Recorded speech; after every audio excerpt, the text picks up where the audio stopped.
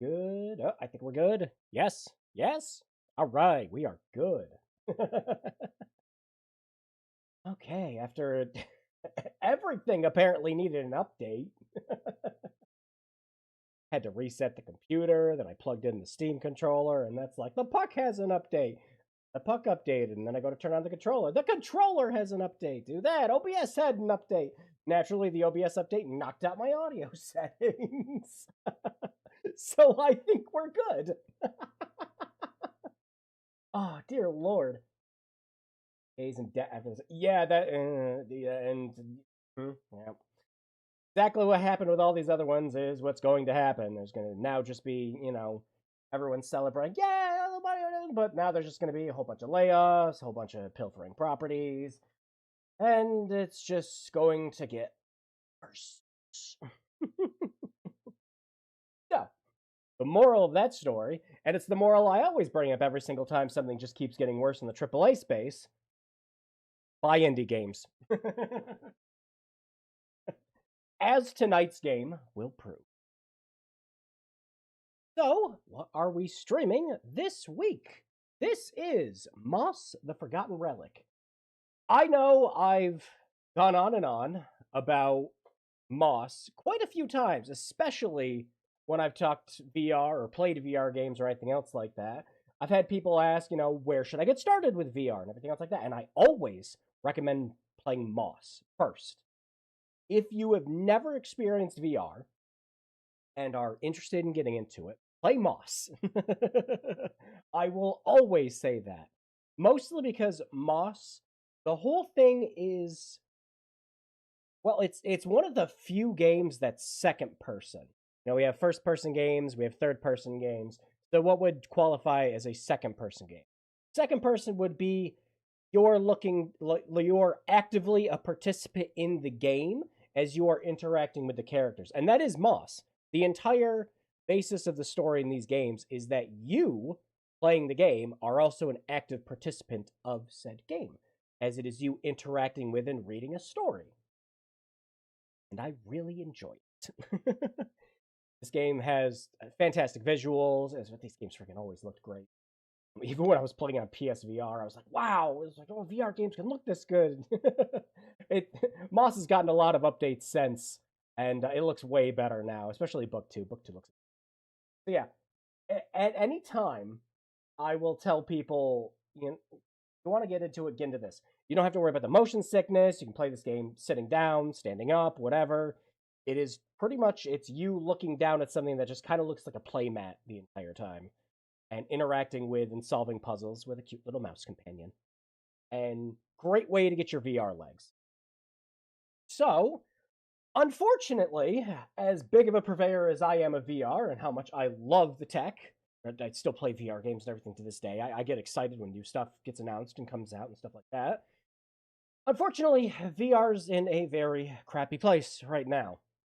So, there are a lot of VR projects that have just canceled, a lot of big games that just nobody's buying because the text. Most everyone who has a VR headset, they're using it for what? Like, uh, chat? That's it.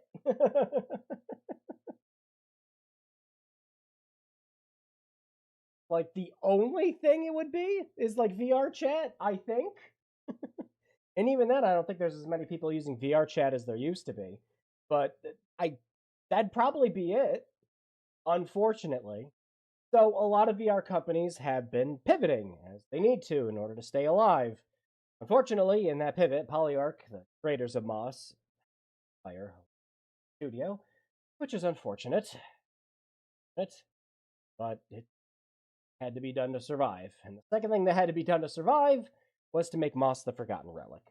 What Moss the Forgotten Relic is, it is essentially just the two Moss games, the first one and Book 2, smashed into one game and made playable on flat screen. Yeah, porn Nelson. That would be. See, we joke about that, but I mean, porn really is the purveyor of a lot of different tech and media and everything else. The VHS wars and the HD, DVD, and the Blu-ray wars were won specifically based on porn. Always and forever. Same thing with DVD. The format wars are very much decided by how we. Off that topic, yeah. Moss, the Forgotten Relic, is something I've been really interested in playing. Kind of wanted to really get a first experience with how this game is being handled without a VR headset. There's a lot of things in this game, story beats, puzzles, little moments and things that happen that are really accentuated by playing it in VR. Lots of little moments, like sitting there and giving Quill high fives, does something correctly, or, rushing over to heal her or everything when she gets hurt. It feels a lot more impactful when it feels like you're looking down, experiencing it, and it's just this huge lump on your face. So I'm very curious how a lot of that's going to translate now that it's not in VR. The ending of Book 2 especially has a specific moment where I'm curious how it's going to translate outside of VR.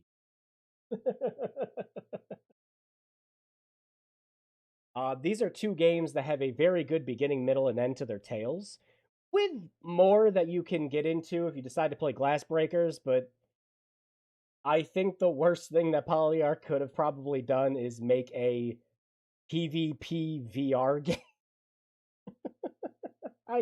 I understand. I really do. But it sucks. I really hope a lot of the stuff that got introduced with Glass Breakers does eventually make its way into like a future mod. There's a lot of interesting stuff in it. Anyways, let's get. I mean, I will blow a lot of smoke up this. I really will. I love Moss. I was there day one when Book 2 came out, and I did the whole game in like. Technically one standing. I stood up and.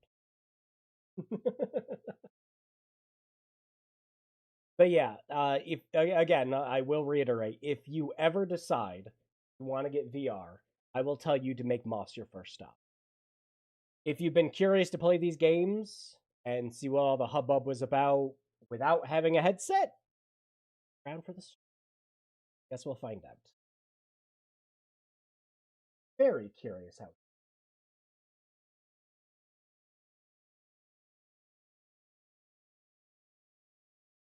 Adult entertainment has a lot of money to. Yeah, and a lot to influence those decisions. Uh-oh. Oh, there we go. That was weird.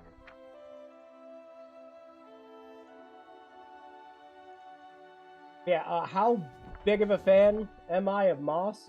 Very big. I have the soundtracks for these games on vinyl. I have a little signed poster in my room for when Book 2 is about to come out. I have a little Quill plush in my little standees. And I'm sure I have some other bizarro Moss merch in the house. So. I love these games. They're genuinely great games.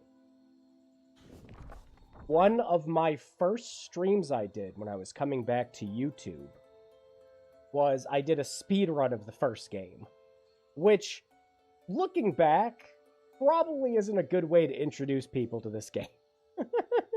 That whole stream was just shy of over an hour.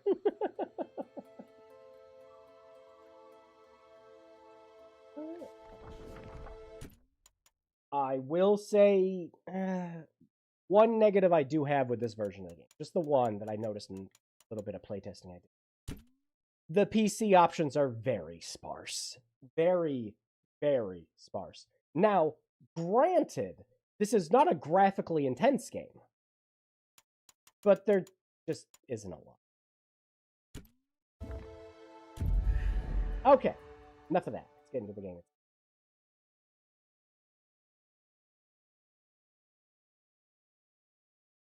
That's cute.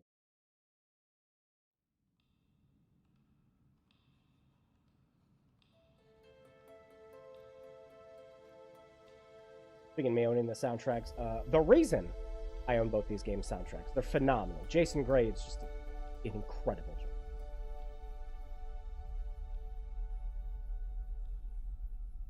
First thing you do in the OG is you actually look down at this book and open it. I'm curious how a lot of this is.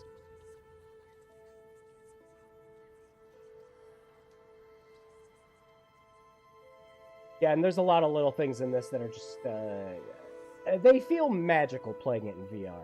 You boot up the game, you're looking around this gorgeous library, and then you look down at this book, and it's just nice.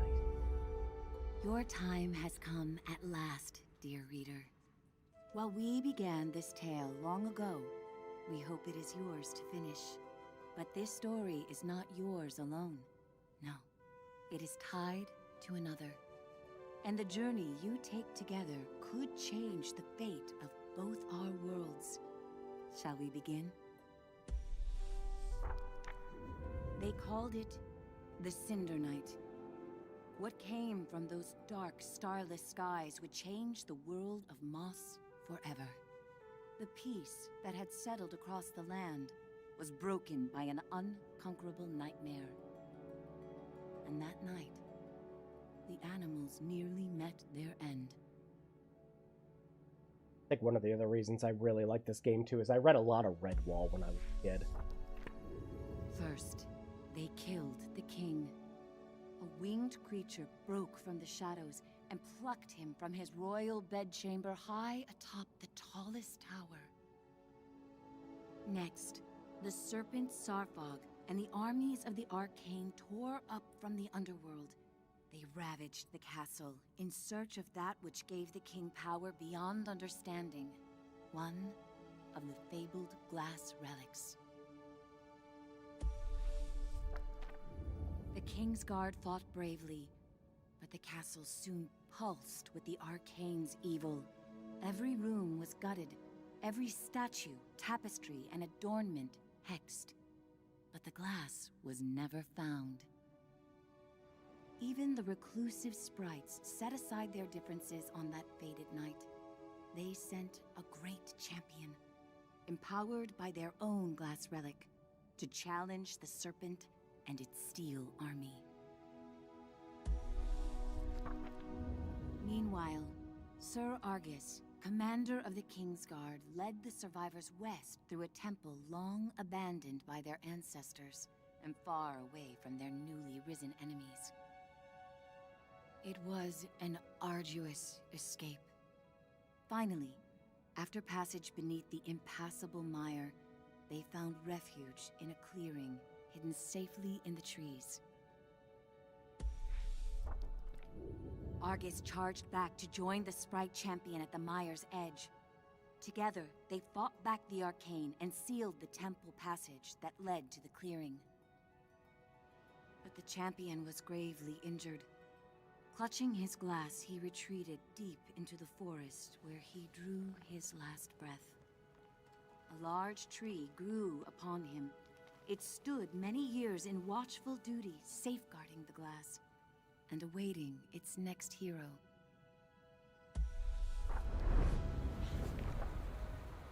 Dennis, I wonder if there's a way you can look around the library with this version. Hero, albeit an unlikely one, did arrive at a time she'd be needed most.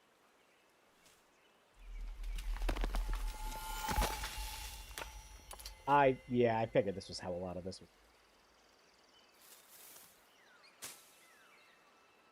Quill was out adventuring beyond the edge of the clearing. Dusk was creeping in, but she wondered what she might find if she went just a little farther. So obviously a lot of this in VR, you're looking down at it. Again, kind of like you're looking down at like a little play set or something. And so there's a lot of stuff to look around and little details you can see, but I figured this was how it was going to have to go down if they did it flat screen. Cameras focusing on it. Again, leaves me curious how certain scenes are going to be handled later. And especially how certain puzzles are handled.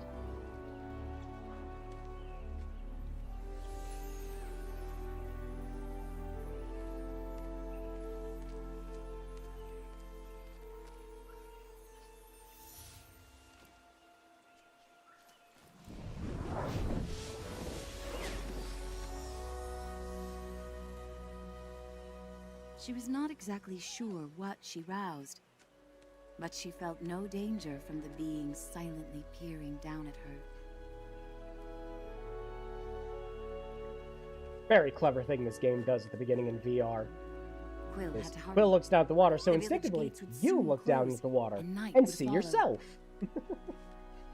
And yet, at any time, in pretty much any location in the VR version, again, I'm doing this, you can just look down and see yourself.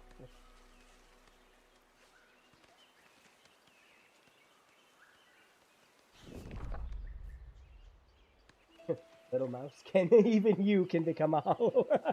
I was about to say, it's really funny, like, we had both Mina come out, and then this came out, shortly afterwards.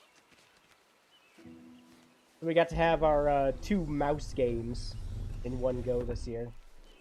Remember when Stray came out and every game was like a cat game? This year every game's a mouse game.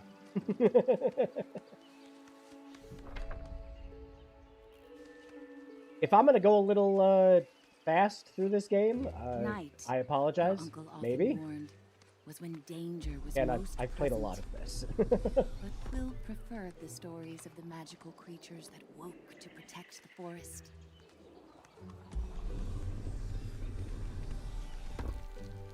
Well, controls are pretty good. So with Moss, a lot of the control in the game is, you have your controller in your hand. With the original, on the PS4 with like PSVR, a lot of it was you used the light bar on the PlayStation 4's controller, and that moved you around. Meanwhile, you used the sticks and the buttons and everything else for Quill. These are cute little collectibles that fill out a thing back at the library, which again, I'm curious how that's handled here.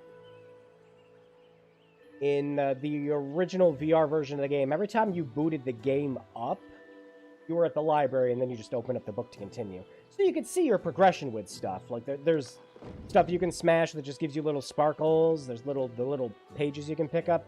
They don't really do anything except they're collectibles. That's it. They fill out a checklist for an achievement. For example, you can smash that. Get little sparkles. What's next, dog games? Because of Beasts are reincarnated. I think we went through our dog game period. I think that was the PS2.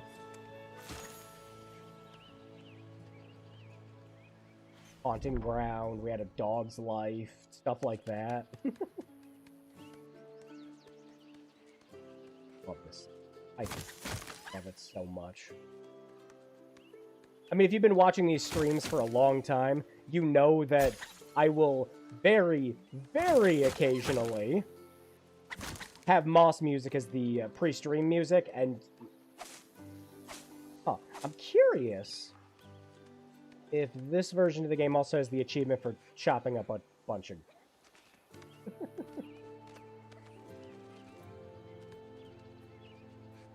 There's also an achievement in the original game for getting through the whole game without dying. Which doesn't, it's not that difficult. It really isn't. The problem with playing it on PlayStation VR is the resolution was very low. So there's a couple of moments in the game where you're kind of tight-roping across these chasms, and if you fall down there, it obviously counts as a death. It was a pretty tough platinum on PlayStation 4, let's just say that.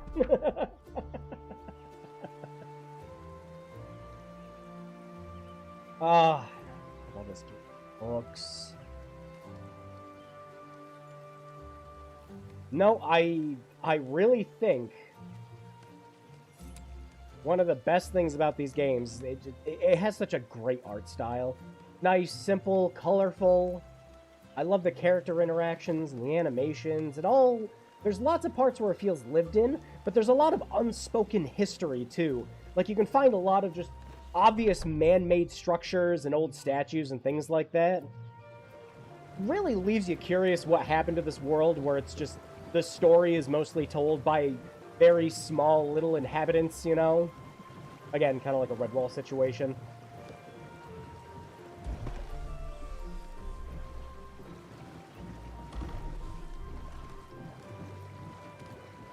But, yeah, especially if you have a headset with a high enough resolution, again in VR, and you play like one of the newer versions that has the updated graphics, they're such nice games. Imagine all this, but you're looking down at it as you would playing like a Little Tyke set.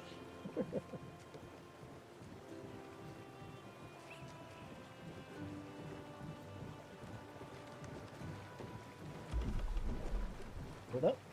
Hold up. Whoop. Bit of a delay with Quill moving and you holding something down, though. I don't know if that's intentional. I don't really remember that happening too much in the original. Quill had saved priceless grains from the hourglass.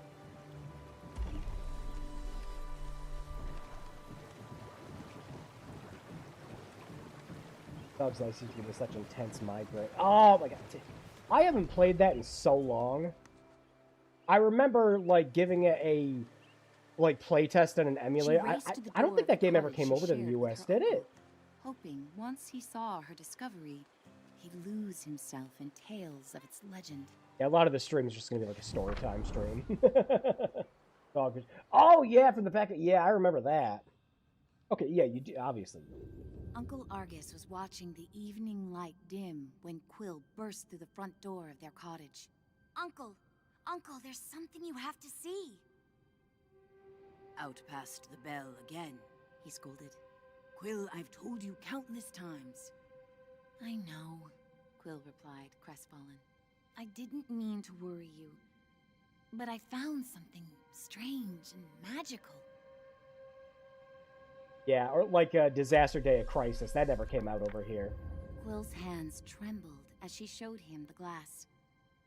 What is it? She asked. A look of panic spilled over her uncle's stoic exterior.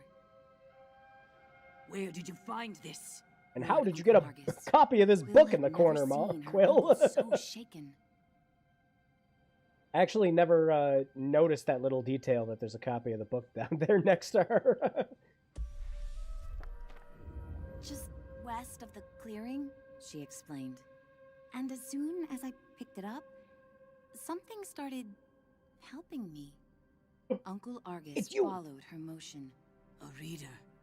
With you, here, right now? Quill, what you found is very powerful and very dangerous, he said with great concern. If I could take this burden from you, I would. But this reader has chosen. Even with the moon full and bright, I must go right away. Quill pressed. Where are you going? I can help. We can help. No, he snapped. They'll find you and tear you apart. I have to go alone. It is for your own safety and for everyone here in the clearing. His long, heartfelt hug told her he was heading for danger. I'll be back before midnight. Until I return, I need your word you will not leave the clearing with that glass. Promise me, Quill. I promise, she said reluctantly, wondering where her uncle was going so deep into the night. I really like that the narration is all told by like a single voiceover for just one narrator. I really like it. Again, gives that more of a quality of just somebody reading you a story the entire time. Has the good VO, not the weird. The fact the game needed a full redub between the Japanese version and the EU UK version is just so funky. Hey, kid! Kid! Wake up! Hey, kid, over here! I know where your uncle went. I can show you. You're twofold now. Very important. Bring that glass, and your sidekick too.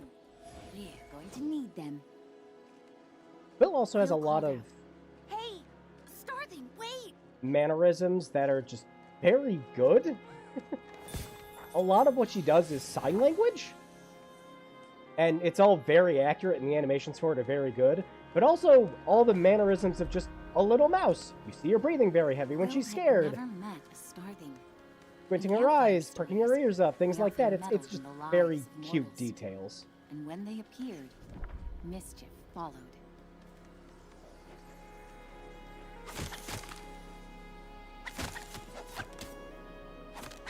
We will probably see the end of Book 1 before the stream's over. For sure. This is not a long... Oh, that's how they were going to do that. So yeah, I imagine there's going to be a lot of camera tricks and things like this to tell the player where some of these scrolls are. Because otherwise they're going to be very hid. There's a couple in Book 2. Gate was strictly forbidden. But despite her promise, Quill knew in her heart that Uncle Argus needed her. That I'm very curious how they're going to be done. Because they're hidden behind pillars and walls and things like that.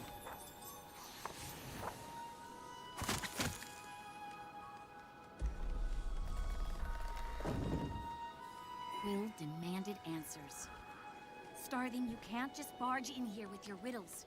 Where is he? What do you know?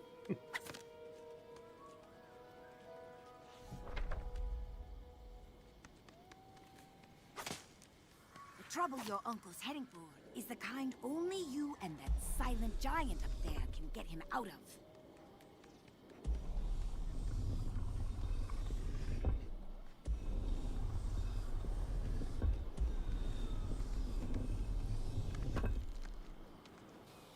Yep, so far, about what I was expecting. I'm more curious if some of the puzzles are just going to be different. For some of the sections later on.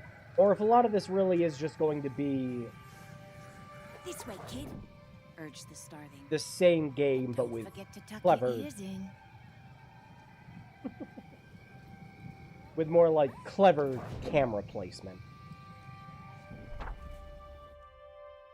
Moss also gets around a problem a lot of VR games have, too. Which, like, on top of the motion sickness and everything else from a lot of people playing first-person shooters, which is kind of the big thing with this.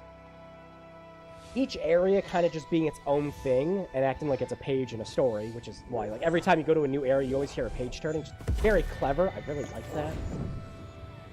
It makes it so that they can focus a lot of detail where it needs to be, instead of just everything kind of being a blurry mess because it's a first-person shooter, some nonsense. One of the reasons these games could get away with being as gorgeous as they were.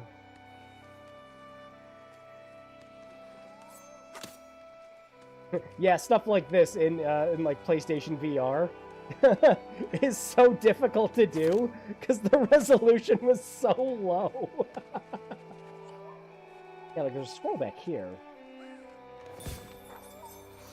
And in VR, you can kind of make it out more. In this, they definitely shine more of a light on them.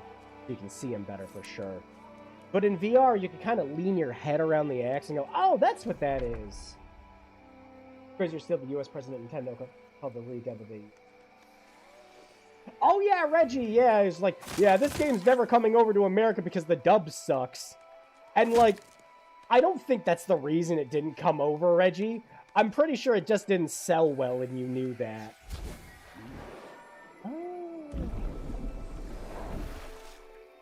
Glad I never got into VR. I love VR. Like, genuinely. There are so many gaming experiences I've had with VR games specifically. Sorry.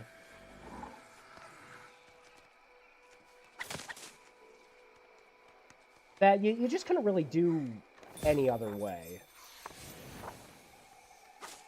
But again, this is... if this is what Polyarch needs to do to survive as a company, please, keep doing this. I love your guys' games. I adore them. I love Moss.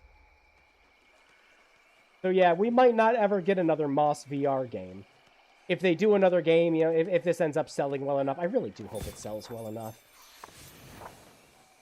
And, you know, we do eventually get, like, a Moss Book 3 or something in the future. And it's not a VR game, I mean, I'm still going to be there day one.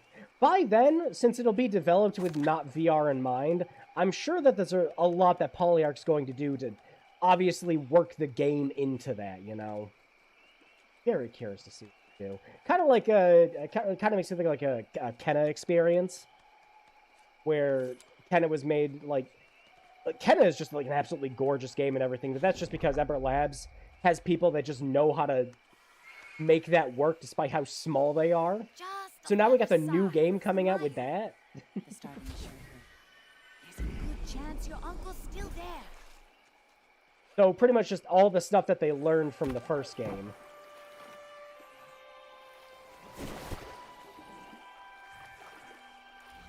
And working out the details as it goes on for a small studio. I really hope Polyarch does well in the future. I love it. Love how they were forced to release Devil's Throne. Joke's on them! Now it's a valuable game! The starling seemed anxious. I've ruffled enough leaves in these parts. I can't be seen with you. I'll catch up with you later. Just don't go and die on me. Yeah. Die. So yeah, one of the achievements of this game is to not have Quill die a single time. Unfortunately, there's one forced instance of that. But it's just to teach you about the healing mechanic. Oh, you're welcome, little mouse.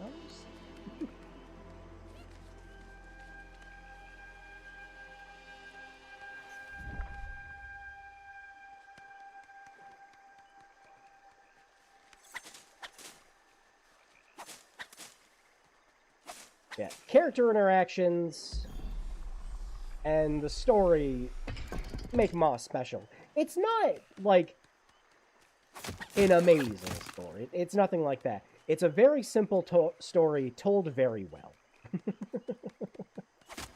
And it's one of the reasons I enjoy it. And again, it's something where it involves you as the player as part of the story. And it does fun things to play with that concept.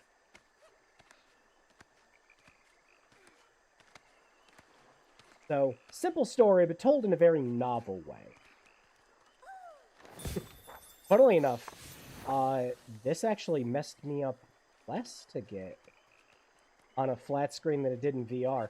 For some reason, and again, you see all the depth and everything when you're playing in VR. For some reason, I thought you could just jump from this to up here when I was playing it in VR.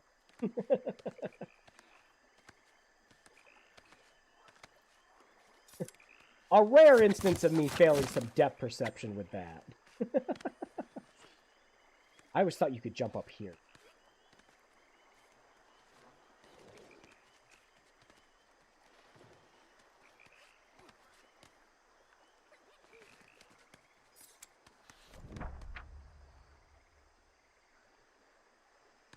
Time for combat! Combat's simple, but funnily enough... Out of the way so they don't mess with us. There's certain things you can do that give it a little extra depth. So, like, Quill has combos and things. You wouldn't know that just from casually playing, though. Like, she gets a little dodge here. But the dodge is different depending on if it's backwards, sideways, forwards, all with its own little depth. You can also at any time hold an enemy in place, but they can't move. Excellent when you're fighting multiple enemies.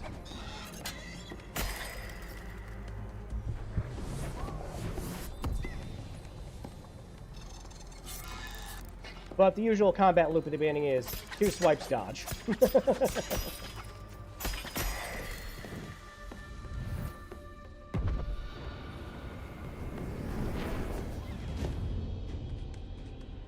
gets a lot complicated later, and especially in the second game, because you get multiple weapons in that one.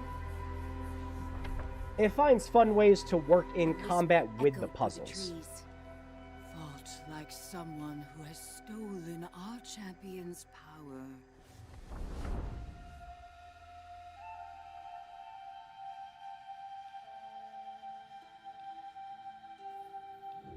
A small yet fantastical band of sprites emerged surrounding Quill.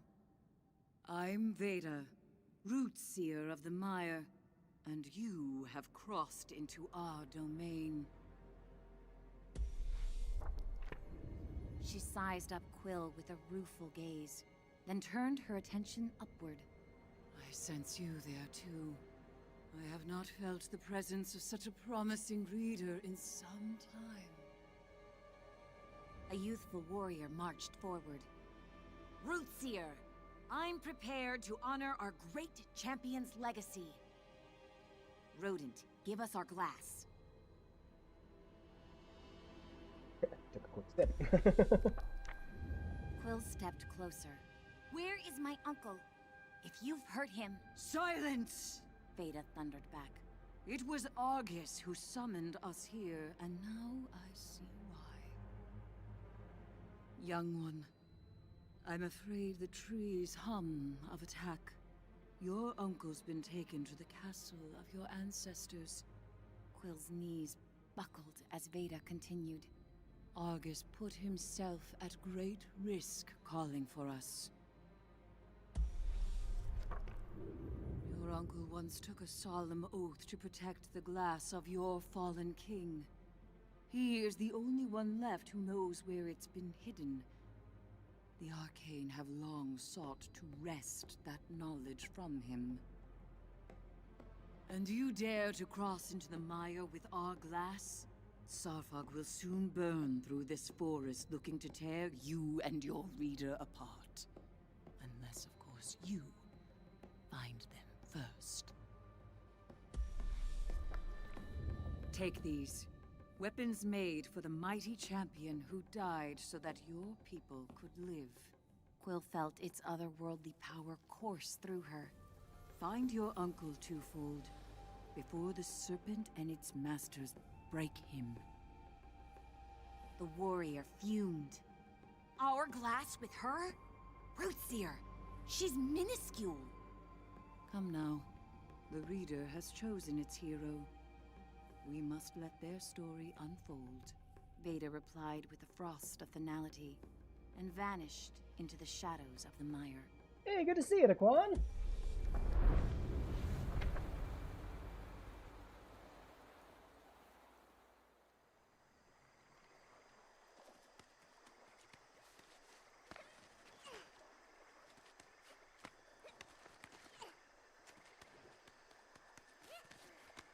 I'm gonna get the page that's all the way up here, and not do the thing I did when I first played this game and just jump straight down.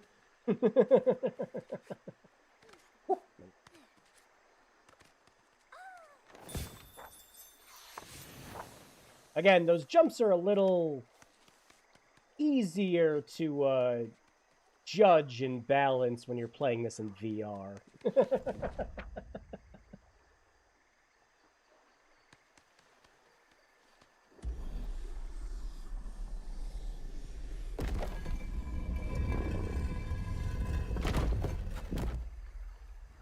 It's the door they talked about at the beginning. Time for the good music again.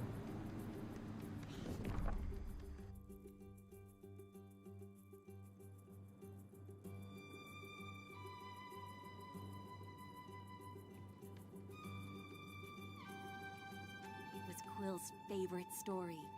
How Sir Argus fought beside the Sprite Champion to seal this temple from the Arcane, and secured the survival of their kinds. Simply standing in their heroic footsteps felt like a great honor.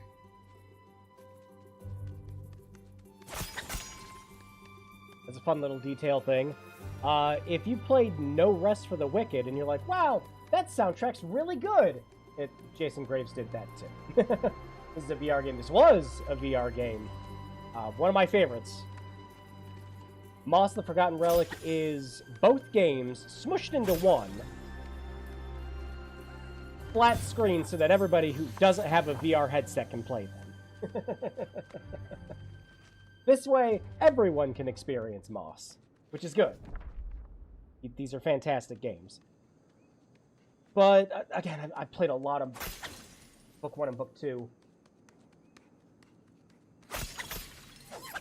And, okay, yeah, now we can do the combos. Yep, I forgot. You can't do the combos with the sword at the beginning. Yeah, I was talking about how, like, there's itty-bitty little hidden depth in things with the combat. So you have a basic combo, but depending on which directions you're pushing, you also have combo attacks, so...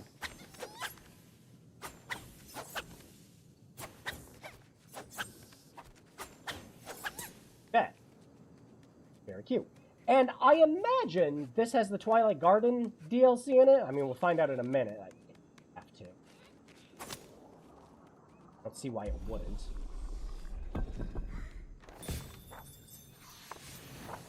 You actually get new armor and weapons. Champion of Sprite, what's next? The Cola King.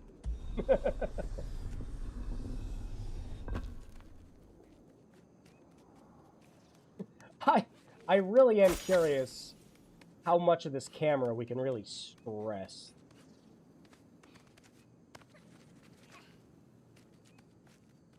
That. Okay. Yeah, I figured they'd... When you're playing this in VR, you can actually just kind of see where that bend is.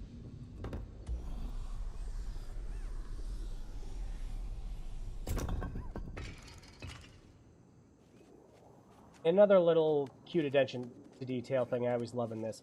If you're ever stuck on a puzzle, you can just stand still, and Quill will actually do sign language to point out specific things you need to do, or point in the direction of where something is, helping you out without making it obvious.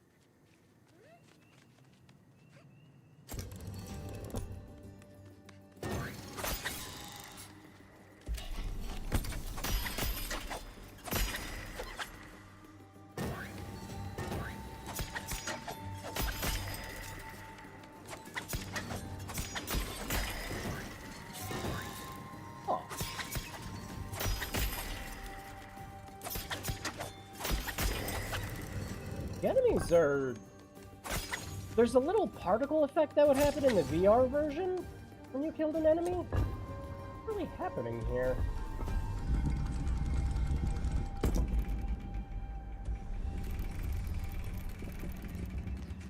Yeah, the demo of this game was one of the first things I played when I got my VR headset.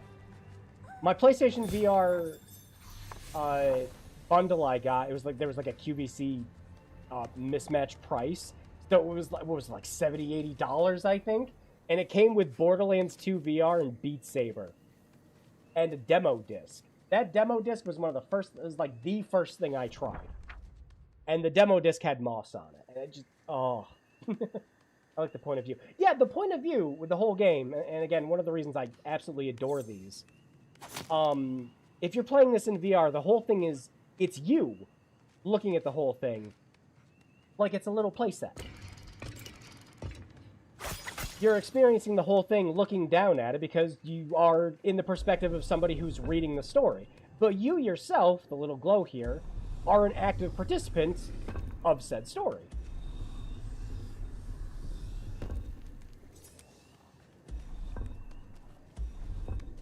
Oh, yeah. A very rare second-person game. There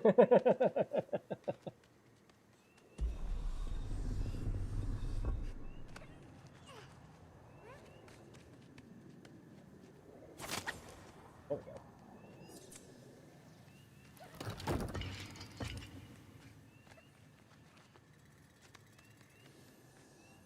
Yeah, I know how to do it. Make this jump!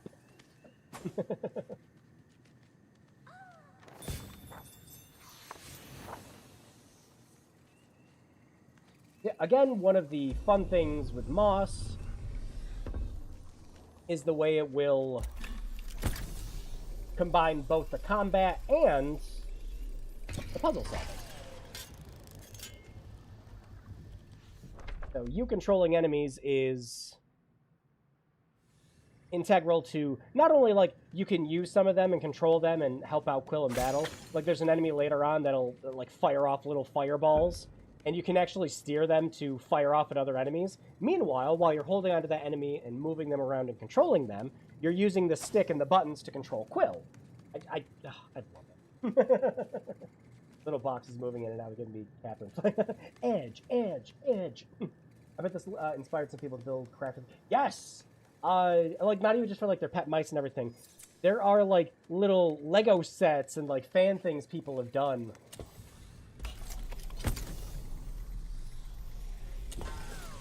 That I've seen online. It's incredible. Like, I love it.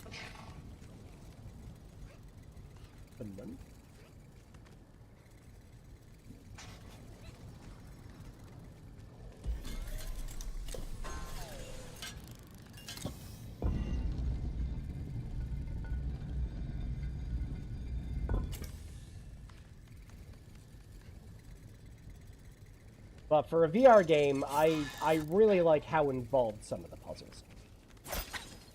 And by involved, I mean just, like, you specifically as a player. It's not your character doing the puzzles, it's you and the character are doing the puzzles together. Like Pac-Man 2 if it didn't suck. We gotta stream Pac-Man 2. I loved Pac-Man 2 when I was a kid. And now that we made that, over here. All the glowy stuff's giving me Tears of the Kingdom. I actually really like it. Oh man, that bug actually exists here too. I'm curious now. Unfortunately, the bug kills you if you do it. But there's a way to hold on to the sides. Ah, they tilt the camera up a little bit so you can actually see up there, yeah. So when you're playing in the VR, you can just, like, look up in that little part of the ledge there to see that there's a way you can go.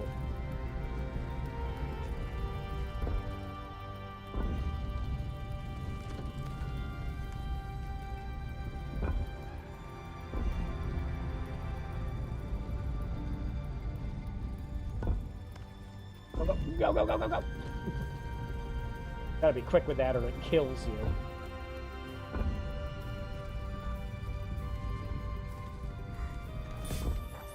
Yeah, I actually like the blue glow stuff, because, again, clever game design is making stuff feel natural in the world without it sticking out. Again, the usual complaint everyone always has with that is the yellow paint.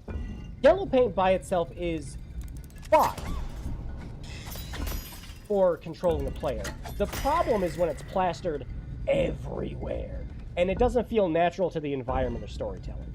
Stuff like this, where the little blue glow sticks out to let a player know when they're doing something as the reader, is just good game design. Makes it so that that sticks out as opposed to where everything else is. Reminds me of the one mouse movie with the big ears. I mean, there's a few of those.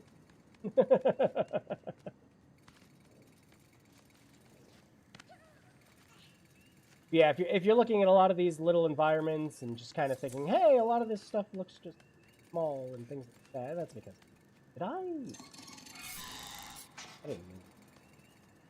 I did not mean to do that. I was not paying attention. This is a me problem now. The only reason to jump back down here is if you missed one of the pages.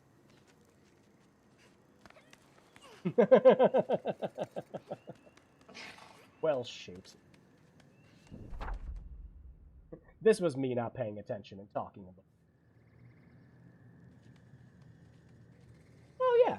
Yeah, again, a lot of this game, what it reminded me of most. And what I absolutely adored was Redwall. I just grew up reading those books and I loved them.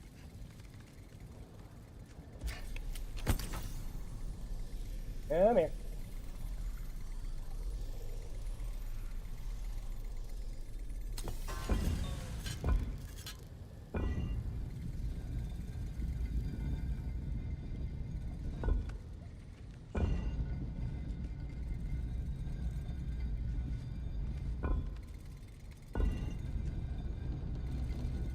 Run.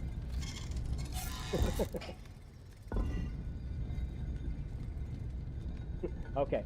Don't jump down there this time. Yeah, thanks for pointing it out again, camera. It doesn't do that in the original, but because it doesn't need to. Oh, yeah. And for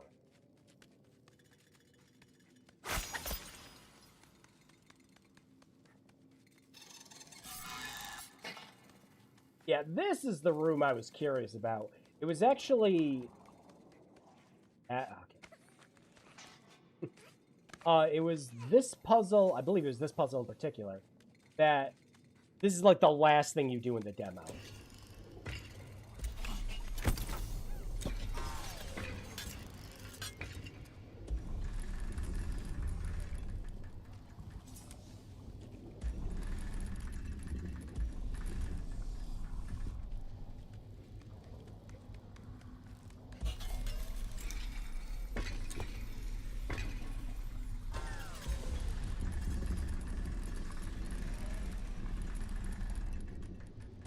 Ooh.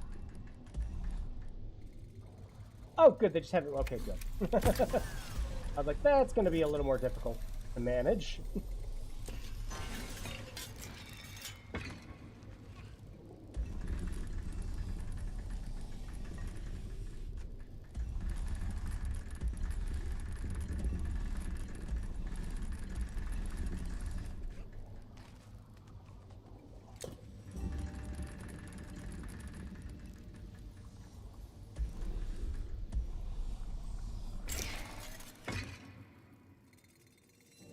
High five!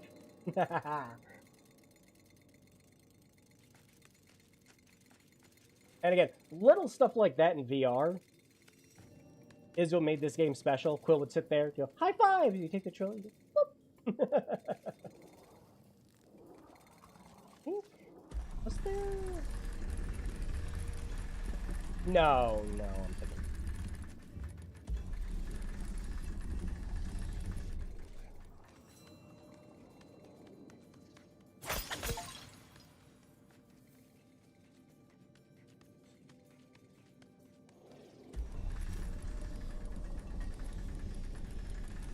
Yeah, I don't think the camera expected you to do this.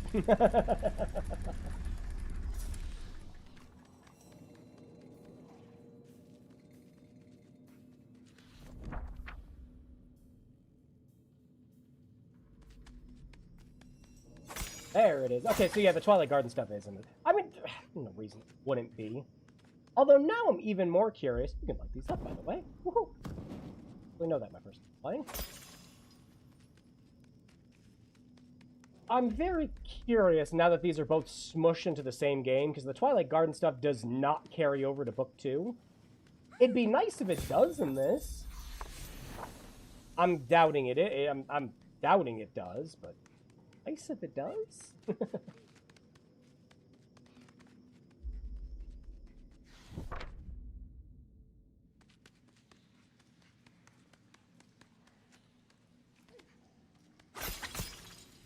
Yeah, Twilight Garden is, what was it, like a year or something after the game came out, or maybe, I forget, was it when the game came out on Quest 2, I think? It was something. They did an update where they added a bunch of content to the game that gave you more stuff and had very clever, much more difficult puzzles to solve. Yeah, this is where you can have fun with these.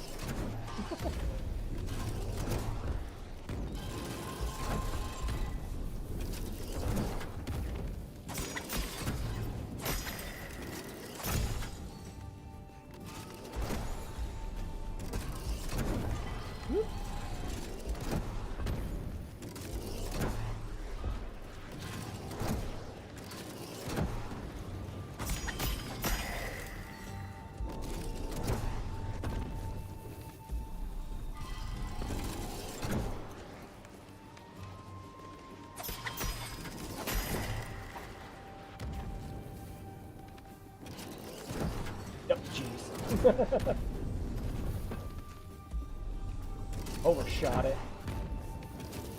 And, oh my god. No! The depth perception you have in VR that makes this a little easier, I just don't have here.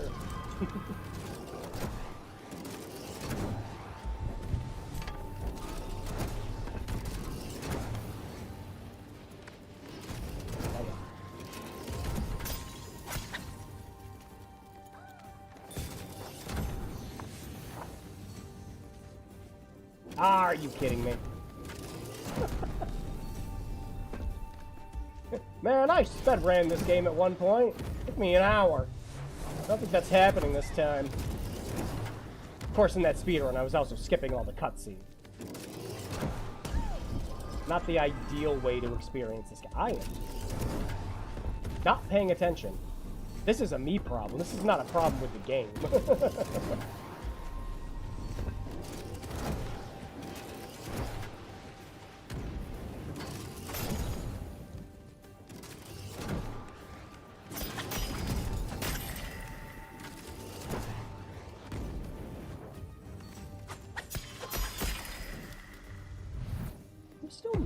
While these are happening? I imagine you can. In the original game you could. Yeah, okay.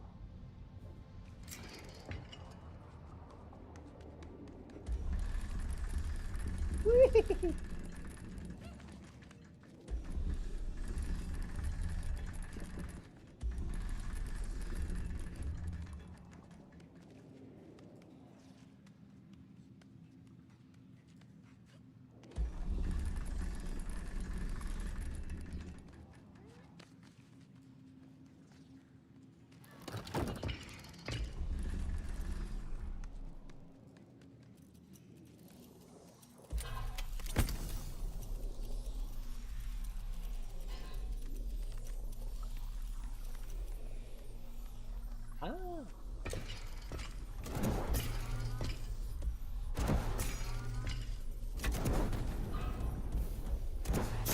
Hey.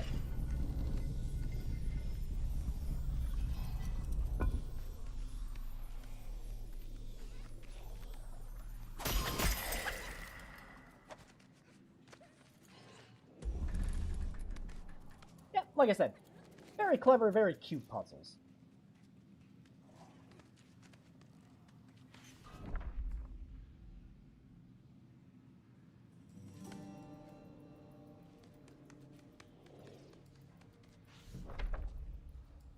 I think the other way just shortcuts you back to the other room, right? You don't have to go through the puzzle.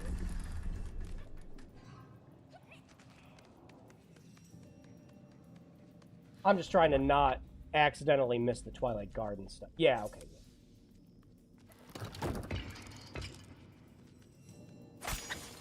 Yep. Yep.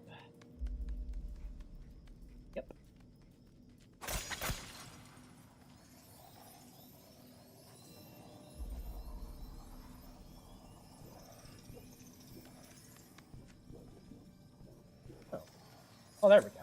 That was weird. It didn't work at first.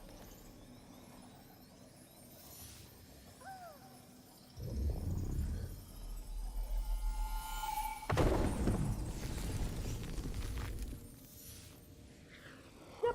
Twilight Garden also does a bit to expand on Moss's lore. Which, there's interesting stuff. A lot of the more interesting stuff they don't really get into until Glassbreakers, though, and barely anybody played Glassbreakers. You don't have a lot of people playing games in VR. You especially don't have people doing PvP VR games. To the castle. What she found was a strange and vibrant place shrouded in perpetual twilight.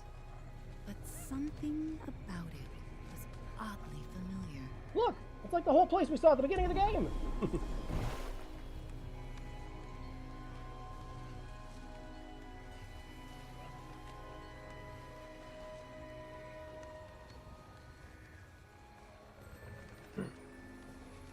For the rest of the stream, try to... Yeah! See you later, Dragoon.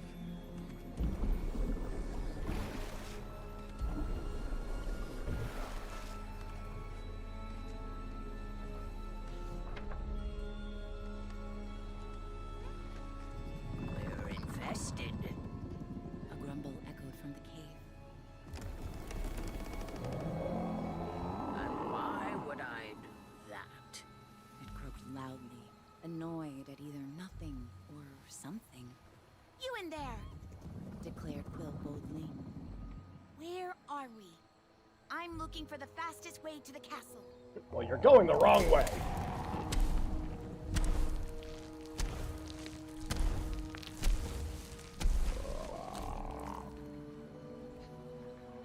Quill recognized the toad as Veda's steed from the mire. Seemingly oblivious to Quill, he continued. Fine. I'll open the root. Give them your fancy test. But you're only digging yourself a deeper grave with roots of Veda. Is his name Drew? No, I don't think this frog's a pervert.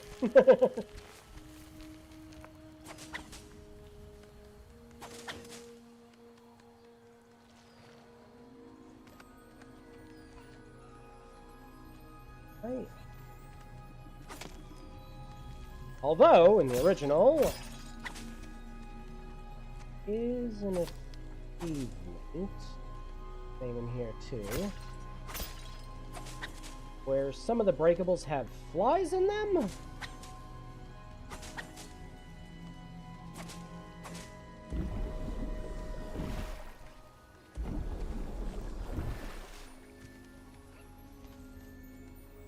And you just get an achievement for giving them all the flies. Aha! Like that. Yeah.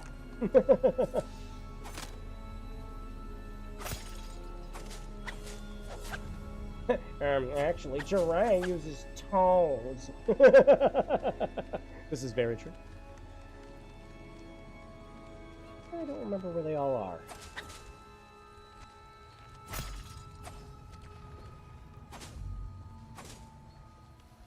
I'm not too concerned about it. Knowing me, I'll probably go through and replay all these anyways. But I don't know. She'd burn my roots from existence. A voice rose from the soil, gently shaking the branches. But I need to know you can handle the perils of the castle. But again, if I ever replay these, it'll just... Dar. Hey, you did... Oh, even should be Lord of the Fly. I don't remember what it is. But yeah, most of the puzzles in Twilight Garden are actually a lot harder than the stuff in the main game. But the rewards are worth it. And I like that all the Twilight Garden stuff is very optional in this too. You mean the mouse's name is not Moss? No, it is Quill. Is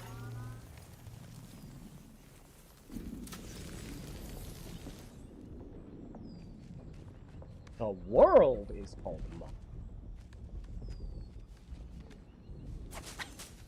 Take that.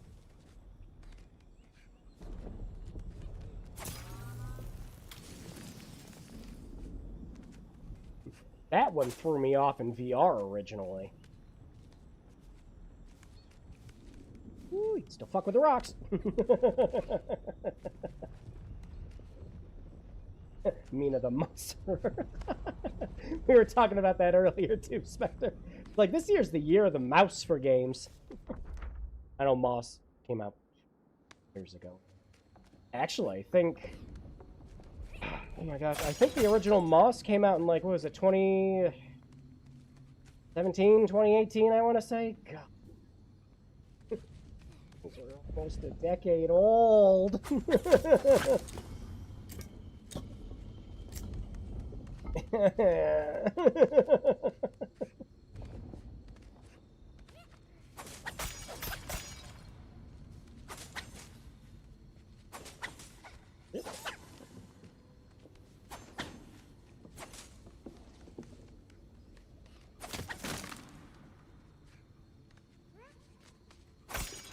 But, yep, having the camera movements and everything is an obviously very good alternative playing this in VR.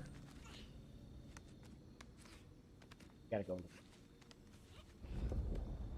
the... have the thing. Hold down the switches. Funnily enough, the past couple of times I played this, I was just speedrunning it. So I skipped over all of the Twilight Garden stuff. Again, it's nice that it's all optional in case you do feel like speedrunning it. They're put in just out-of-place enough locations. And, you don't get some big pop-up or anything. Goes, oh, this is where all the new optional content is! And you don't have any of that.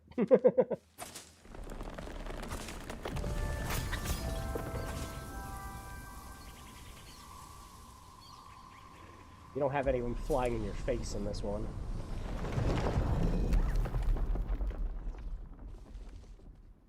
Well, it wouldn't be an adventure if it weren't chest. The new gauntlet!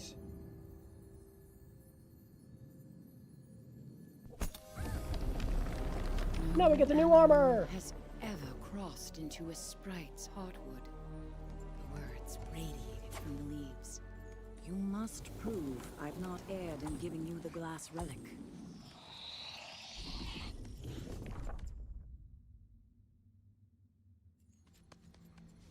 This just lets you see some hidden platforms, but does have another use later on.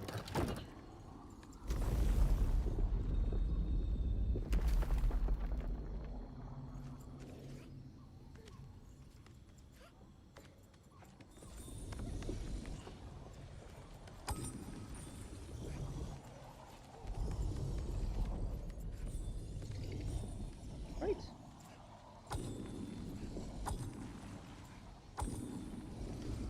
Oh, jeez. I actually thought I jumped off there for a second.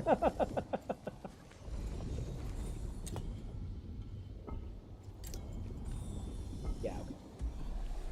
Here. Step to that.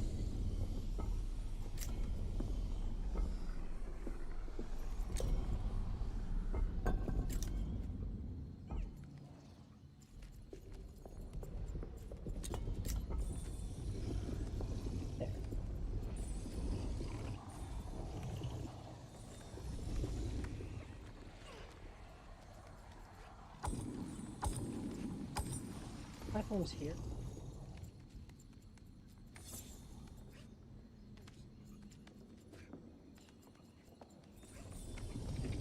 Oh, we have to go back. Yeah, I'm an idiot. Again, been a while since I did Twilight Garden. There we go.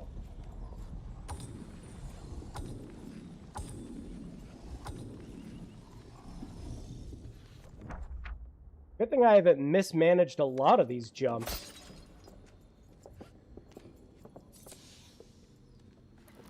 One of the things you can do very well for a VR game is have puzzles that rely on depth perception. Kind of a fun way to do it. Oh, well, we are not getting the achievement for going through the whole game without dying now. Oh, well. I was about to say, the problem you're going to run into here with this game, of course, is we have no depth perception now. Yeah, uh-huh.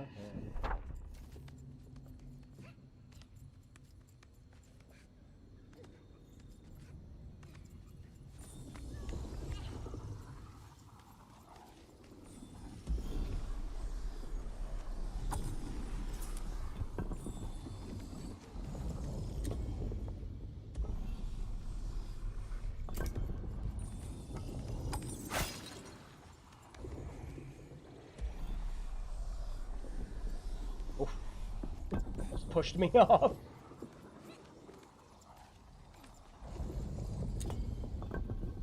You know, I forgot about that, because I'm an idiot.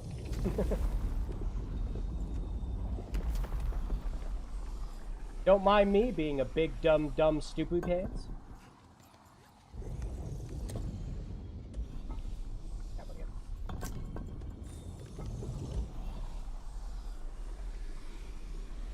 You know, I don't think in any of my time playing this, I ever actually let this statue fall. This is a Moss Forgotten Relic specialty. Good start, but we'll have more work to do if Veda is ever going to accept you as her champion. I'll summon you again when you're ready. High five, high five, high five!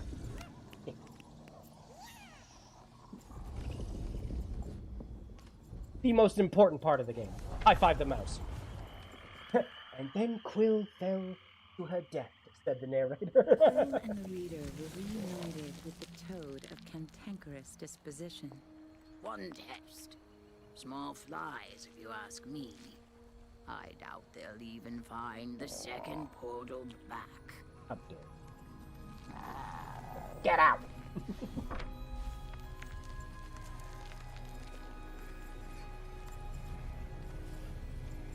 Yeah, like Prince of Persia Sands of Time. No, that didn't happen. Still fucking pissed we're not getting the remake of that now. Ugh. Ubisoft will Ubisoft at the end of the day, though, won't they?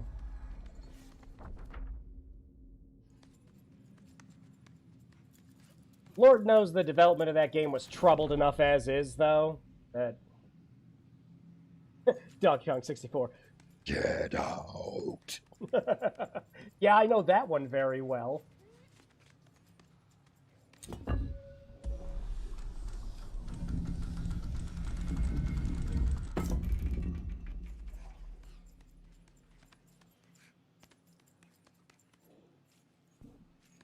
Whee!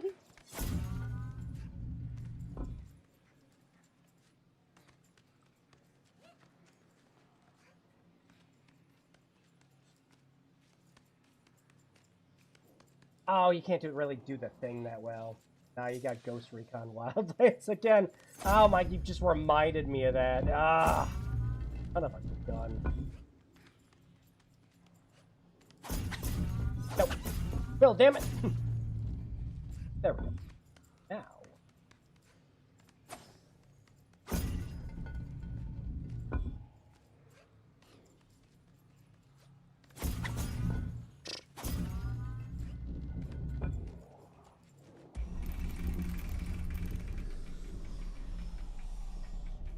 Jump from here? No, you can't.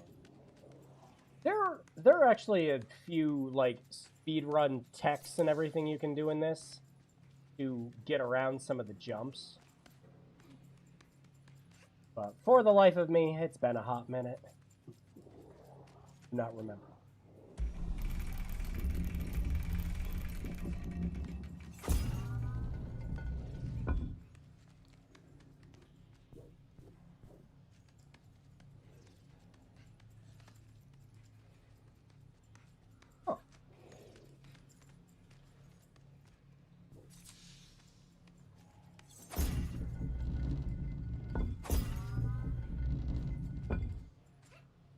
Because I'm an idiot, that's why. That's why I was thinking to jump down that way. Now, this... The enemy out, so shoot the switches.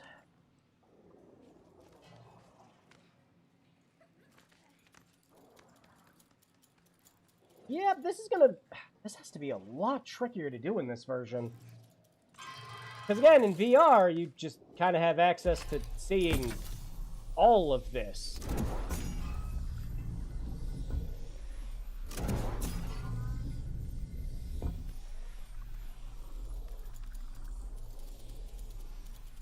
Oh.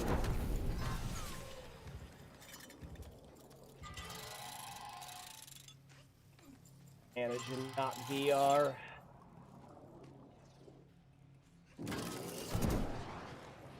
Thanks.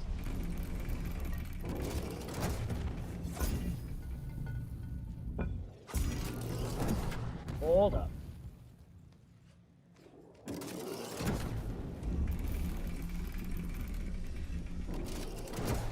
Also, I don't...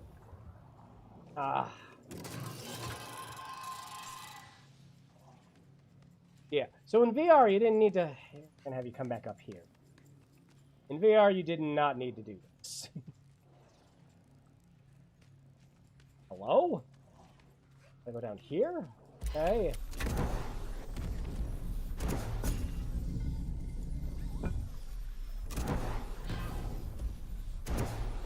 No, it can't.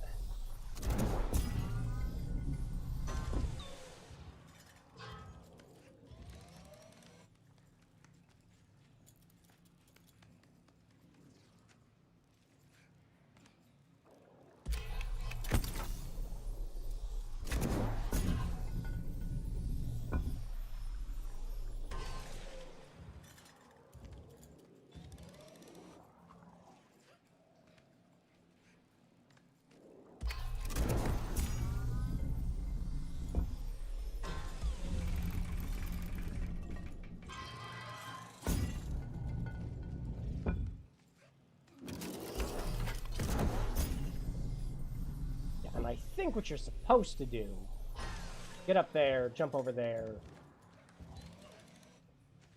That. This is actually harder to do when it's not in VR.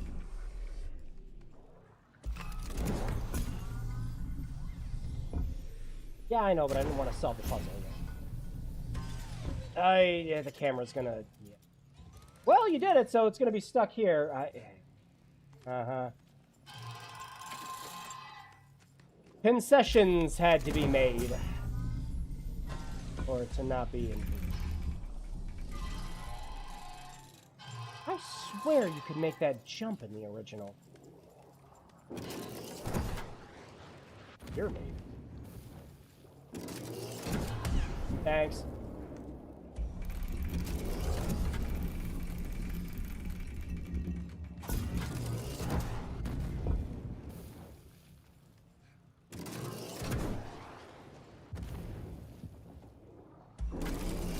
Don't think you... No, you can't. It's too high.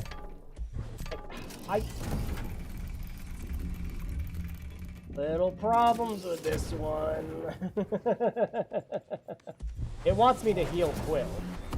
Yeah, alright, there. Now it won't grab her anymore. The trick in the original was you would jump it, change the thing over, and then grab it, and then have him shoot this one so it would go up while you were jumping down onto it. Because of how the camera is with the non-VR version, you can't really do that anymore, though. Huh. And they didn't really lower this to compensate. Make it so you could hit that. So again, this puzzle's actually harder in this version. Interesting.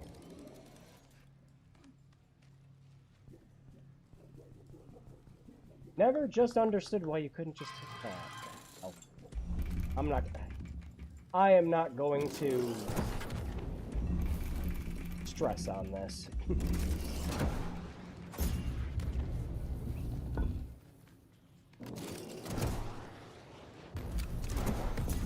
What? I didn't even realize I fell.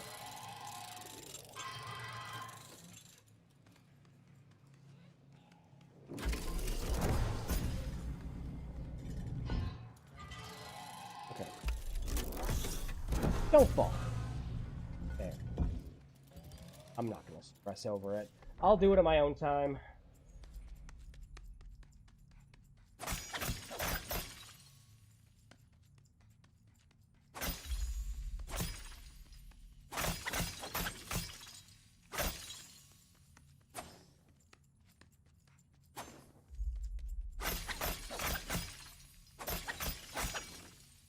But I was expecting there were going to be problems like that from switching over from R for sure.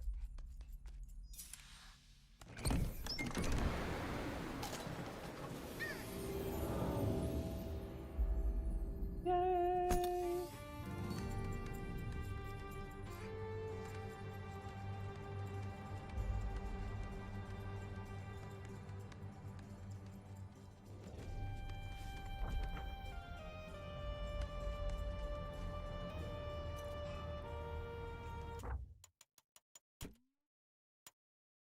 Oh yeah, you can. All right, you can still.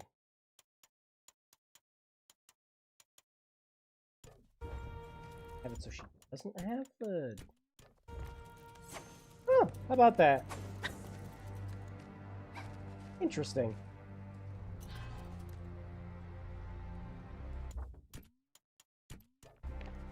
Yeah. Ah, cool.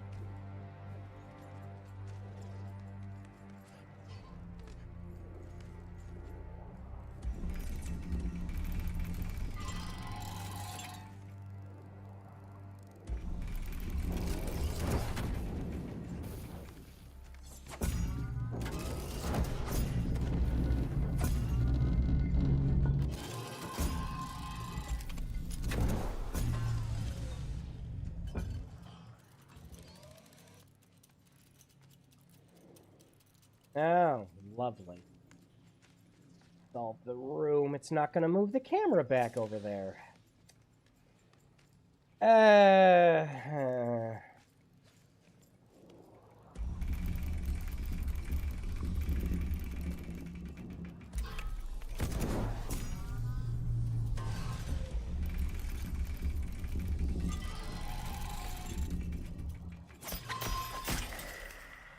Well,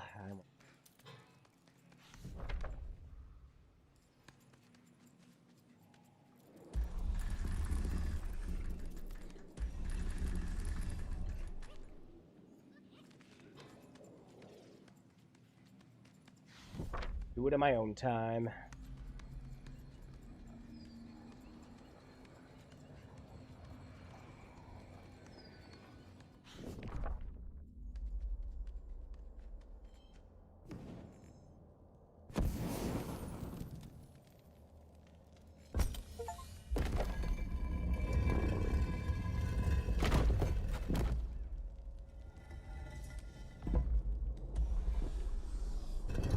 Yeah, let's go.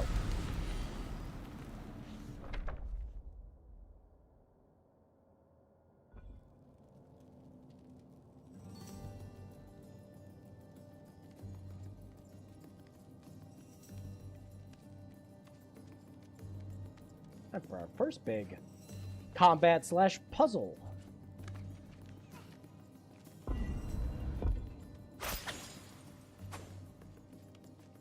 I thought that was my Steam for getting the achievements. Yeah.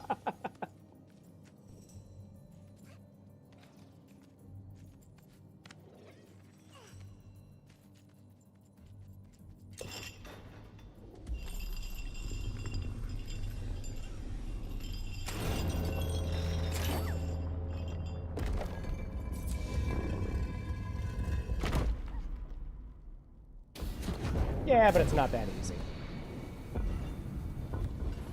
Is it ever?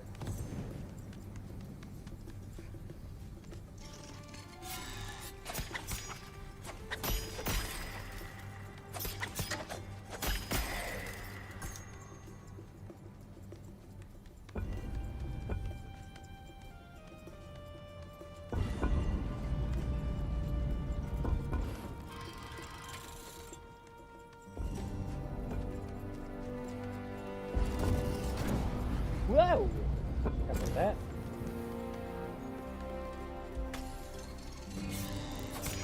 Oh, I was too slow. Yep, that was that problem. Now get on.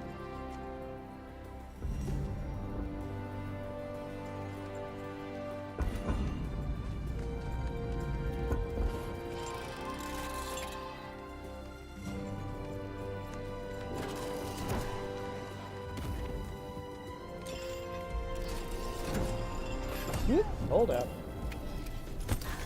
I'm gonna take care of you first. Yeah, have a good one, Spectre. And yeah, again, my suggestion is always with these, if you get a chance, play these in VR. If you can't, I mean, obviously play this one.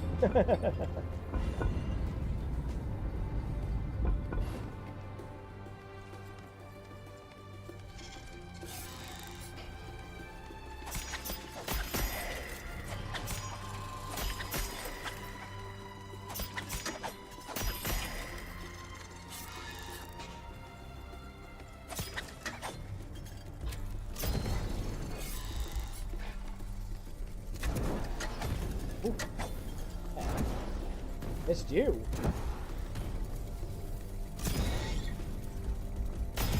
I'm sure there's an achievement for he's killing one of the other guys while you're controlling one. Maybe? Oh.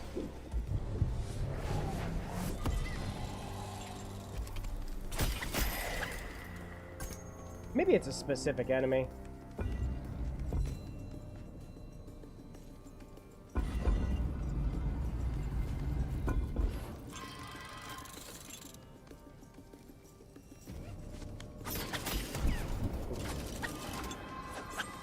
Got knocked off the platform. Come on. I was too close to the enemy, so instead of jumping up, Will was dodging instead. Which is funny, because it's mapped to a different button with this version. You don't just have to use the same button for it.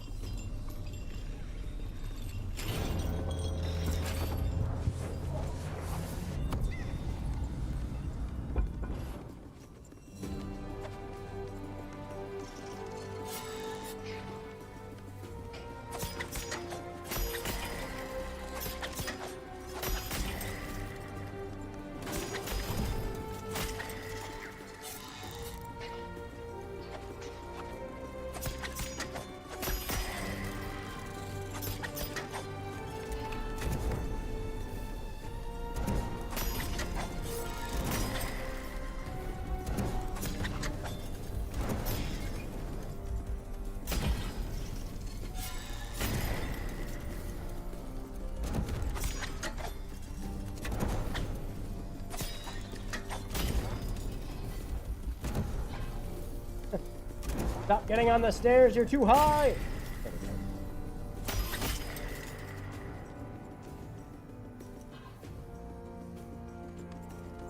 Oh, yep, there is.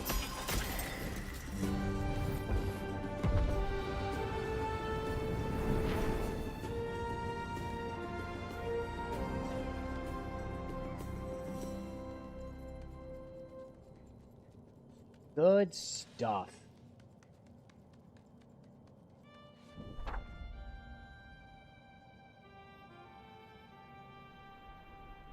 Quill felt a swell of pride as she approached the Cavern River. Its guiding banks once led her people to safety after the Cinder Night. Now, all these years later, she would follow it back.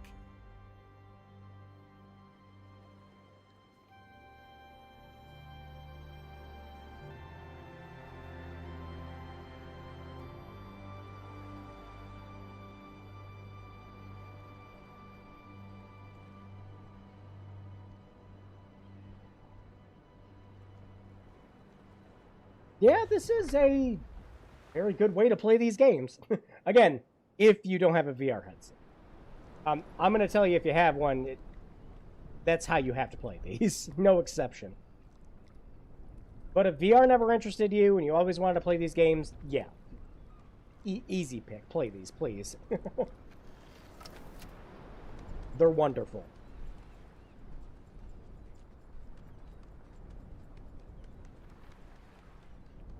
A lot of the census scale and kind of mystique of playing in first person's lost in these, but this is just what had to be done to get these games working on here. Kind of like with something like One Shot, where there's a lot of stuff in that where it's Quill's a more... muscles ached and her eyes grew heavy. She decided it best to set up camp and rest before journeying on to the castle. Hey, kid. Good. You're alive. The starling spoke as it circled the campfire. Yeah, like One Shot had a lot of stuff that was very PC specific. So obviously when they did the, World Edition, there were concessions that had to be made to get those games working on consoles. So you're losing some of the mystery of the game that would manipulate parts of your PC in order to play it.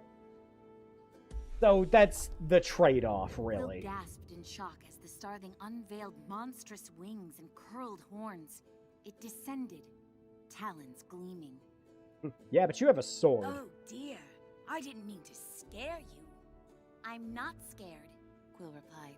I just didn't know starlings were feathered. This starving thing's gotta go, kid. The name's Adurin. Whoop. No, we aren't feathered.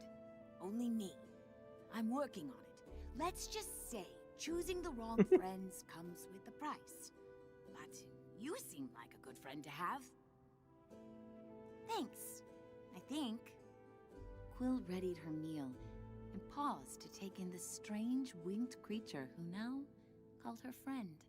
To be fair, a blueberry would just be like an entire meal for a mouse. As a field of stars bloomed over the sky, their campfire conversations deepened.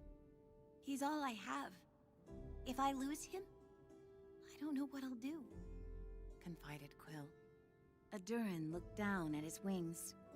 If I help you find him, Can you help me? if we can, We will, Starthing. I mean, Adurin.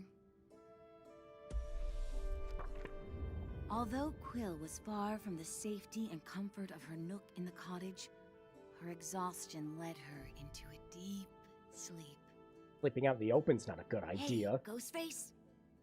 A lot of folks have been waiting for a reader like you to return. I know I have. I'm going to scout the castle up ahead. Keep her safe, okay? For both our sakes.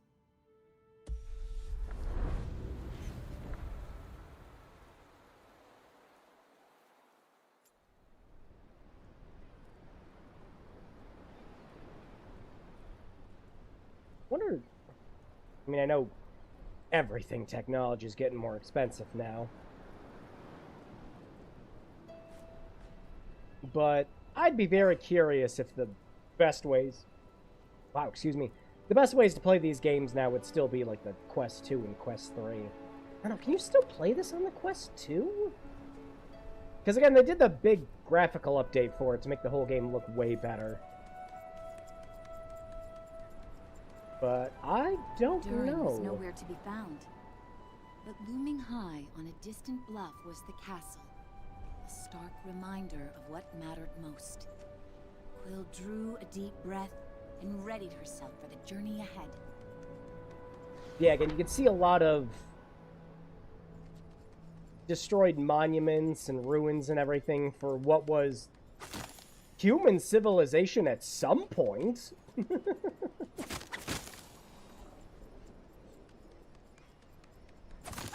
How post-apocalyptic is Moss?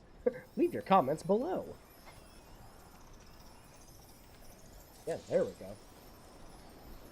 Yeah, have a good one, Velvet. I just remembered I had a quest too.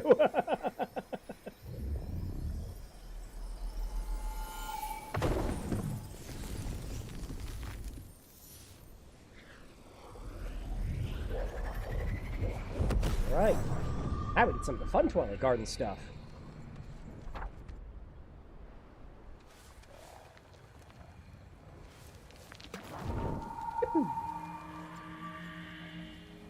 At the very least, a game like this should be very easy to play on a Steam Deck, I'd imagine. Upon their return, it was evident the Toad had not warmed to their company. You really are asking for it. When they fail this second test, dibs on the runt for dinner. He muttered, to no one in particular. Frogs eat mice. I mean, it is a pretty big one, so...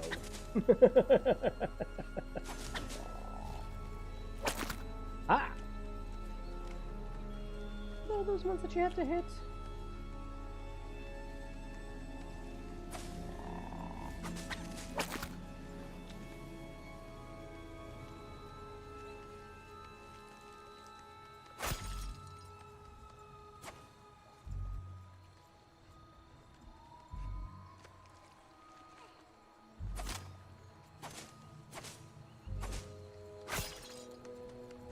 I forgot it's been on. Oh, nope, that was it. Okay. I actually thought there was 5. There was only 3. So yeah, it really is just all the same achievements and everything too. I've heard from my little buds that you've made great strides on your journey. The voice rang from the wood. But the true test of twofold requires mastery from you both.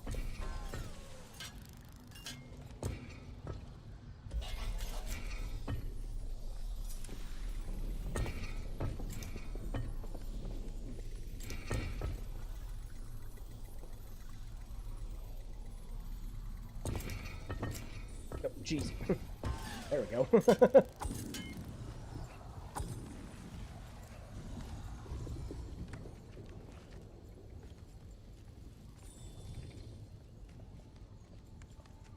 Oh.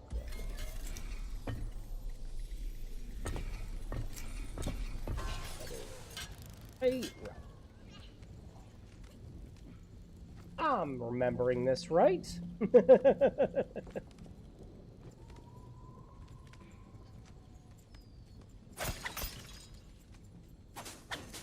don't think any of the jars in the Twilight Garden actually have any dust in them.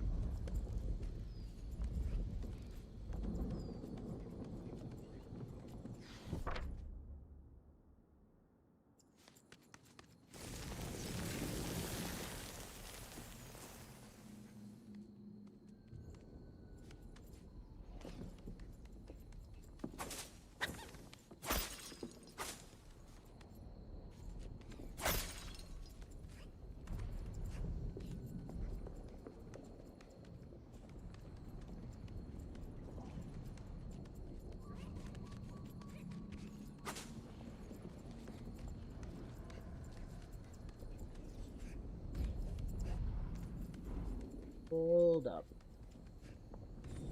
There it is. Let's say, I think there are invisible platforms on there.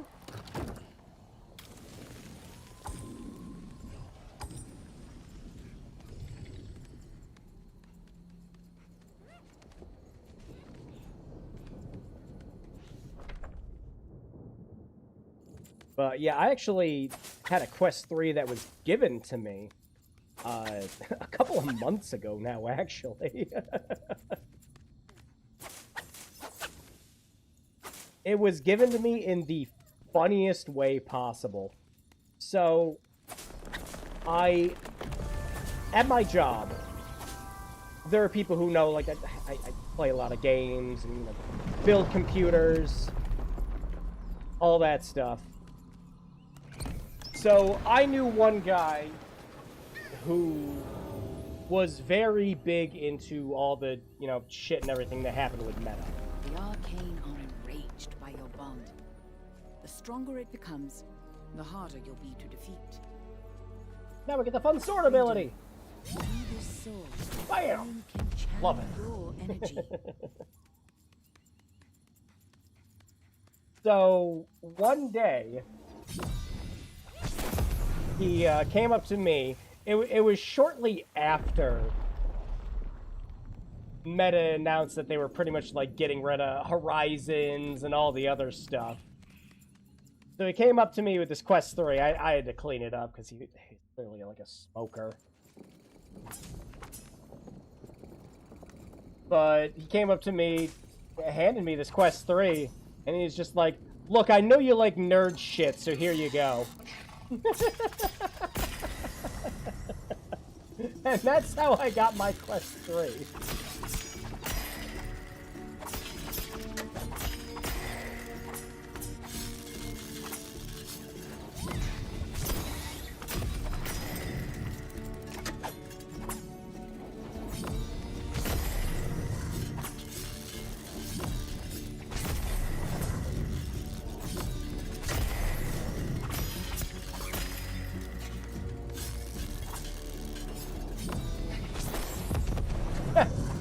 I missed?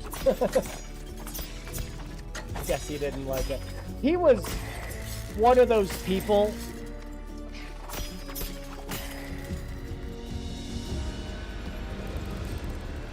The music died down a little. He was one of those people that Meta was really banking on, you know? Like, those people you didn't think actually existed. Because pretty much everybody who uses a VR headset uses it for gaming. Or, again, like, VR chat and shit like that. But he was, like, the one person who was convinced that it was going to be used for business. And doing, like, work from home and doing the whole Horizons thing. And, to be fair, according to him, he did actually use it for a lot of that. When it was still all functional and there were people using it, of course. But still.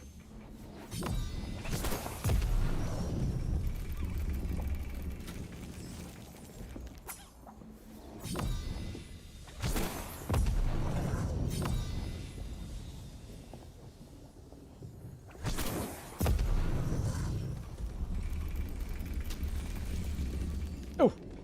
To make that. No, he liked it. He just didn't have a use for it anymore. And to this day, the only thing I have done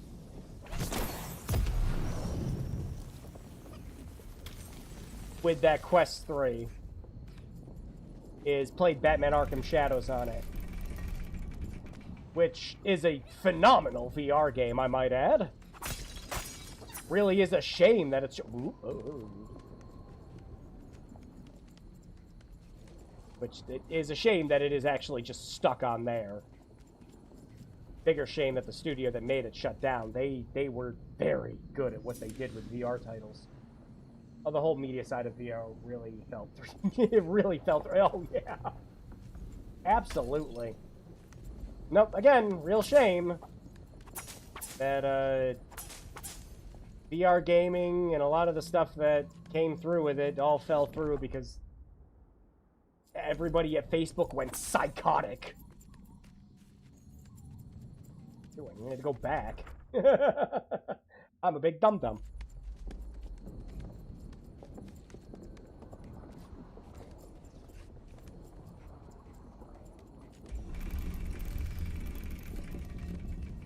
No, because I love VR. I've done so many streams playing so many VR games and everything, so I don't even feel like I need to belabor that fact any more than I do, you know? It's such a great technology, and we will probably never actually get to... thought I'd make that jump. We will never get to see its full potential again, unfortunately. Real damn shame. Remember when San Andreas was supposed to be in VR? Oh, that would have been cool. Unfortunate.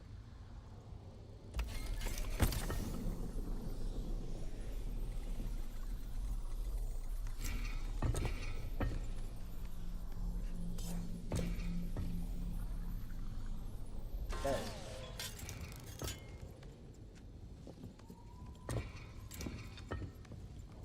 What you had to do originally.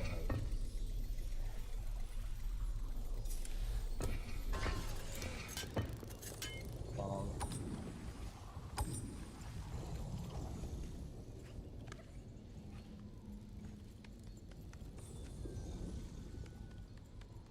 I thought there was a thing that you had to... Did you have to shoot him from over there? It wouldn't really solve the problem.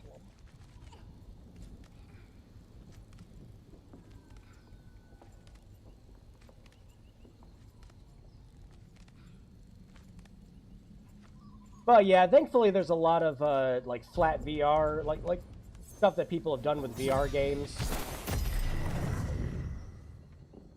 Oh wait, no, that's the mic, cause yeah, because he's gonna be back over there now. Yeah, I'm an idiot. I'm an idiot. That is what you're supposed to do. Here, then.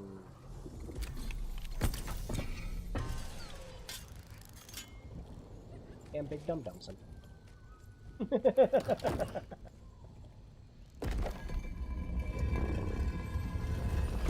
Be steadfast with this one, reader. Yeah, recently. Advise the voice. Things will get difficult, but you mustn't close the book on your hero. High five time. Yeah, and then.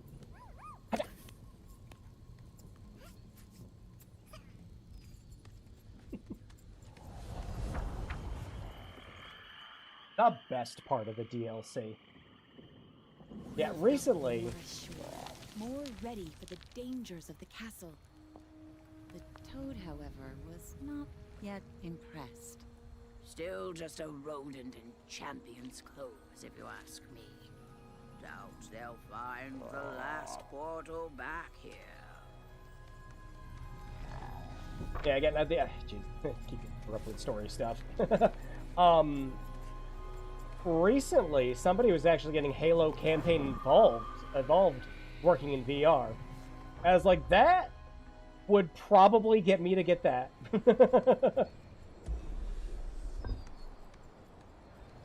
That would be a key deciding factor.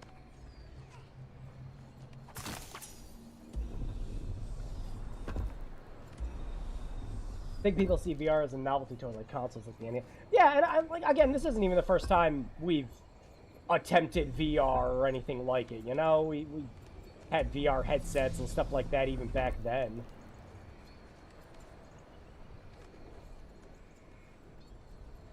You know, I keep forgetting I don't have to hit them. I can just do this. I don't think you get the dust from it.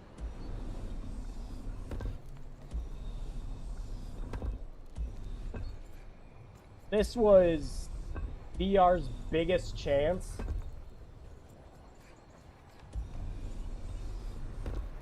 to become even bigger again, especially since we have the, you know, the new Steam one on the way still, and no, the RAM crisis has just killed that now.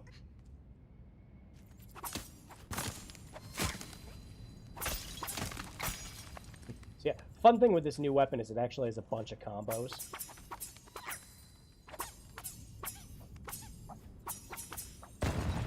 Oop, never mind. Walk into the combat arena.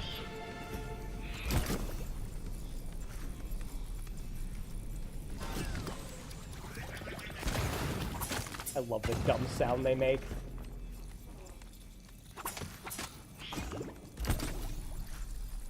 Wait, wait, wait.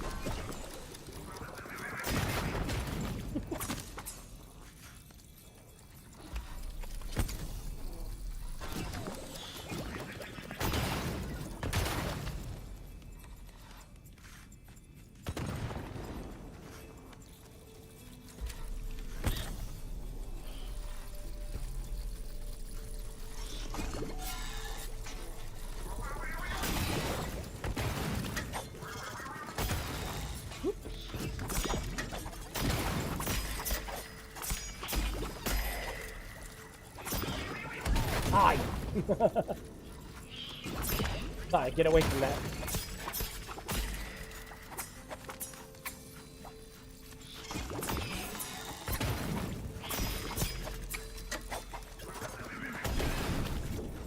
Yeah, I keep forgetting I need to grab them before they do that.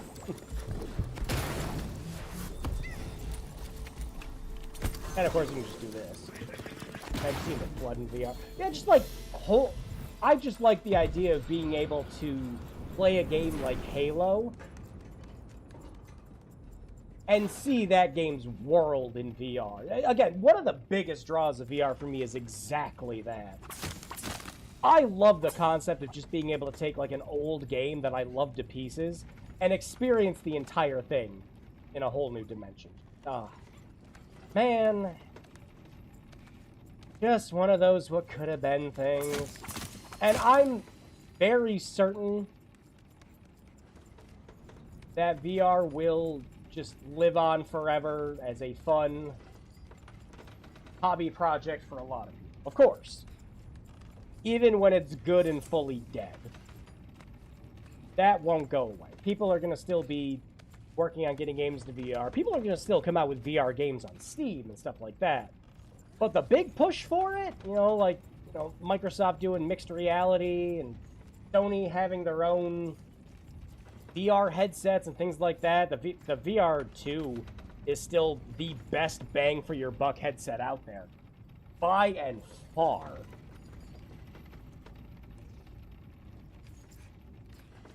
Go back down here.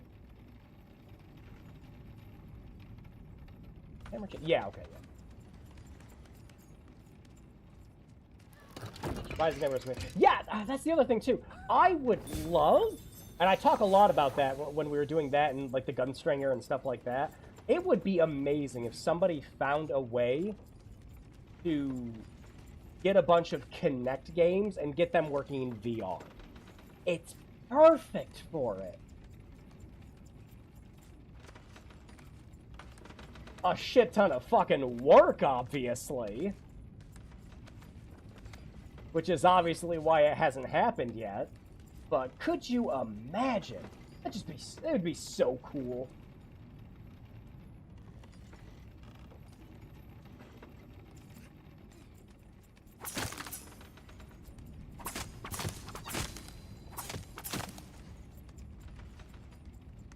But yeah, Rise of Nightmares would be a perfect VR game.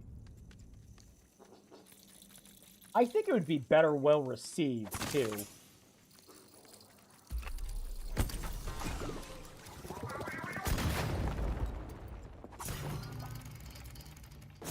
Oh yeah, we can cheat some of these puzzles now.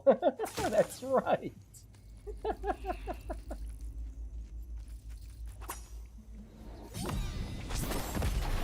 Hell, not like that, I can't. Bill just kind of locked onto the enemy instead.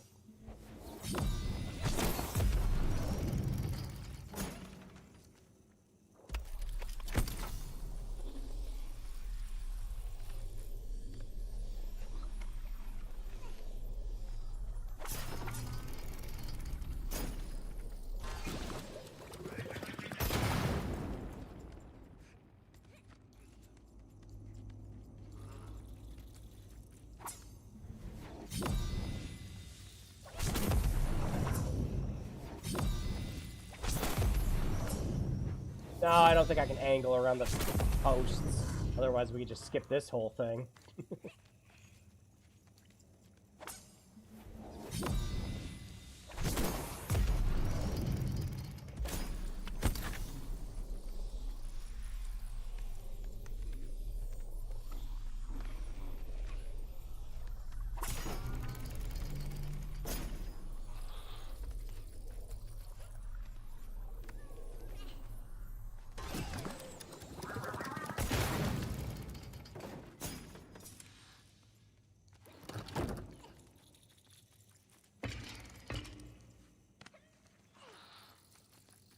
As you can see, the game just does a lot of very fun little clever stuff with its puzzles.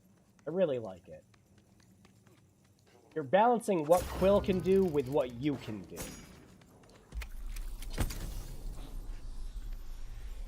And this really was going to be the best way to do this. Move over, Quill. Like, no, I can't get over there. It's like, I know.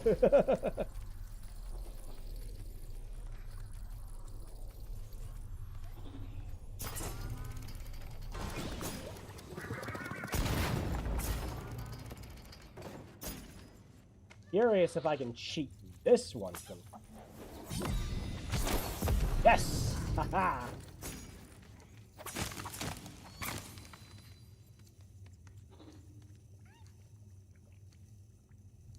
Really doesn't save as much time as just not doing Twilight Garden if you're speedrunning the game, though.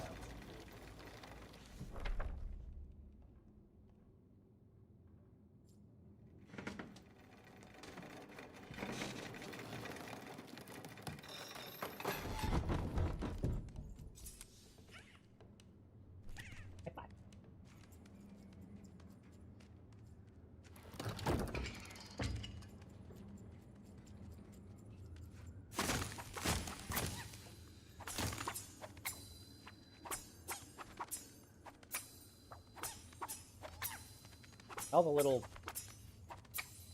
silly combos you can do with the weapons is great, depending on which direction you're pushing.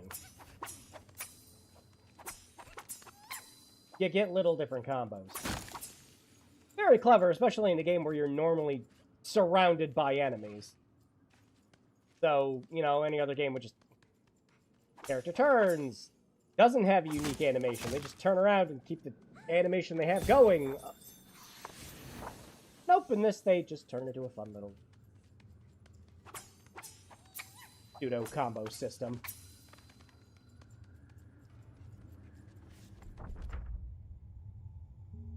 Thankfully on repeat plays as well, because like there's that scroll I missed at the beginning, you can just go back and play through specific chapters as well. She'd seen this view And the before, pause screen will let you in a know if you're drawing missing from her anything in a uncle's specific library. chapter too. Being here made her heart flutter, and then sink. If the story of her family had been different, this would have been her home. With how small Quill is supposed to be in this, there's a little mouse at the very beginning of the game, and it always made me curious if that was supposed to be Quill? Wow, that one's actually really tough to see without VR. You can peer around that and see it with the goggles.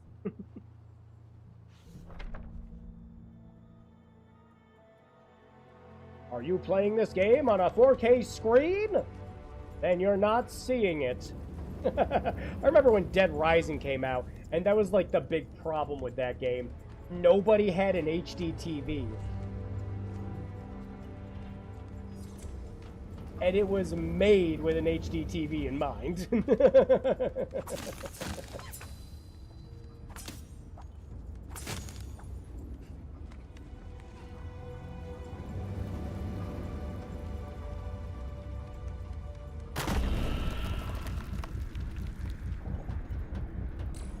Oh, whoa, what happened there? It happened again. Whoop.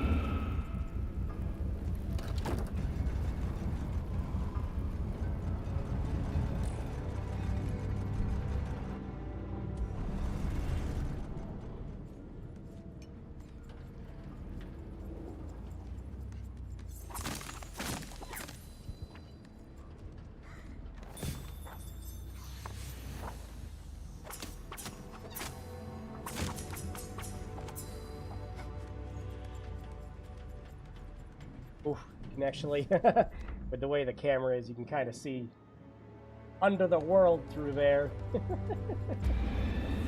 Oh, and that's dead.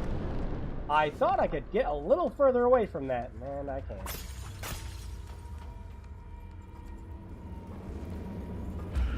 Run! And run!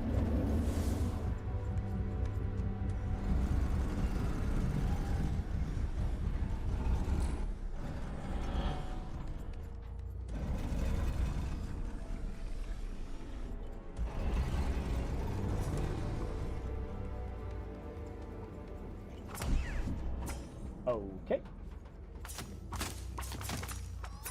Forgot that can actually be a problem with this sword.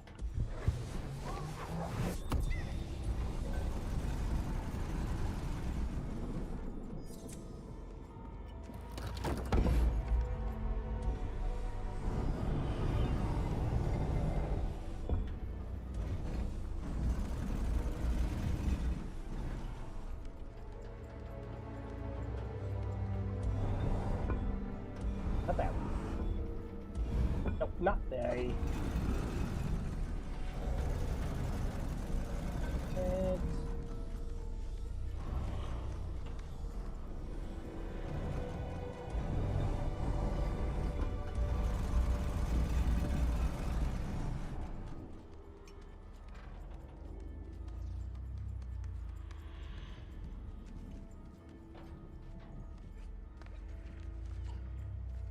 Can't see us from up here. Oh, never mind.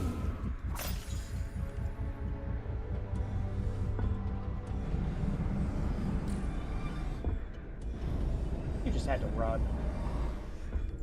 Run.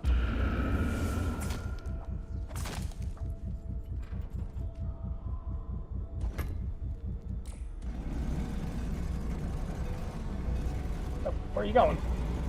Keep it turning. There we go.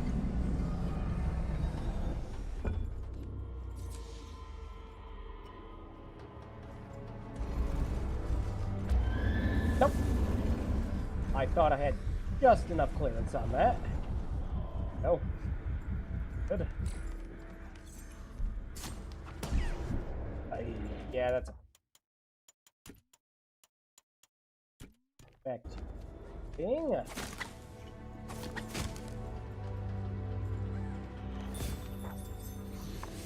Okay, now does this still work?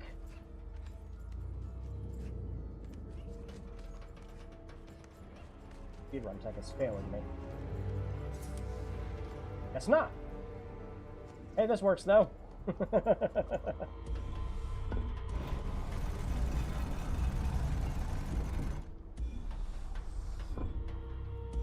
Come on. Yep, the lack of depth actually makes some of this stuff a bit more challenging.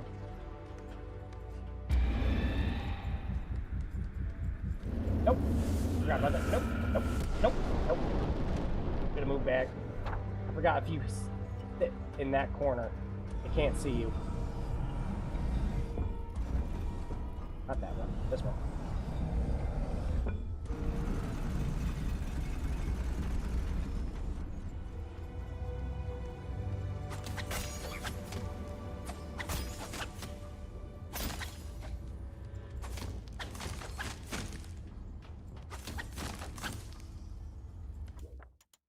Should be safe to switch.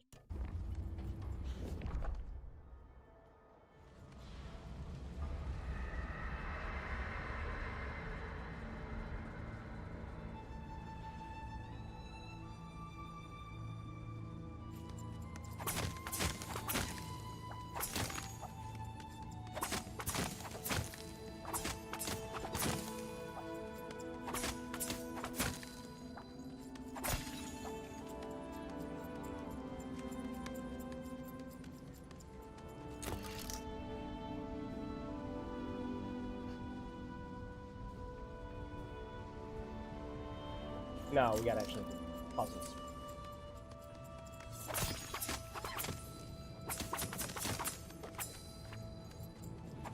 Gotta do the actual puzzles in the puzzle game first.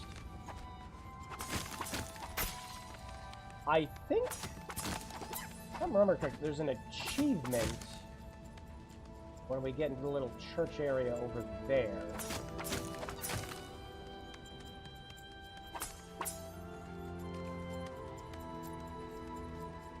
For smashing pretty much everything in that room.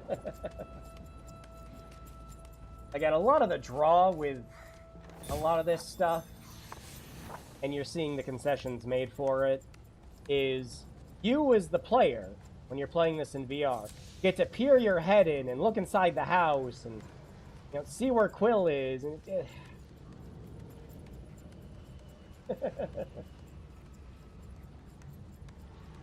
it does a lot to make you as the player involved with the world of Moss as much as, you know, the game itself is.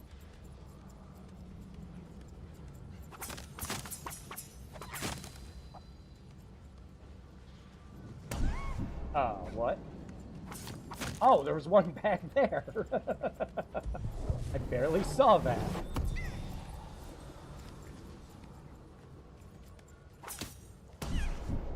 Thanks.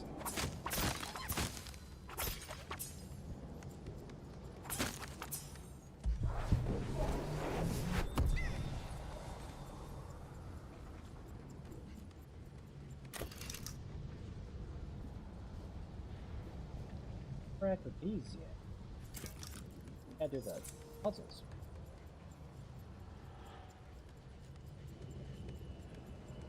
Yeah, did I get the achievement for annoying Quill yet? Hang on. Faust does not like the...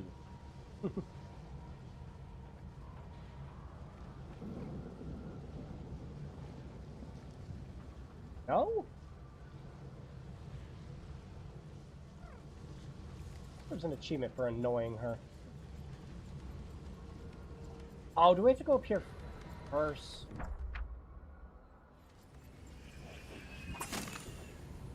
Durin was back. Hey, kid. You took long enough. I found your uncle, but the Master Sentry's been activated. I'm trying to sort it out. This way. In a minute, I got crap to smash. There we go.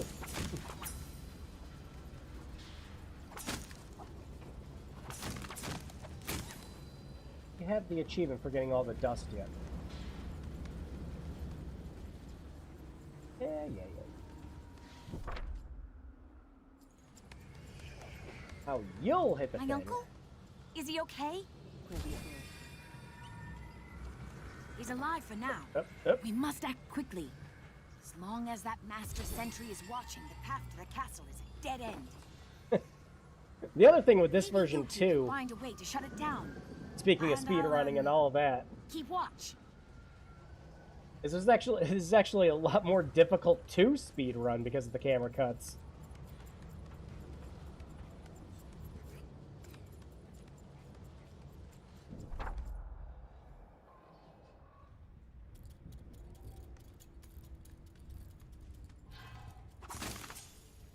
It'd actually be fun to do a compare contrast kind of stream with this too.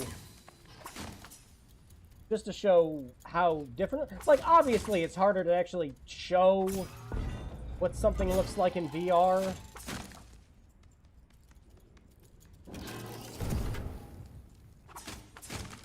Because you, as the person watching it from home, is not going to get the same experience in VR that I will.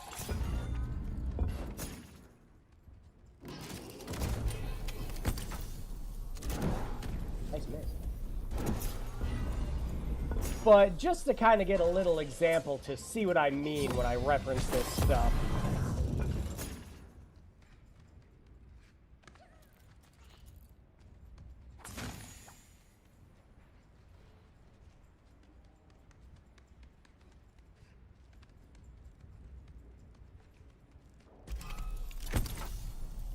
Yep, the other thing I always loved about these, I was going into a little detail about before.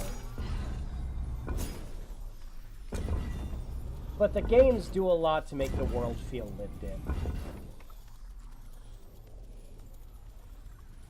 Yep, and you fell. Good jerb. Why did I bring it all the way over there?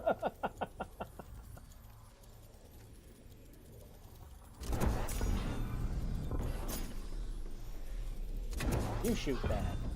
You stand on here. You shoot that. You come over here.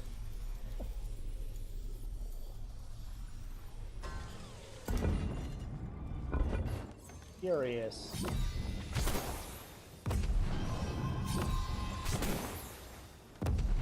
Yeah. It's too high.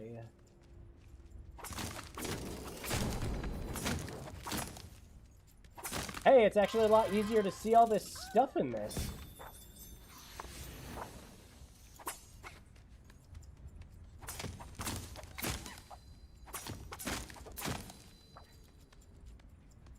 And I think there's a achievement for smashing everything.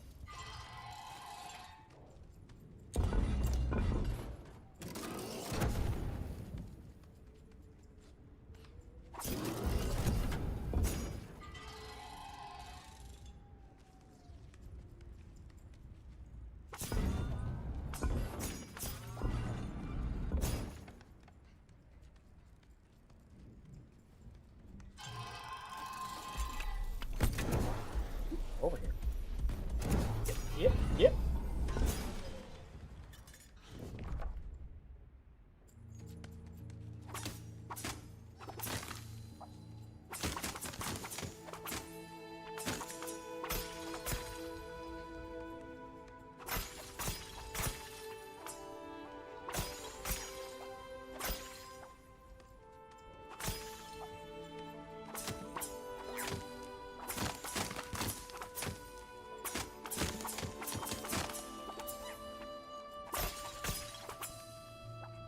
Get it?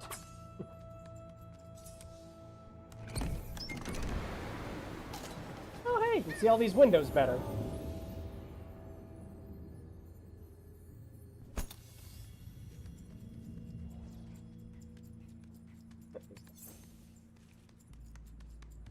Am I misremembering this? Check. Am I misremembering the achievements of this game that I've seen and played a shit ton of?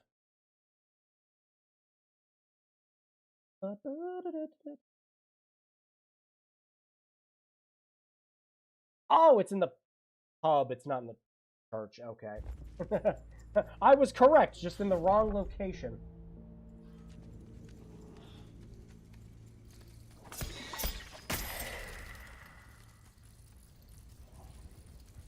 Right on the money, just not on the denomination.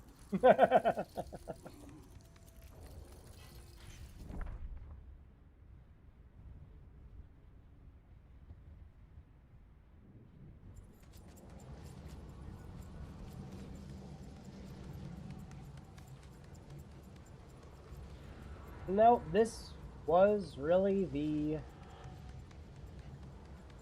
best way to do this, though. Again, this is a very smart conversion for a VR game.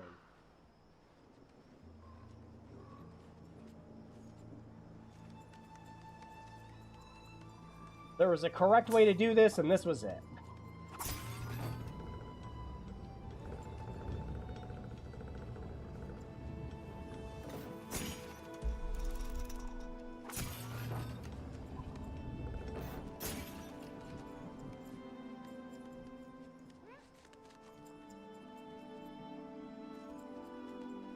I'm sure a lot of work had to go into making sure that all the camera angles and everything went to the correct spots.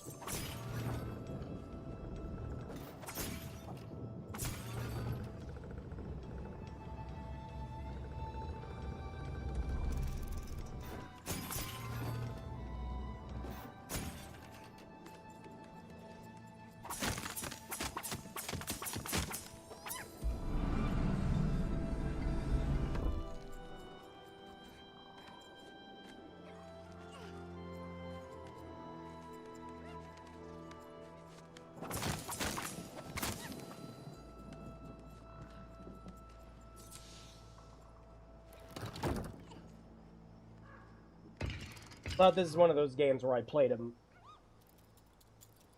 Oh, can't even really see the little...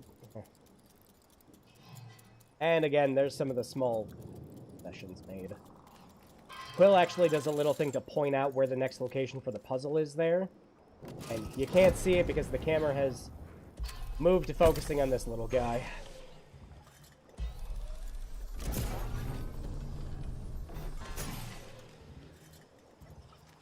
Right. Last Twilight Garden thing.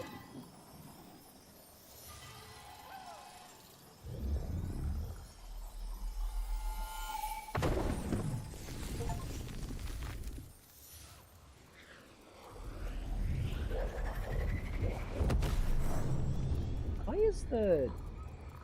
I mean, it's supposed to be. It got stuck. I was about to say, it's supposed to be following you around, but it's not supposed to be following... Yeah, it's following where Quill is, technically, when the animations finish up. Fixed on her location, not where the model is. Persistent little fowl. I'll give her that, remarked the toad. Our most sacred test, if you insist. Curious how this game runs on the Switch Can't 1. hide this from Vader. I imagine it's just fine.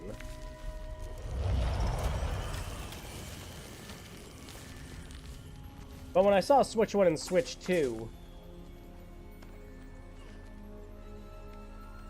I was curious if maybe the Switch 1 version only runs at like 30 FPS or something. I don't see the Switch 1 having any problems running this game, though.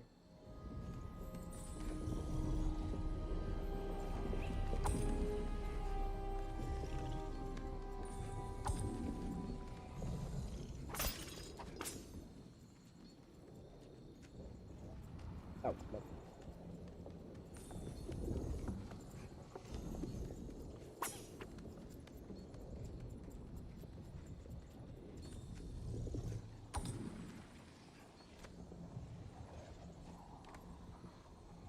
Well, there we go. I was like, weird that you're not moving. Can I not go that way?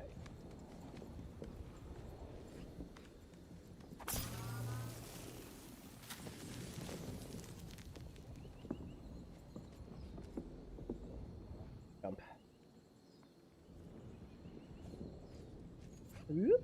And oop.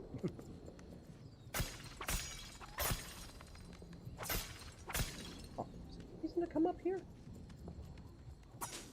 Yeah, and I don't think you get any dust from these.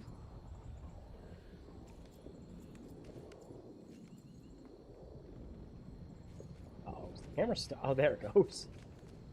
Worrying myself again.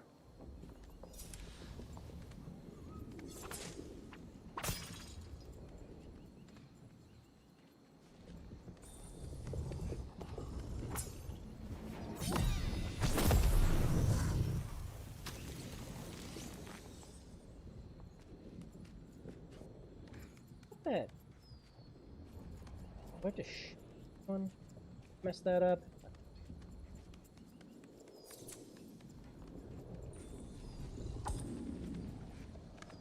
This could once again be a me. Come on. This could once again be a me problem. Ah, nice one.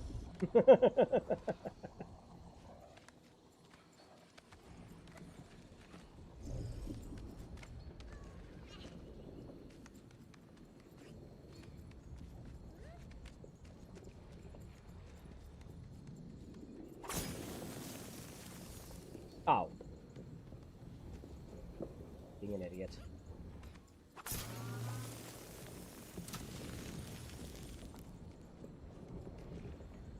Don't think you can go.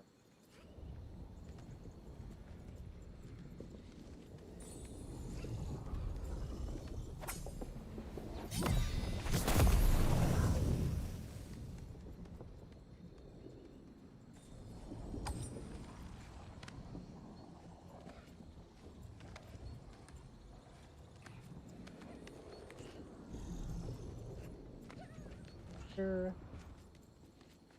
Do not try to make this jump again, I guess.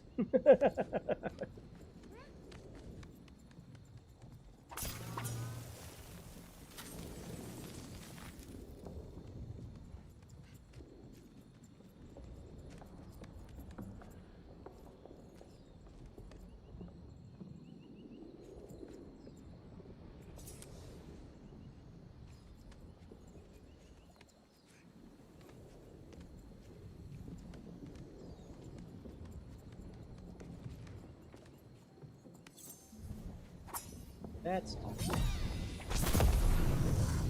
from up there. Yeah. I think you can make that jump from up there.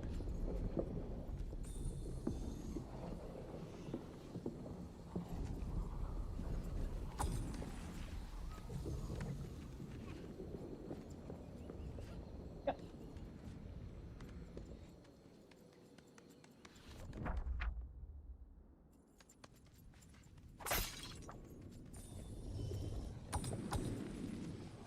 Whee!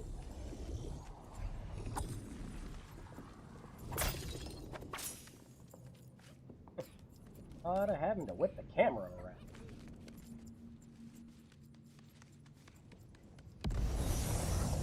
Fight time!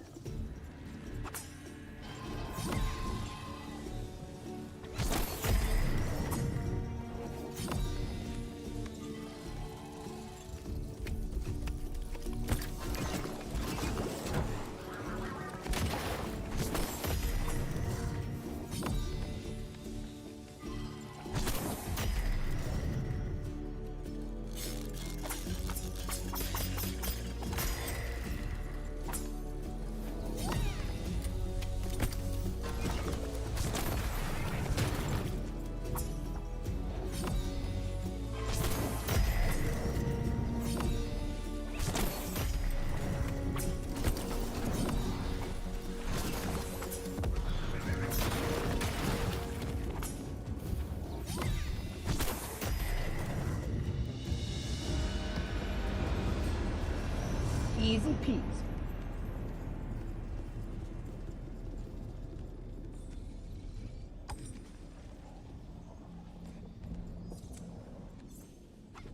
Don't you? Whoop. Why?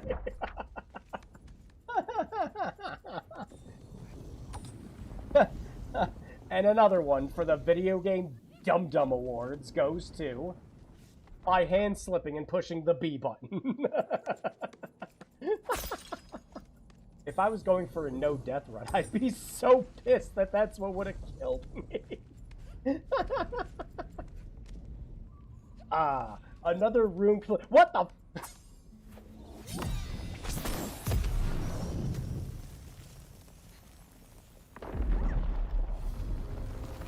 What lies ahead may break you. But these rituals are the only way to earn the allegiance of the sprites and prove the glass is best held with you.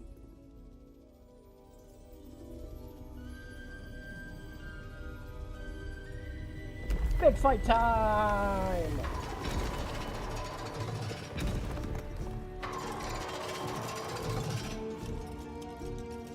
And again, these 3 rooms, these were all just, like, free content that eventually got added to the game. It's great.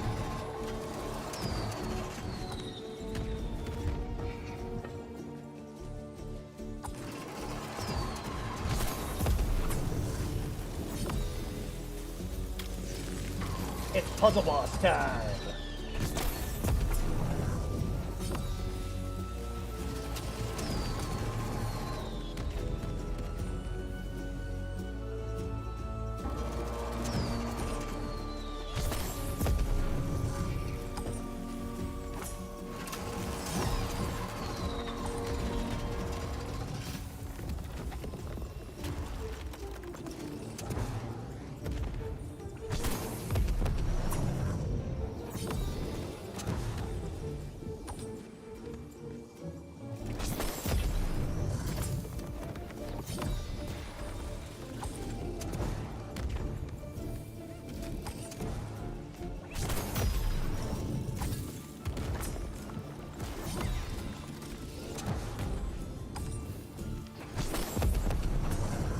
Nice miss.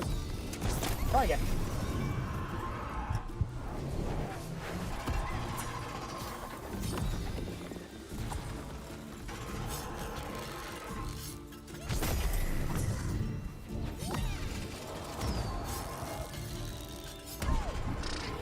Walked right into that.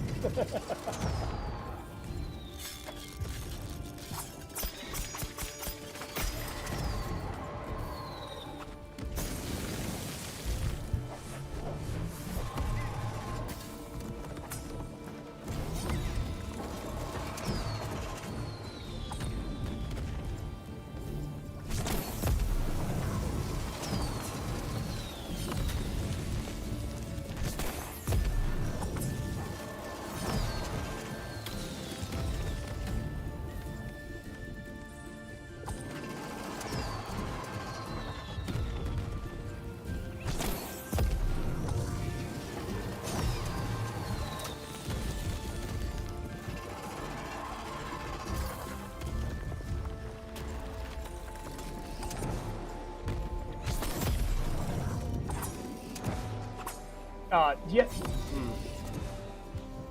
Okay.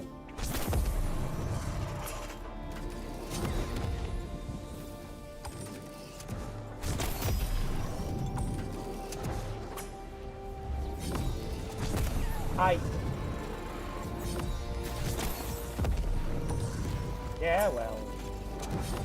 You too, buddy.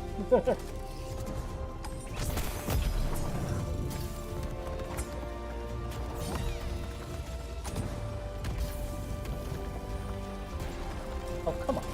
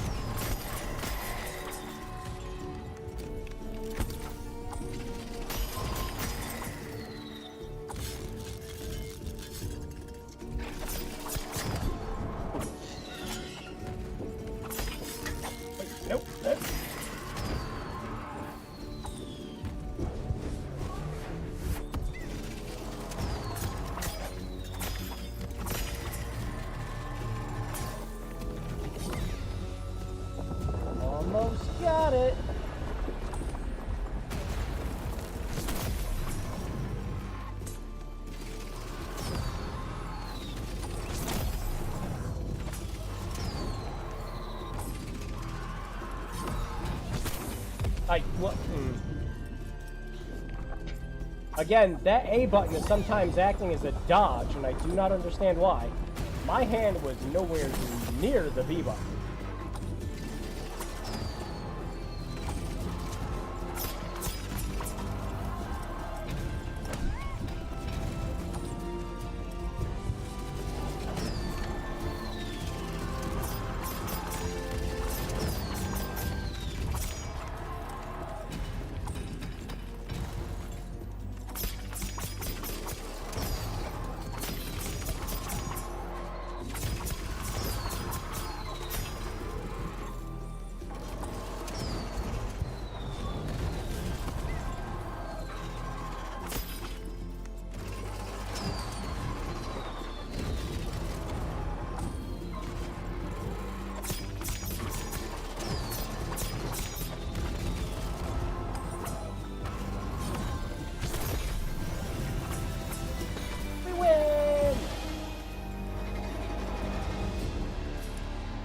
Time for the best high five.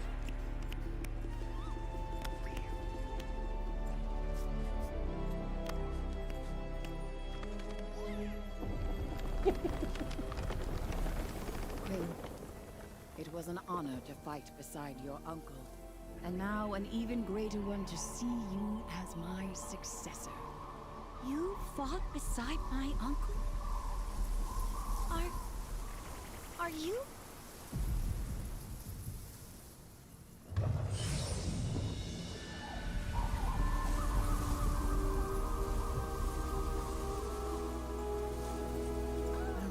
She was dreaming. Before her was the great sprite champion. Her uncle spoke of his legend often. Wait! Don't go! Quill shouted into the ether. It's time for you to show us the way. The voice floated back into the leaves. Now hurry! August needs you. He was gone.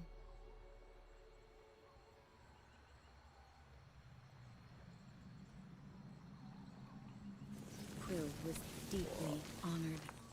She'd earned the blessing of her hero, and perhaps also the Toad's respect. I'm sorry I considered you for supper. He offered. You'll best be on your way. Ada won't be pleased about any of this.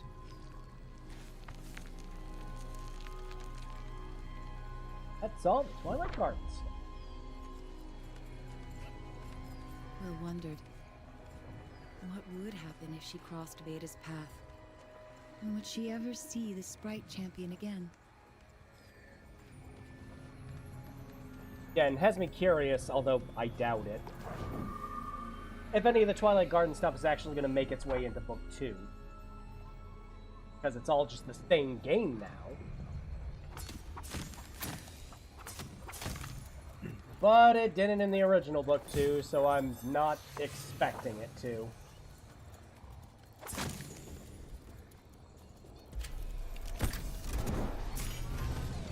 Shoot, I forgot. Hey! I didn't know that was a duck. Maybe that's what happened. Okay. Apparently, my back button's on the Steam controller. This one's dodging. I think what's probably happened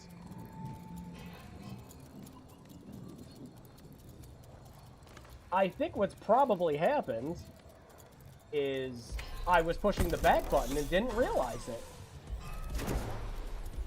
Which is why those dodges were happening.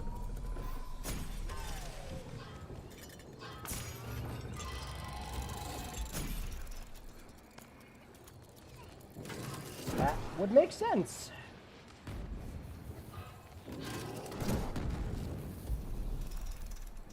This here.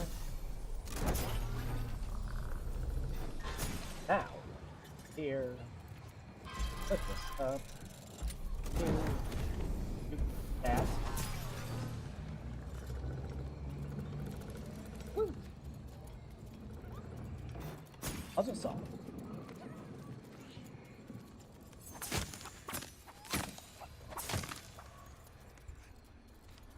There's a very good chance I'm only going to miss that one scroll from earlier.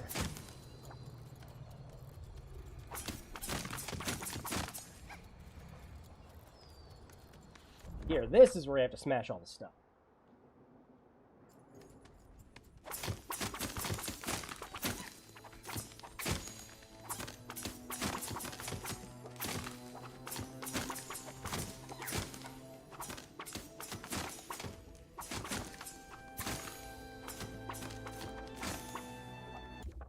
Probably faster.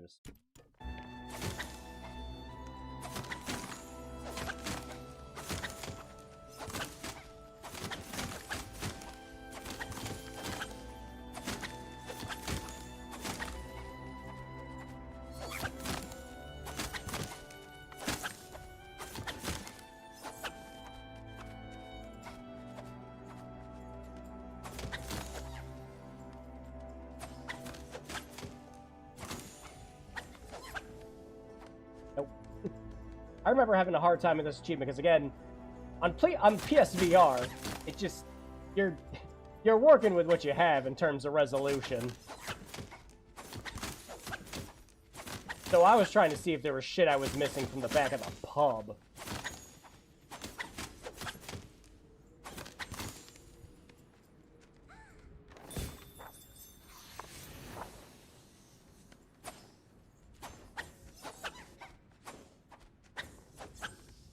Something I missed. Oh, wait. I get it. Something else up here. Incredible how we're playing this with a... Oh. No, okay. Please tell me it's this mug. No, but it would be funny.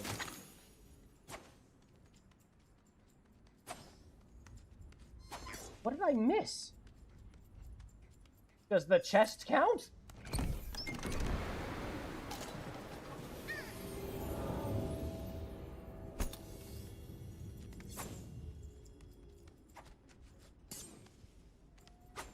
Nope.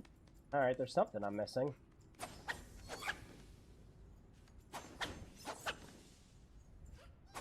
At the shelves? Been a minute since I had to think about doing any achievements for this game. No? It was the mug I was... Alright, well, despite the better resolution and everything else, I am, in fact, still having the same problem I was having in the original.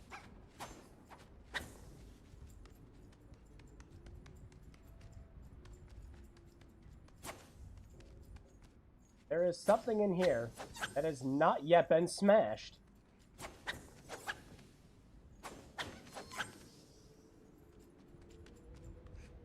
Chandelier! Damn it! That's supposed to work every time.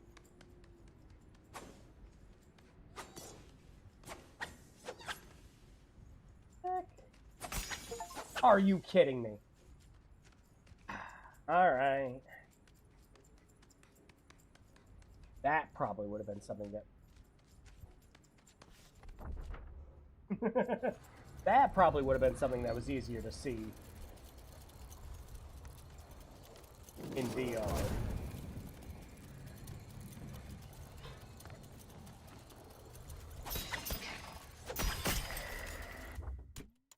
Back to you.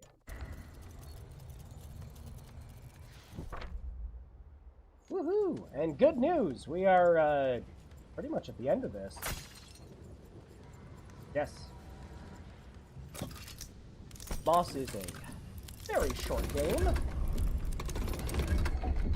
But it was never sold at a high price or anything. I think it was like $30 when it came out. So, you know, it's not selling itself as like a AAA game, you know?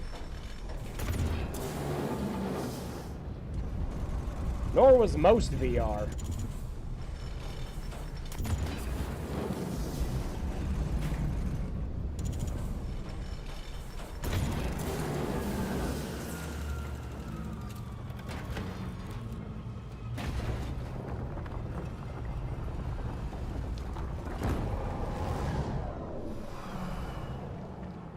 Big guy go night-night. We did it!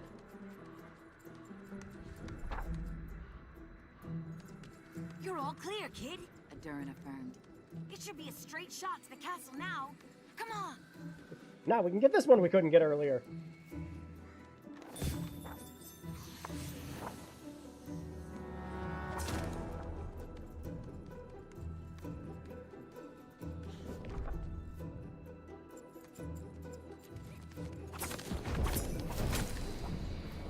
We're Yeah. trapped.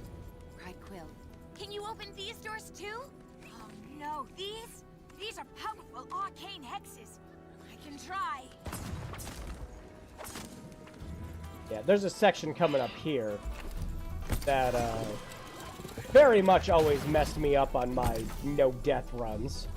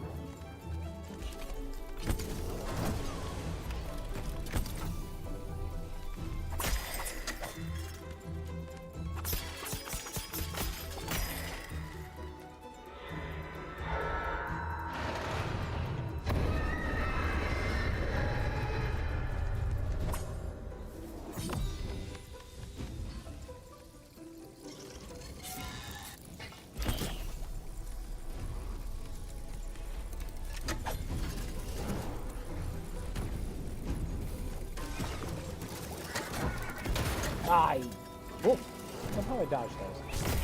Trying to get them. I think it's 2 kills with that.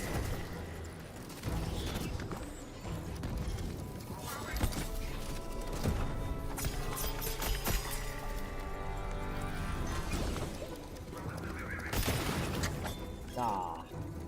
God, it doesn't immediately kill him.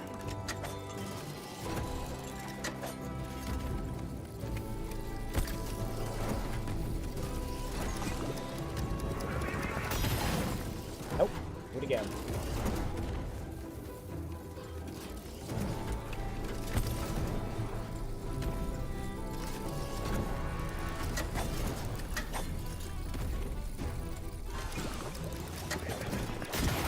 Ah, are you kidding me?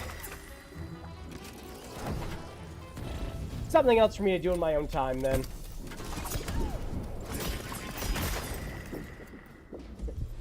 Well, wait, looking so good.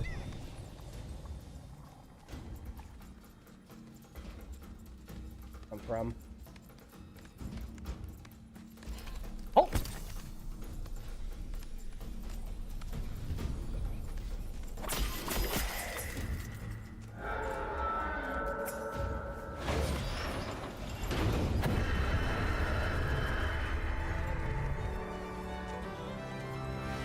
Actually, I might be able to get it here.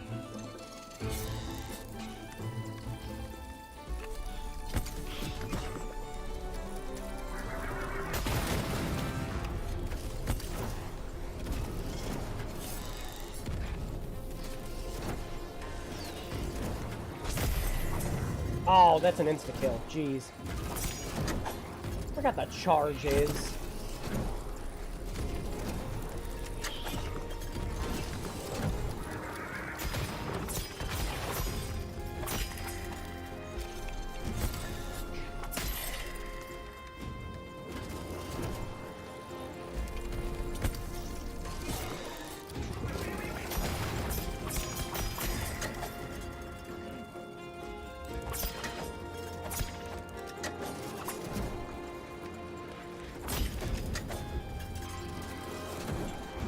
I jumped into that.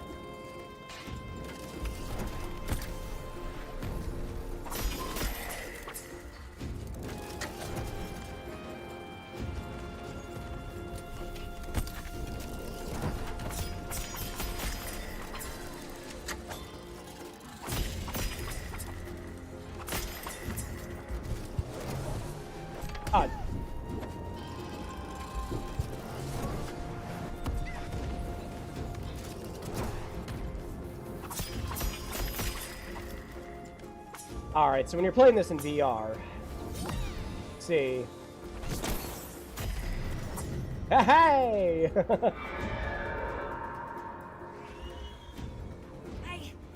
I can't, kid. Shouted a Durin. We have to get out of here.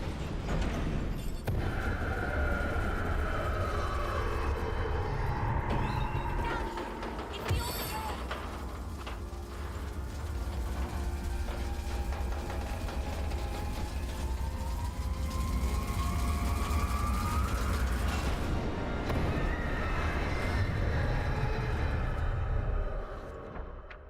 Kaboom.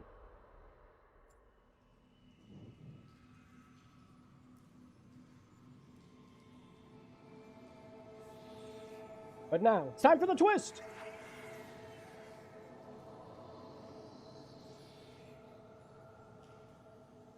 Good thing that's not us. Bones.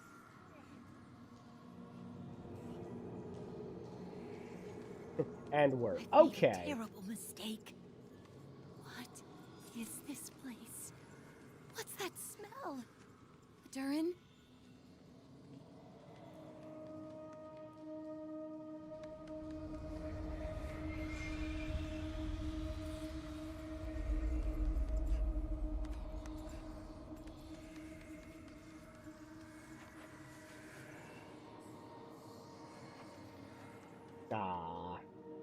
Thing that kind of gets lost in VR. You can see stuff happening at the bottom while you're walking around.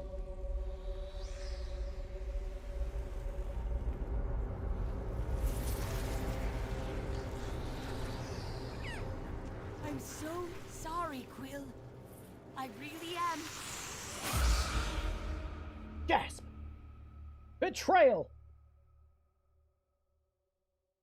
The little shit was a little shit all along. Oh, yep, sure enough, I am just missing that one piece on Save for that. a blazing shadow poised to strike. Quill's insides felt like quicksand sinking in terror at the sight. The shape lunged, metal crashed, and a Durin's light went out. Quill's beating heart drew Sarfog's attention. It was a monster of such harrowing enormity that survival seemed impossible. But then, the reader illuminated a break in the stone. Quill dove, the opening just big enough, and narrowly escaped the snap of Sarfog's fiery jaw.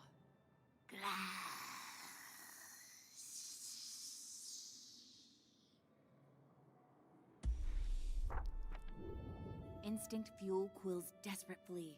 The littered limbs of those before her served as haunting reminders that this was where so many before her met their end. Her adrenaline waned.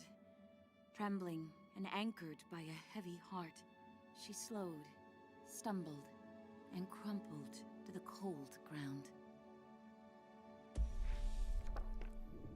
Quill had never felt more small and helpless.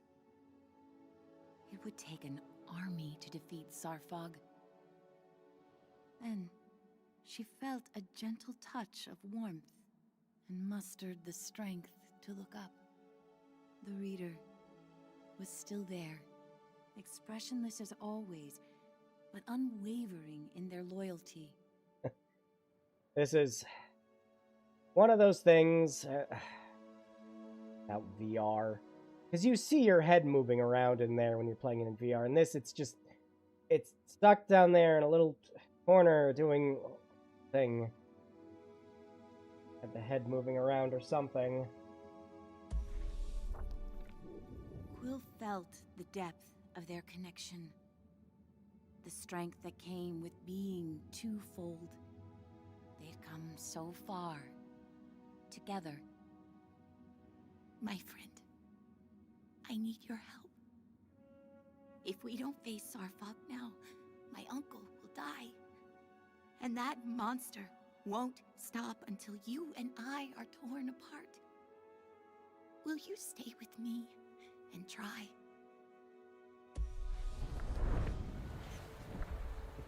Good reminder. A lot of modern stories and everything. forget with things, is your hero should never feel invisible. And if they do, it should be by mistake.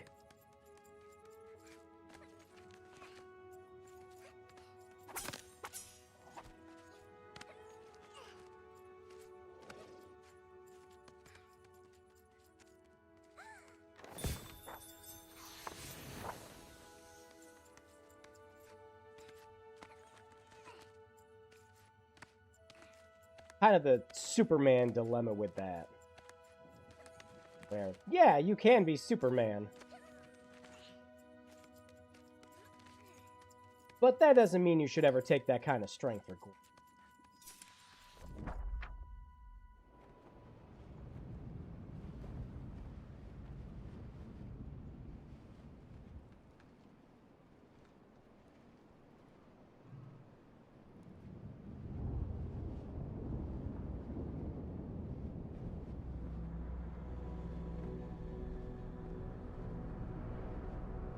I do like some of the additional camera and zooms that they do for this too, though.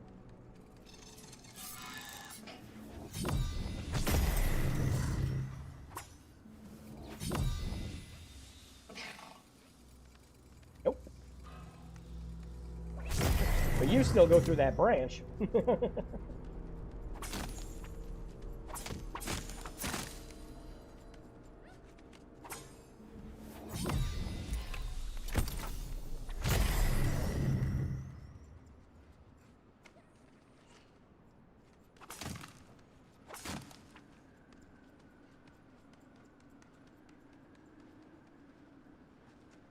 Sorry, no.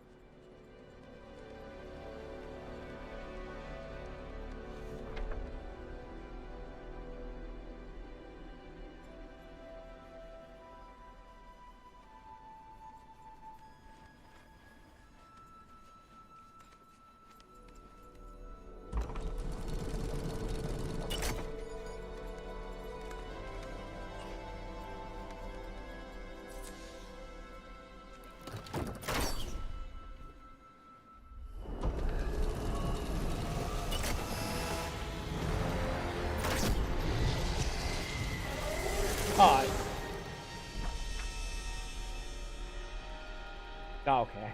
I was like, Quill, where are you going? Forgetting that that's supposed to happen.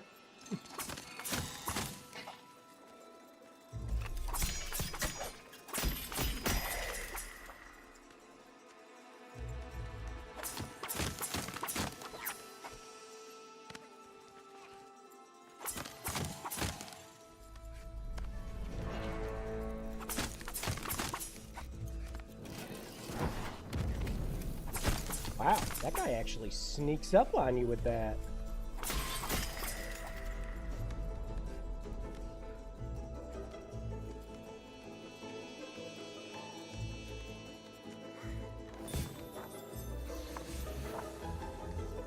That one's actually a real sneaky boy, even if you're playing it in VR or not.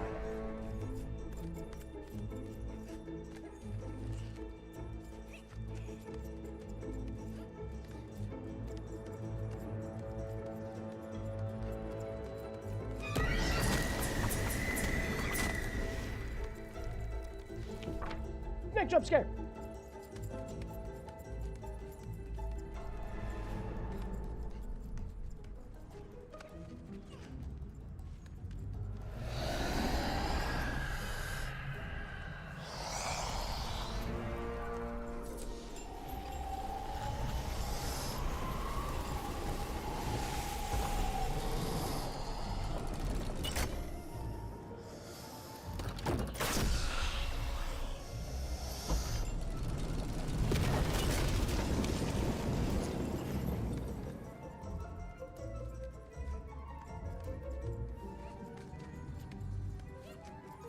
Out of an old Disney cartoon. I love it.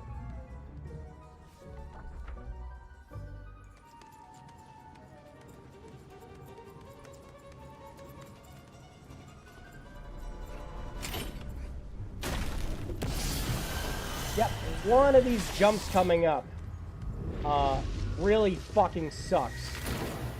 Oh, well, that was just on me. Really sucks if you're trying to go for the no death, because here, if you're not standing behind cover, you just die. Ah, yeah, that might have actually been the jump.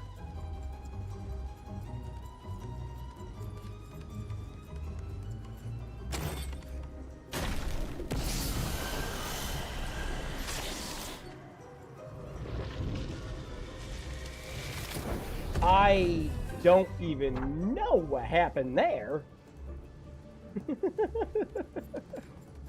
Well, just like when I was playing it in VR.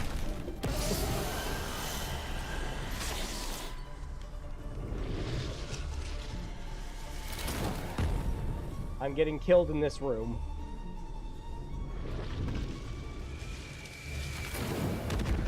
For reasons outside of, me playing the game.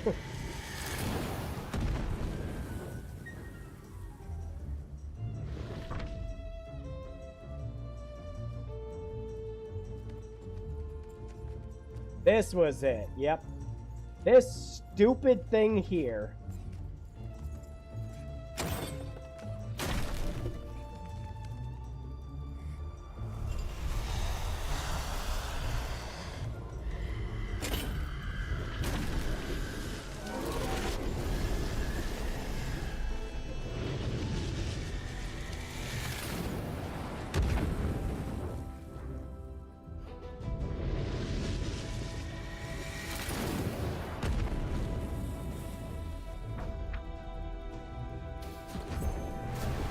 And what sucks about it more is it's like the last screen of the game.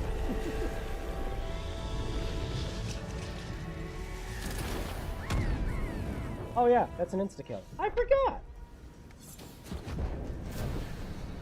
You have to wait. Either that or you hit the corners just right. Oh, and dodging doesn't work. Alright, hitting the corners it is!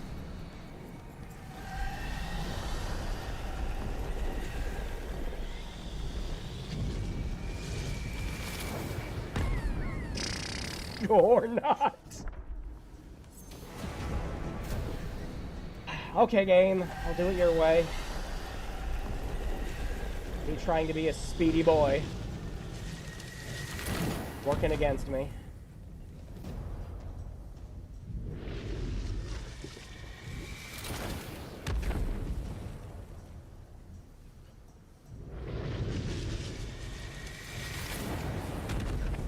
Alright, thanks.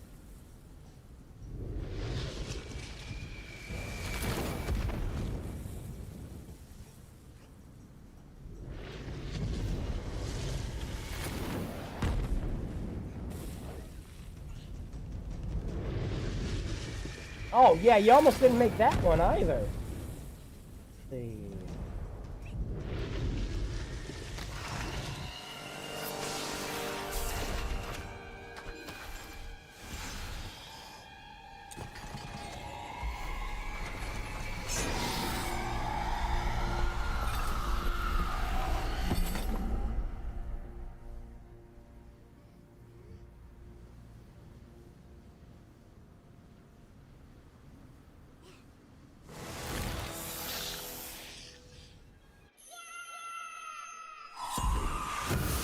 Kill it dead.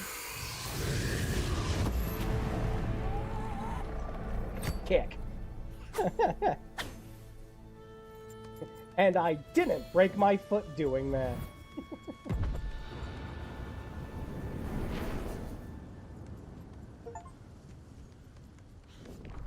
And congratulations. We have completed Moss Book 1. Like I said, not a long game. By any stretch. But it was never sold as a long game either. With this version, on the other hand, though, you do have both Book 1 and Book 2 in it. And Book 2 is much longer, actually. Oh, remember this room used to look not so nice in VR. They searched the silent halls. It looks Uncle? great in there. Uncle! She called, but only her echoes responded.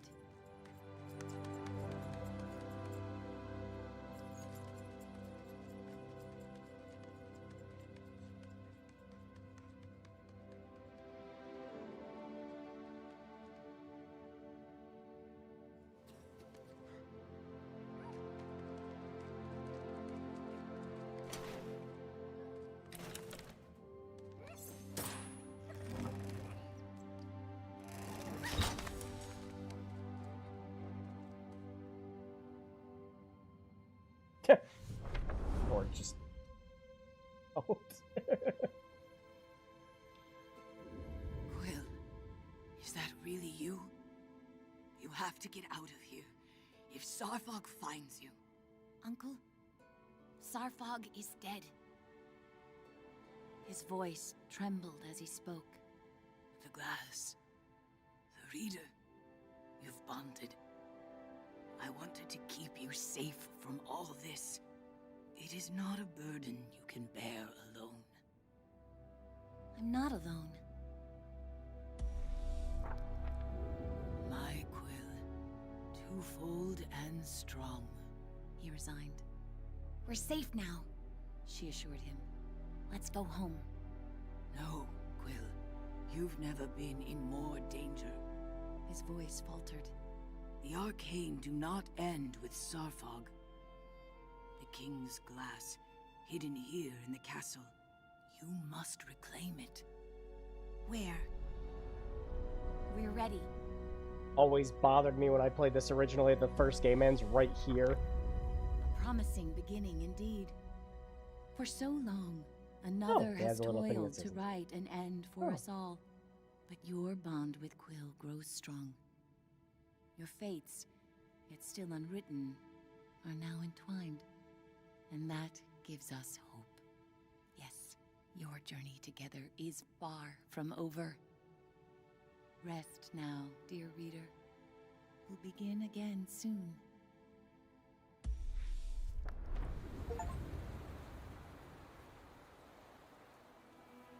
Very cute. We still get the Maluka song, though.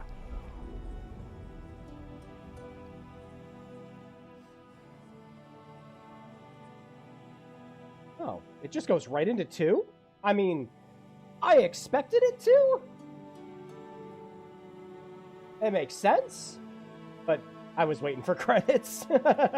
Nope, it just goes right into 2. Okay. Maybe not.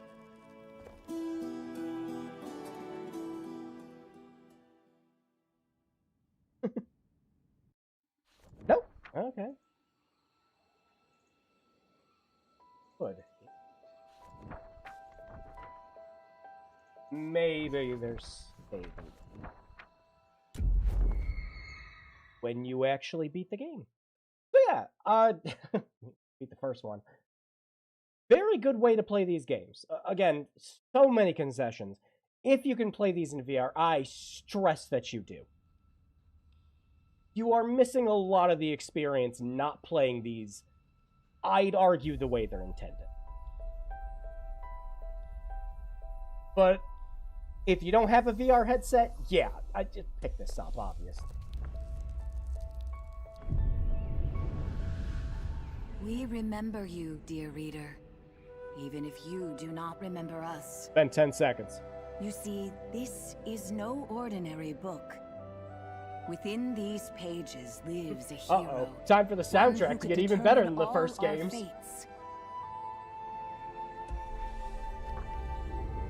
I love these games' soundtracks so much. A reader who knows just how important they truly are.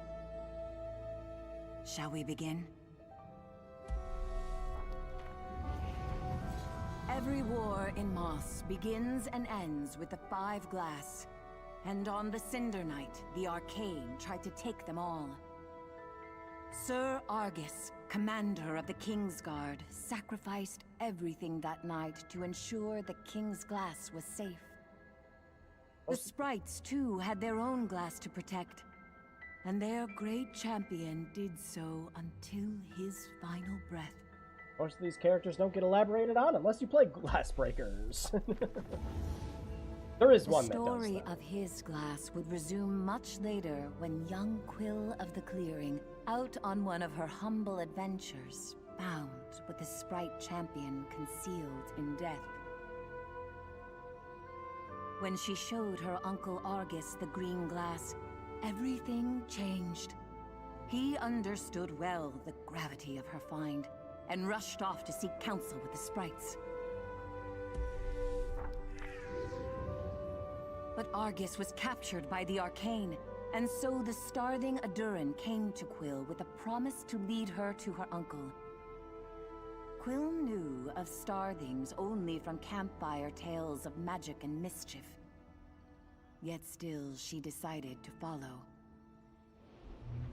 What a mess Quill up knew that her was. uncle needed her, but not just her.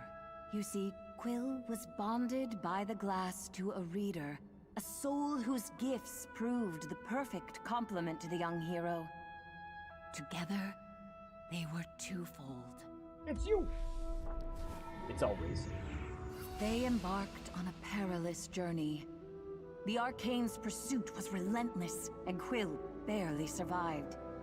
Adurin, who had become a friend of sorts, was not as fortunate, ending up in the jaws of Sarfog.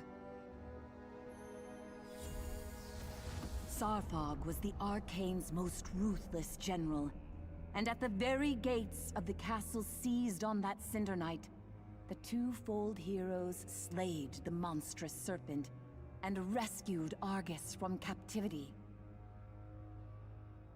Absolutely love. You can just tell going from book 1 to book 2, especially with how long book 2 came to come out, how much higher the production qualities got with it. It is great. But the Arcane do not end with Sarfog. The one who leads them will not relent until the 5 glass are in their clutches. And that will unravel this world. Our fate rests with Quill. She needs a true partner by her side. And we hope that is you, dear reader. So let us begin at the castle, where Quill and her uncle must brave the Arcane to retrieve the King's Glass, still hidden away after all these years. Or so they hope.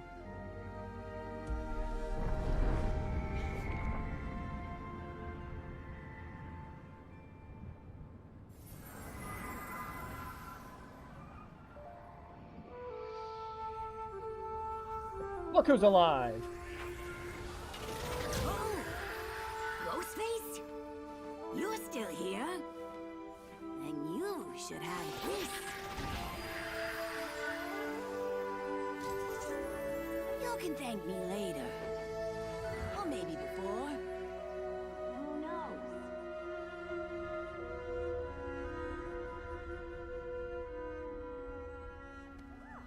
Quill searched the castle entrance for her uncle's sword. He'd insisted they'd never reach the King's Glass without it. Quill was shocked to find it hiding in plain sight. She must have missed it last time around. Still dead. Pick it again for good measure. After all, she'd been a bit preoccupied.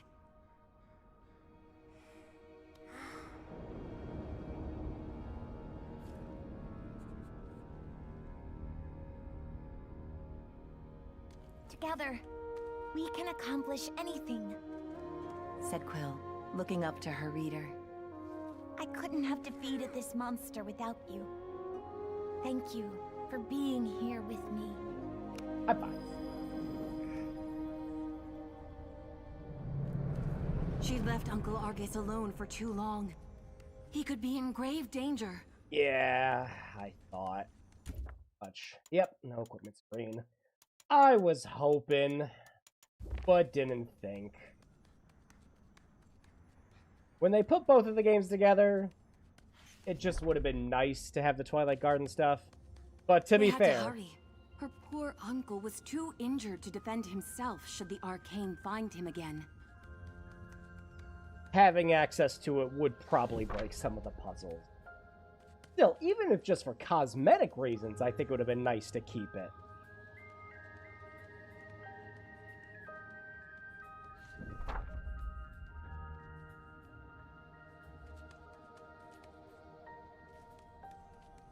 I think an adventurous modder could probably, though.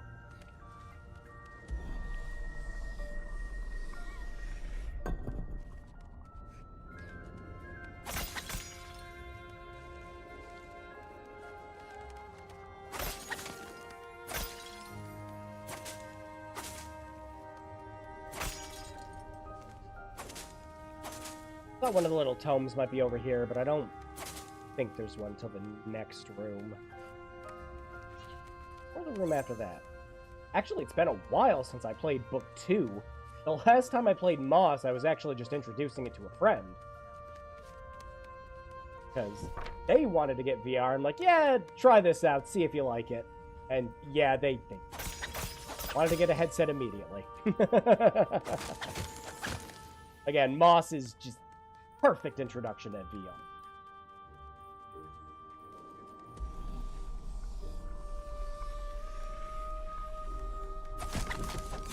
Oh yeah, they spin in this one. That's right. For that.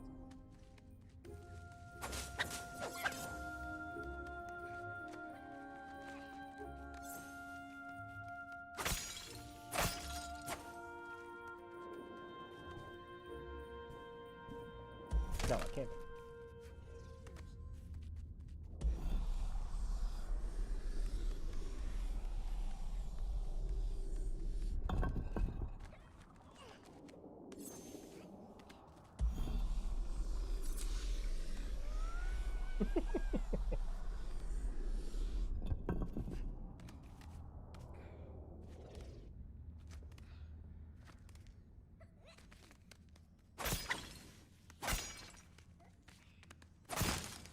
No more. Or Dustin.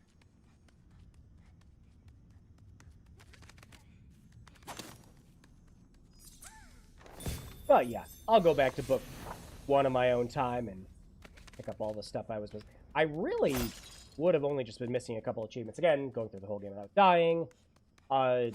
There's the one enemy where you have to kill 2 enemies with it.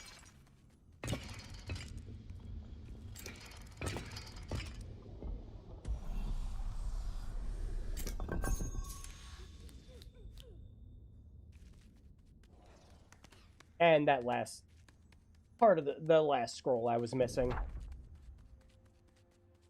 Probably what I'll do right after the stream. Uncle Argus!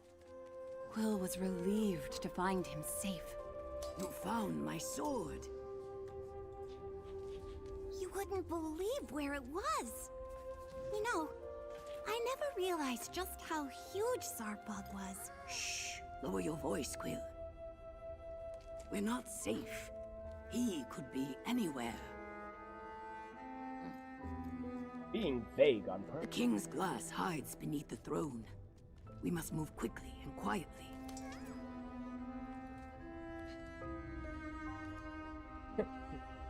Thanks, Uncle. You know I could summon this whenever I wanted, right? Your reader. Are they still here? No. Yes, Uncle. They're right by my side. We're twofold. We aren't afraid of the arcane. You're a fool! I see. He said with a hint of pride. You do actually move your head. Now, What was the keep your problem ears with doing it open in the and your first sword book? ready. We must get to the throne.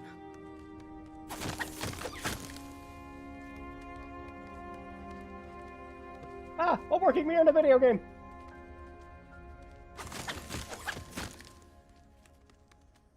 Doesn't happen.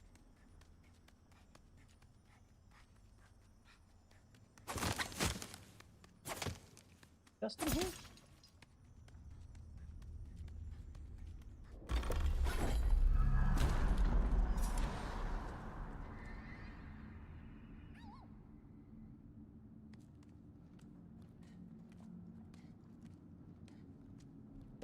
Wanna help him out there, Quill?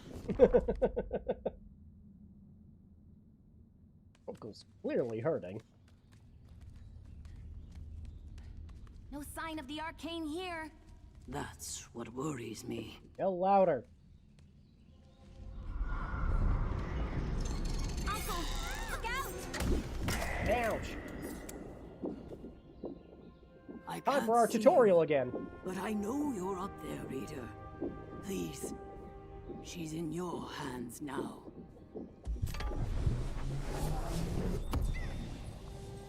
Just in case you're playing book 2 of a 2-part game. You're far too As your first important one. to risk yourself for me.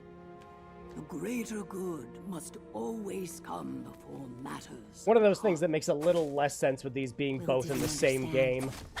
He was our family. He'd always come first. But she knew better than to argue.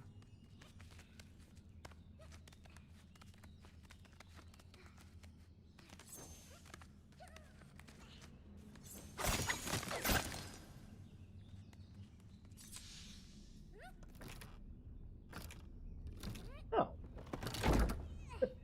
I think, you know, just from a couple of things here, Go I on think I'll stay a few steps behind. I think a bit more You work focus went on to getting to the throne.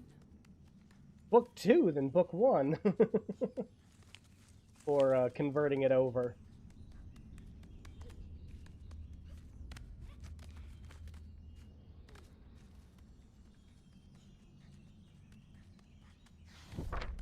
If there's little cutscenes like that.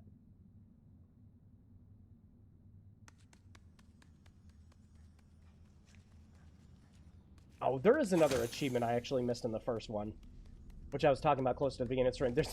There's an achievement for just cutting up a shit ton of grass. That's the one I missed. No fun Twilight Gardens, so... But that's okay. We get an equally fun weapon in book 2.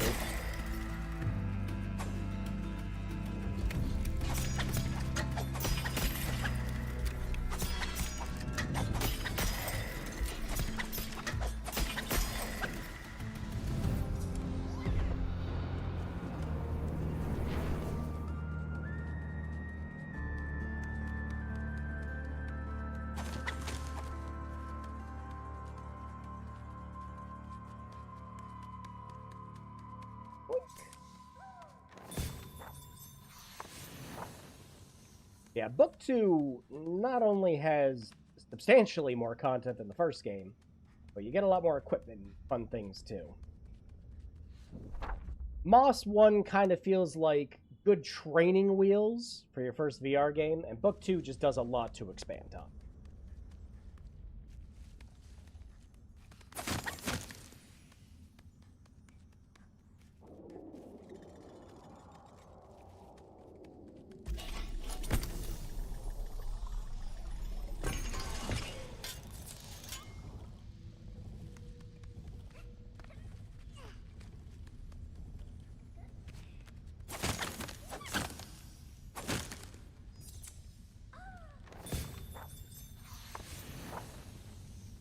Kind of makes me curious if they're actually going to do anything for Glass Break. Because, again, I love VR, but nobody's playing it anymore. That's the problem. And that's why the Forgotten Relic exists. But Glass Breakers is a multiplayer-only VR game. It relies on other people playing it in order to, well, get into the experience.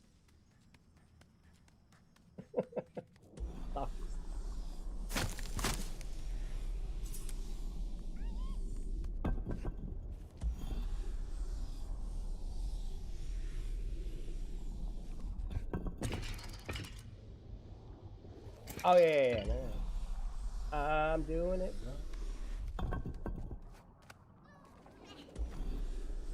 Gotta hit the switch. Switch first.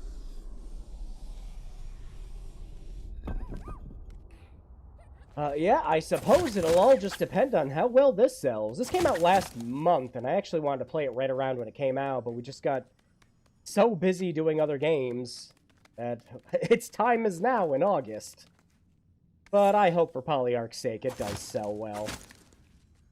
Hell, I'll be there day one if they announce they're doing physical copies of this. The unfortunate things with Moss Book 1 and Book 2 is they didn't... Well, Book 1 got a VR copy. A very limited VR copy, if you will.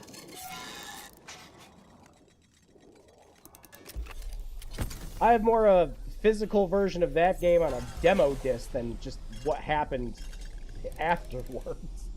It's a shame.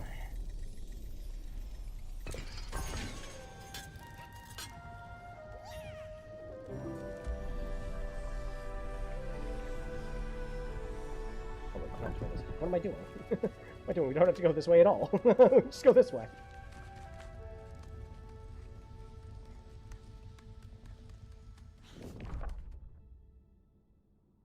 Because I would love to see a potential Moss Book 3 that, you know, takes advantage of gameplay that wasn't trapped in VR. This was the legendary throne room, the same room where her uncle was once knighted by the king. Oh, hey, look, a thing we need. Damn, is this? Yeah.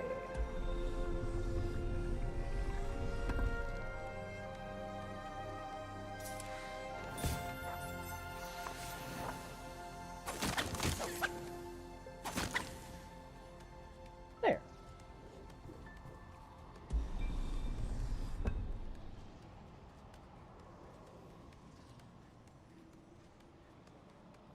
Yeah, I think the demo for this also just mostly focuses on Book 2.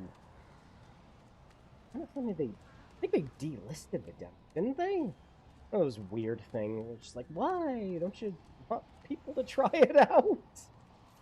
All clear. She called back to her uncle. I've waited years for this moment. Some impressive By all whistling. that's good in this world, I hope it's still locked. Do mice possess the lips to whistle?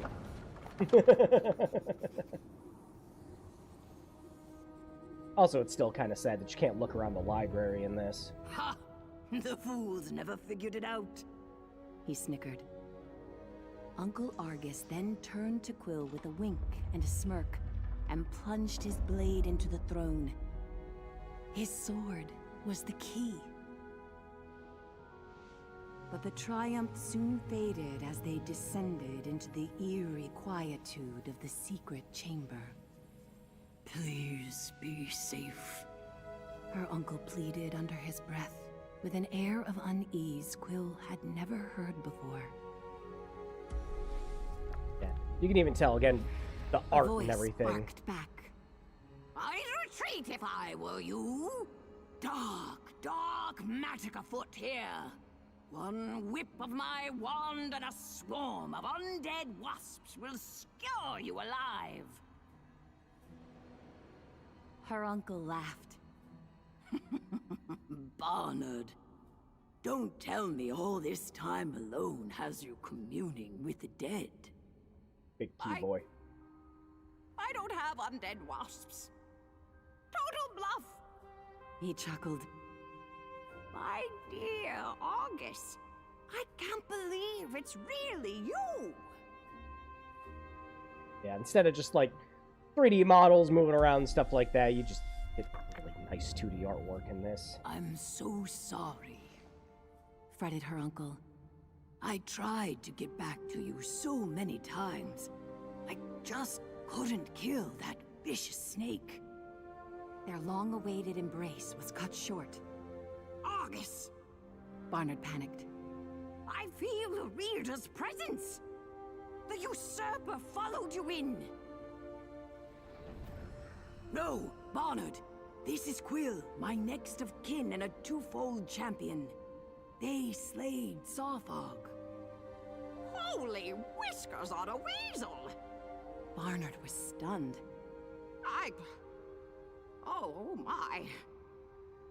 Then there's much to discuss. Mugwort tea, anyone? Barnard spent hours recounting his years in hiding, protecting the King's Glass from the arcane. And with Sawfog dead, that winged tyrant will tear this castle apart. He knows one glass is here. Now two? This is bad. Very bad. Not if Quill gets all 5 glass first, Said her uncle with a grin. Madness, Argus! Barnard replied. Even a twofold cannot take on their army. Not with a warden forging screechers and scorchers and Arthur knows what. Hogwash. Uncle Argus retorted. Quill can handle that bloated behemoth after she rallies the Sprite army. Don't you see? Once we join all the glass, there will be no arcane. Even Vader will see it our way. She must. We could unwrite them all. Barnard mused. But Argy, the truce states the glass must remain separate. Truce be damned. We need the remaining glass to restore peace. But first, Quill must rally the sprites. It's the only way.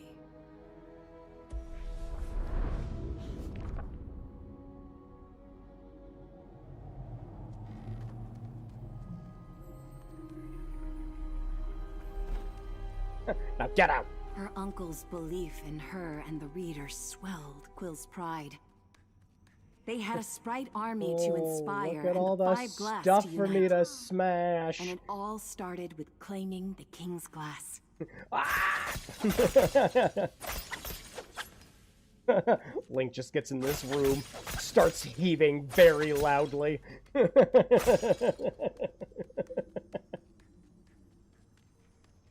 I don't like the idea that there's just all these coins of different sizes in here. Because you'd obviously have creatures of all sizes. Well, Redwall always found a fun way to make all that stuff work. I have enough here. Don't think I can get any more from this room. Wait, nope, never mind. Smash them all! Couldn't get any more from how little I was getting from some of them.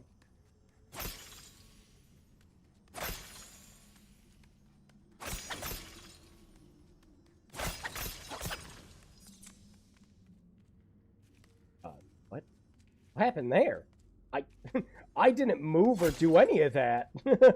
Quill decided on her own. Oh, I think I might have gotten too close to the stairs is what it was. Yeah, anyways, back to my thought.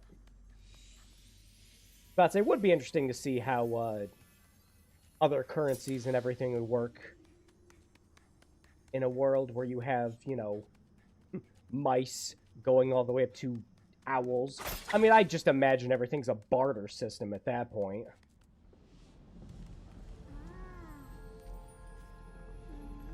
I come to you with one gigantic penny bigger than 2 of me. What can I get with this? 2 down, 3 to go, thought Quill, excited by the adventures ahead. Yeah, do you have Barnard was clear. She'd find quick passage to the sprites through the Room of Realms.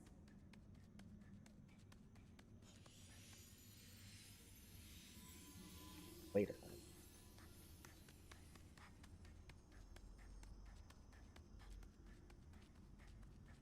Part of me thinking you could do that already.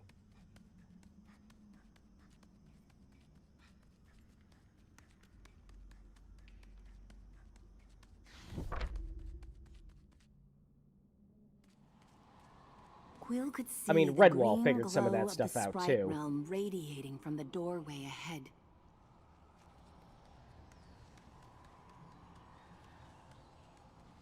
Yep, so in this game, we actually have an interconnected world, instead of it just being one big linear adventure. Oh.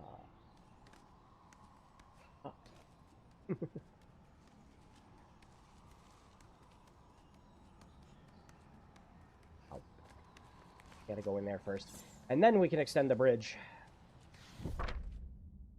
You dum-dum. It's late, I'm tired. The usual excuses I always have at this hour.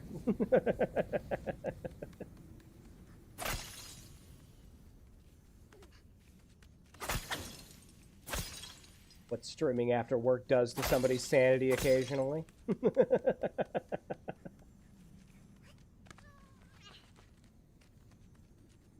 Only sprites can cross here. Croaked an unseen voice. I have the green glass. I'm your champion. Oh, fine then. The voice grumbled. But no one here's calling you champion. Wonderful. Give me a second.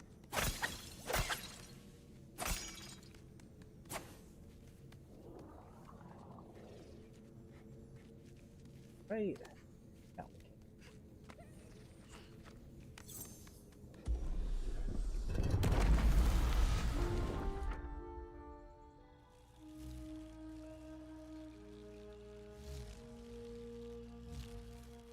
hey, time for that Twilight Garden stuff to matter again.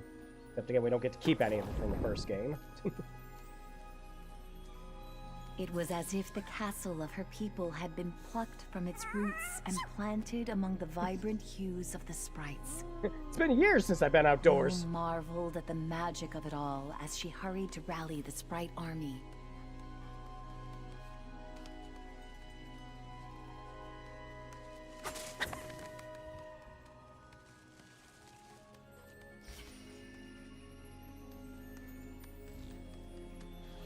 Oh yeah. Me thinks a lot more love went into Book 2's conversion. What happened? Were Book 1 and Book 2 handled by different development studios? It really makes me wonder. Yeah. Thinking I could be clever.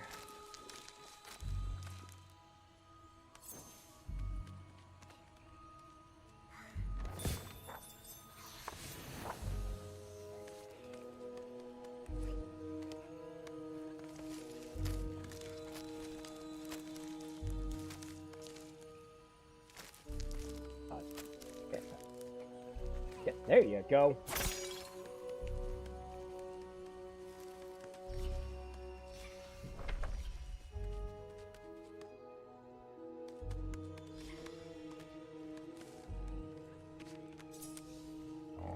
I haven't talked to the frog that doesn't know who we are, I guess. Well. Croaked the toad. If it isn't the world's smallest snake slayer.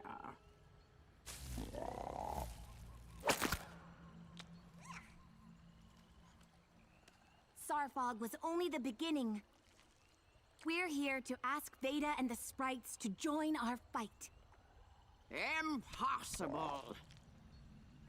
The toad scoffed. Root Seer Veda, revered leader of the Maya sprites and astute seer of the fates and patterns of nature's purview, does not take. Got a title like an anime protagonist. Please, our fates depend on it. I need to speak with her. And I need a nap. Fine. You're the champion. So prove it. Follow this little bud here. See where that leads. Then by all means, come back here and walk right in. Now shoot. Oh man, I did a whole DLC where I proved myself. Just Quill being found rude. the toad's behavior curious. But the sprite bud seemed eager to help her reach Veda.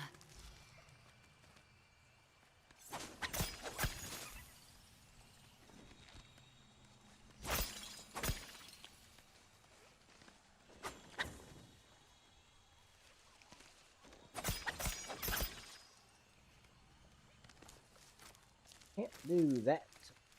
Power up.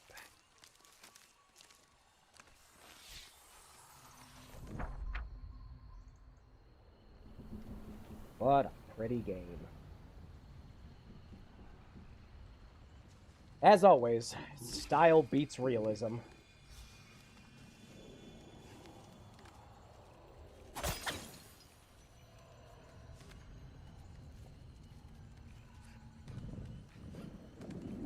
Boy, a lot of this stuff looks familiar now, doesn't it?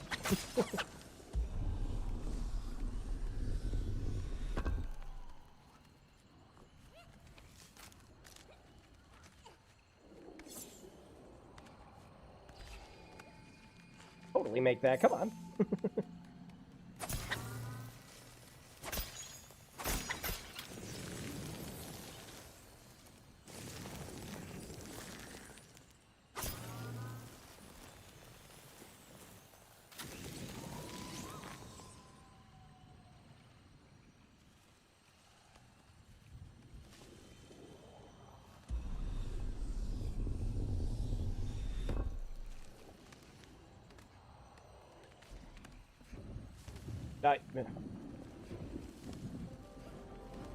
Bill, you're trying to miss on purpose, aren't you?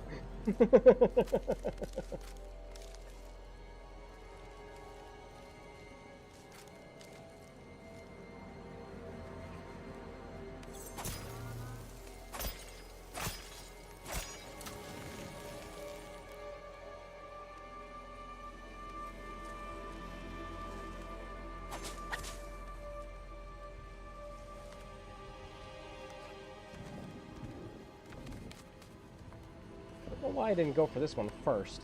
I'm doing these in the wrong order.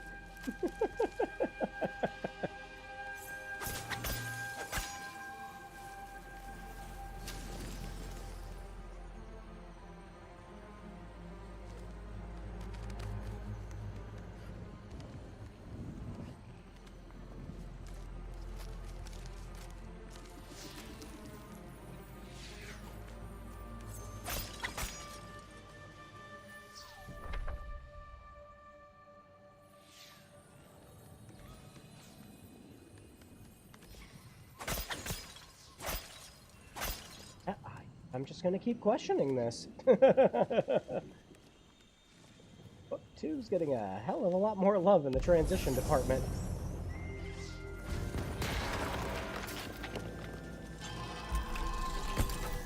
Get down here. Damn it. There you go. I mean, that wasn't supposed to happen, but...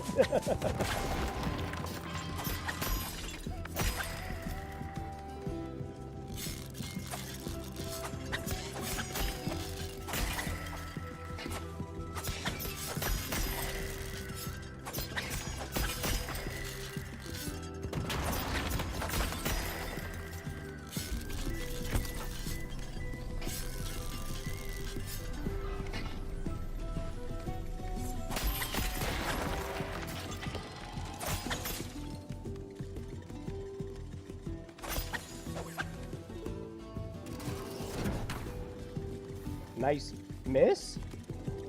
Come here. The ball actually starts a little further away from its body, from the claw, so it's going through the enemies because they're too close.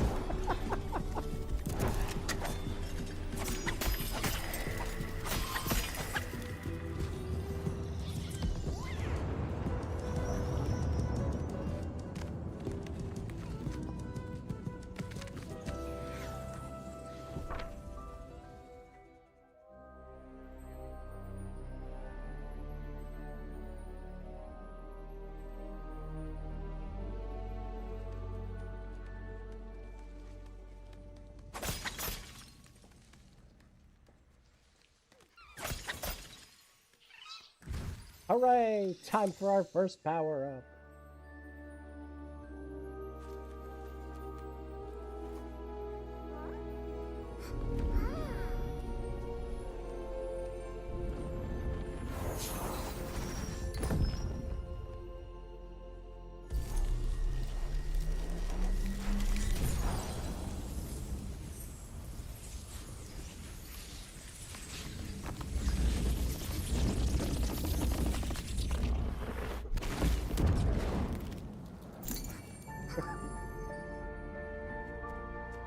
Dearest reader, the sprites have granted you the means to inspire growth in this world.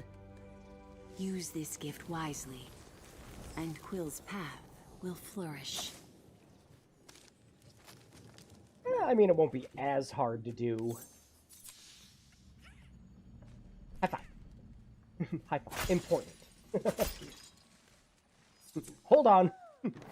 dear viewer of the stream. Important thing. High fives. Yeah, it's fun, but yeah, I figured it was gonna... In VR, it's just kind of a lot more fun to just, you know, because the controller's in your hands, you're taking it, you're grabbing it, you're stretching it across. Only so much you could do. Actually, I'd be very curious now, just because of how some of these games' puzzles and everything are handled. I'd be more curious, because the game, when you boot it up, says you really should play this with a controller. You really should. But I'm curious how stuff like that works with a keyboard and mouse.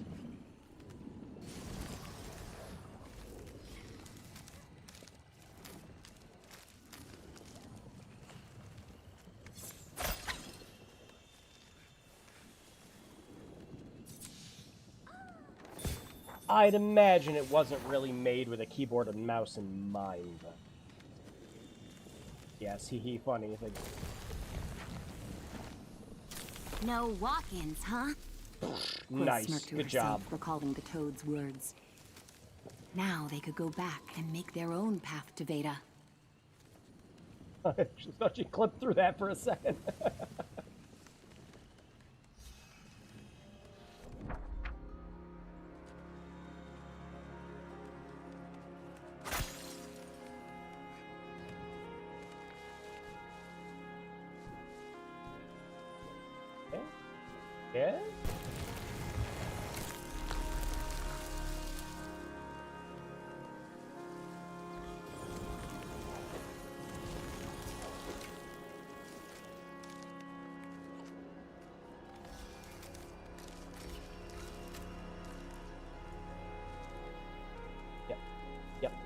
Yeah?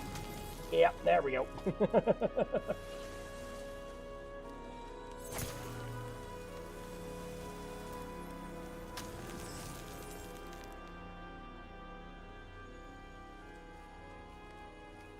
Yeah, just,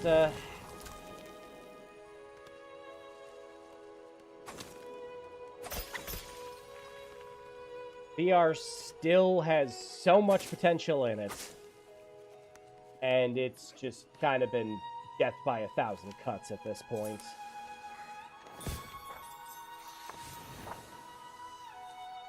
Meta was funding everything, and then they realized, hey, so people like using these as, you know, video game tools? And not to do shitty business crap with? So Meta lost billions. Step one in killing VR.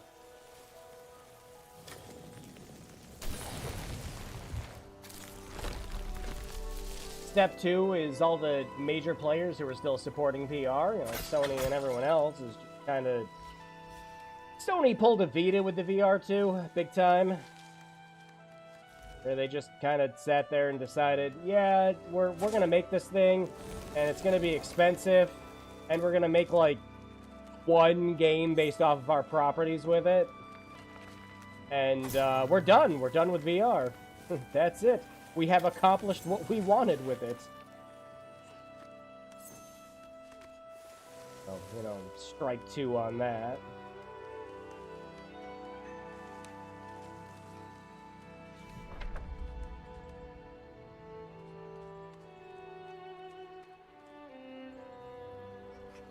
And strike three now is going to be, well, kind of the last hope of VR at this point was that, hey, Valve could save VR again, kind of like they did with the Index.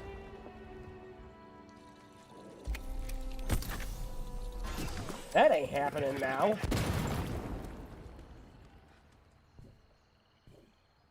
Because I'm sure it's going to be great. It's going to be a fantastic piece of kit, for sure.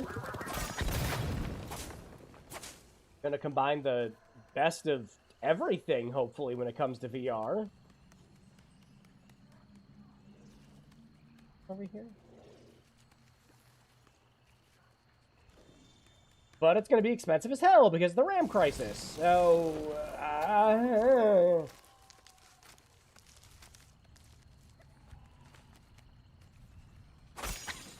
any hope of it pushing VR is going to kind of go right down in the shitter. It's just unfortunate. Fucking love this tech so much.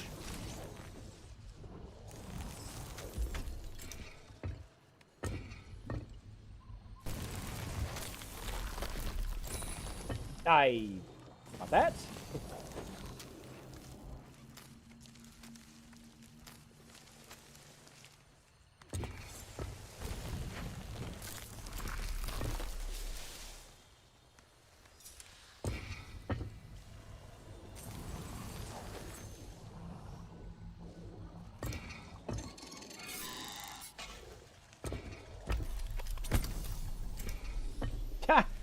I didn't think you'd actually get stuck on it. That's funny.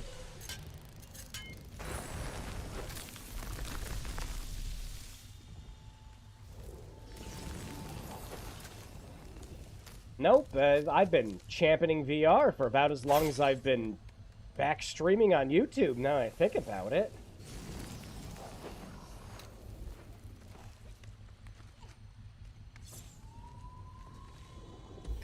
And it had a really good run.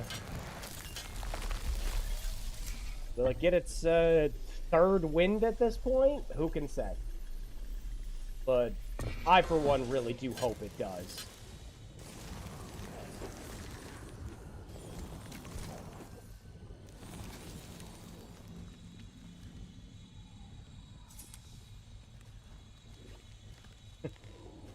I was saying, it's like, oh, I could totally make that, and I'm just thinking in my head, you know, I could totally just screw that up.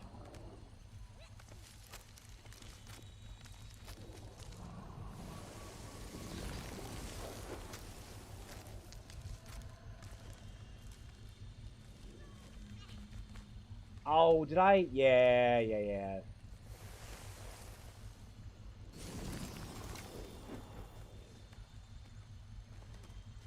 Memory of it. Alright, buddy. Hang on. I want that. You come back here. I need to mess up a puzzle again. Okay. I didn't tell you to do that. You made that choice all by yourself. And now I can't go through there because it's closed. Yep. Yep. Hold on. Now we gotta redo this. All because it didn't make it all the way back.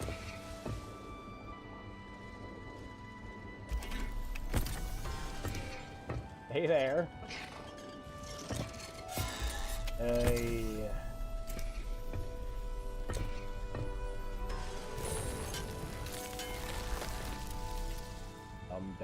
Dumb. Can I make the jump from here?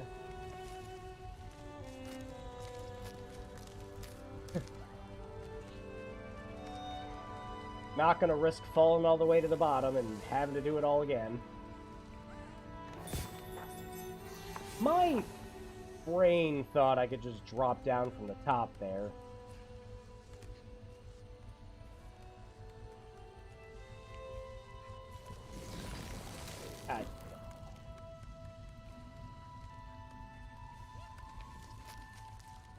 This one isn't even like a depth perception problem or anything.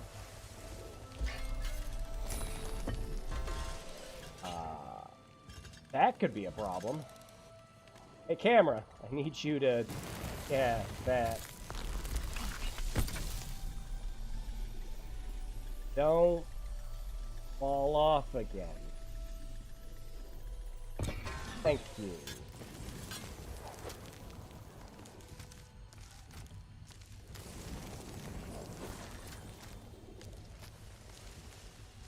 Voila! We took twice as long in this room as we should have. Now watch the streamer miraculously fuck something up. For he is very good at it. Streamer brain will continue to poison sounds. Every streamer you ever know.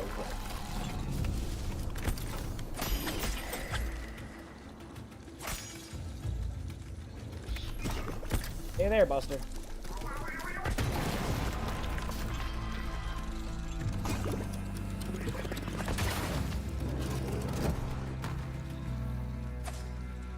I thought enemies spawned up here later. Hey! Very rude.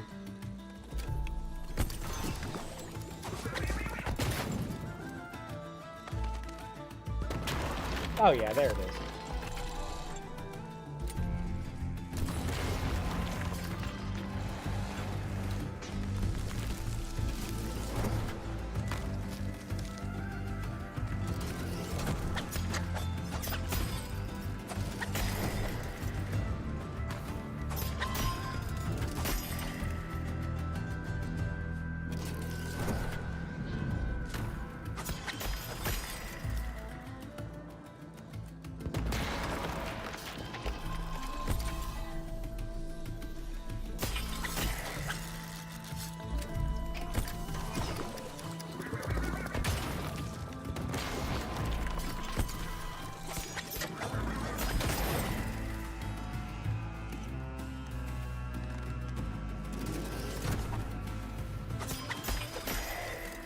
What a fight.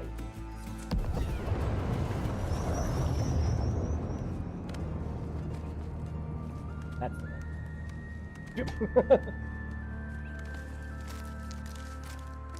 I don't remember messing up the platforming quite so much in the original. But again, I think that might just be one of those things where it's VR depth perception.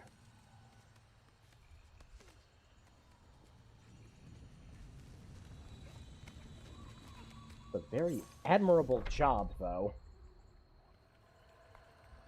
They were almost back. Quill couldn't wait to see that crotchety toad's expression when they walked right up to Veda's throne.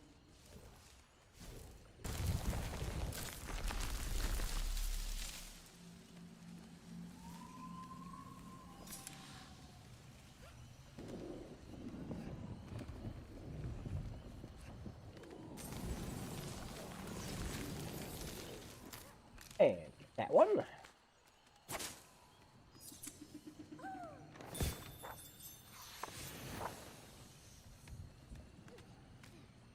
What?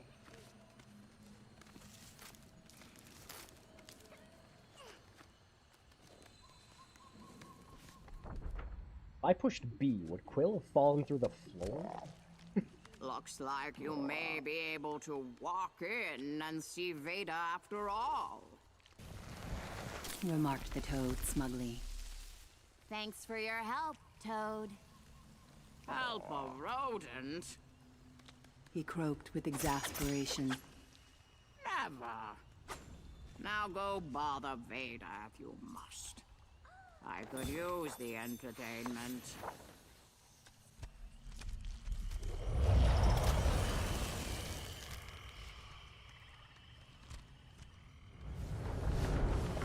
Yeehaw! Love what it does to the library. And again, kind of a shame you can't actually look around at it in this. Quill approached Veda's throne with the confidence of a champion. Root Seer Veda, Sarfog is dead, She proclaimed. My reader and I stand before you now to ask for your help. No. Yes. The winds carried swift word of your victory twofold. Veda replied. And for making safer our soil, we are grateful. We'd be honored to provide both you and Argus safe passage back to your home in the clearing. That ain't what I asked. Thank you. Quill replied. But Moss, we'll never be safe until all the forged armies are defeated. I have been chosen to safeguard the glass, and with the sprites fighting by our side, my reader and I will claim it all and end the arcane. Veda was wide-eyed at this news, seemingly in awe. As in, aw, look at the mouse. But the awe was anger. The glass cannot be joined! Veda fumed. We separated it for a reason. And now, some young, naive mouse dares to bring them together? Quill was caught off guard, but kept her composure. Times have changed! Time is repeating! Beta snapped. The last one who dared to hold these 5 glass toyed with all our fates. So I will help you twofold. I'll help you to restore a vital balance. Give us back the green glass.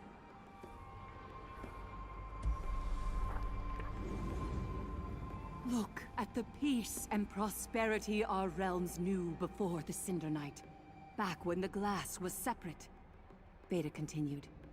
It is Look at that. your We had a little duty hamster to playing a keep the banjo. You torched want to ruin wings that? dominate our skies from writing the end for us all. Quill dug in. My uncle Argus, commander of the King's Guard, entrusted me and my reader to restore peace. We will face the arcane and take their glass. It's the only way.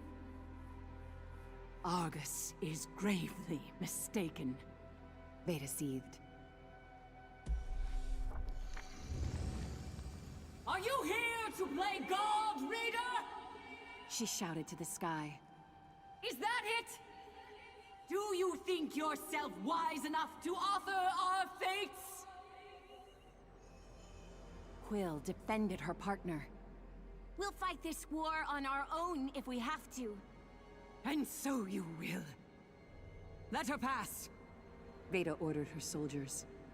Then seal off every portal here. I had hoped you wiser than Argus, child. I pray our fates remain our own. And not a single murder the mouse, take the glass.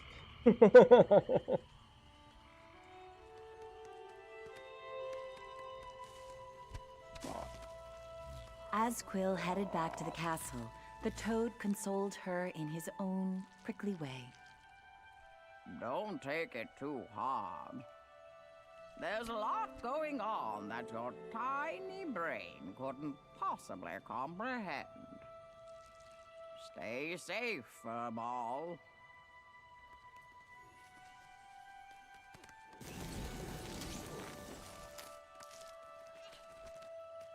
Yeah, again, I'm curious how the flat version handles the ending.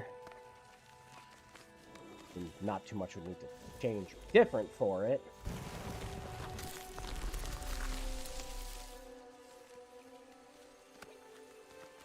Just one of those things where it's handled better if you think about it in terms of VR. And something Glassbreakers gets into also.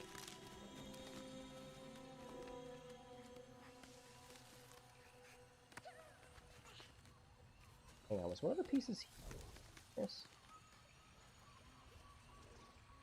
Oh, because I got... Ah, well. Again, not terribly concerned. Stuff for me to do in my own time. The farther Quill walked, the worse she felt. Uncle Argus had it was here, believed in wasn't it? her, Yeah. and she'd failed miserably.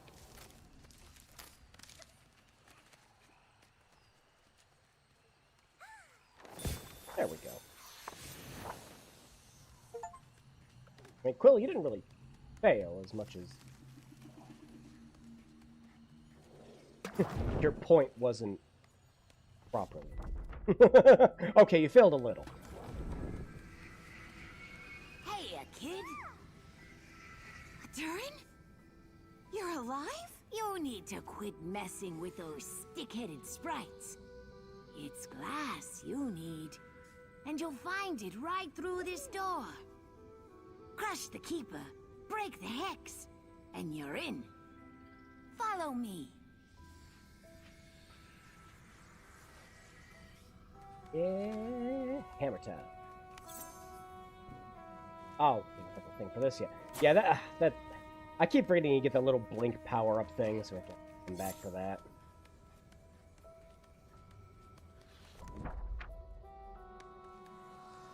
The last time Quill saw Durin, he was snapped up in the jaws of Sarpog.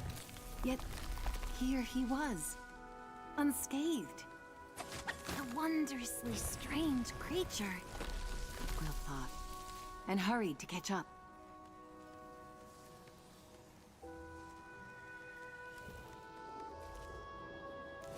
Didn't this lever do anything? At this point, I don't... Opens up a way back. Right.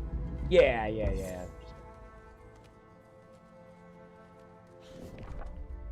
Oh, wow. It is, it is 10 o'clock already. Holy cow. Come on, kid. Time does Gotta fly. move while he's still sleeping. Durin, you were supposed to say something there. The subtitles got it, but you didn't.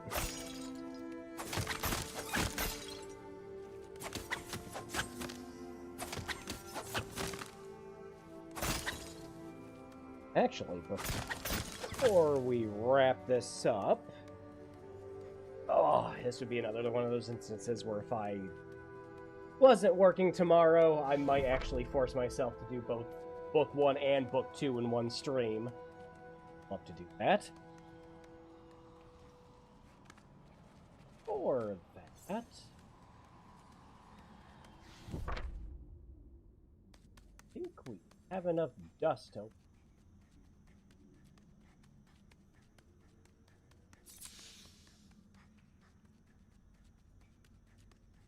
That was also the nice thing in this, is there was actual side content.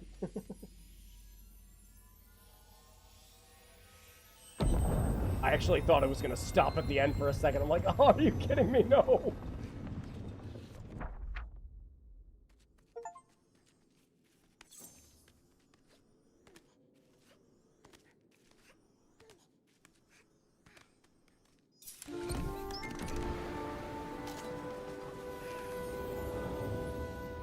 Armor!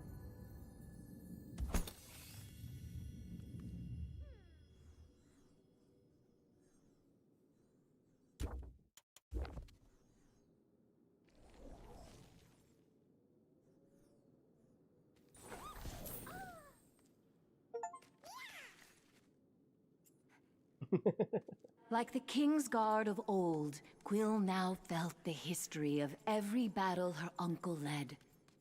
The charge of the Hedge Knights. The last stampede. She could almost hear her uncle's commands.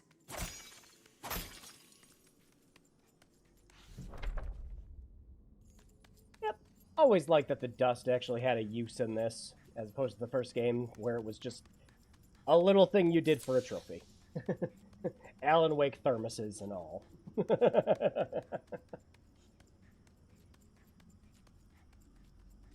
Yep, there's a couple other ones you can get too, though it actually incentivizes you to go around and get all of it.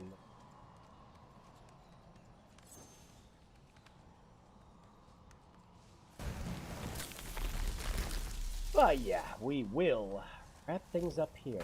This has mostly just been a chill stream. I haven't really had it all that much. I don't know, I had a stressful work week, so I think sometimes it's just nice to turn on a game and chill out, and it's it. And again, these are just games I know very well and I've played a lot in VR. And a lot of what I do with games like this is just pretty much a, first look, for try it out. And I was mostly curious on how well some stuff would transfer over from VR. I will say, again, I've said it a few times now, if you have any way to play these games in VR, please do. It is the intended experience. It is how you are supposed to, get. The whole idea is for you to feel like you're part of the story. You are working together with its protagonist as a part of the story. It's great. I love that. And you kind of lose some of that appeal when it's not in VR.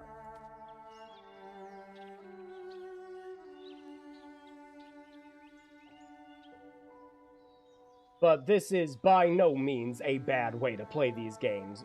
Holy hell, it is not. These look great, they play great, they sound great, and the concessions that had to get made, they were done for the absolute best they could be.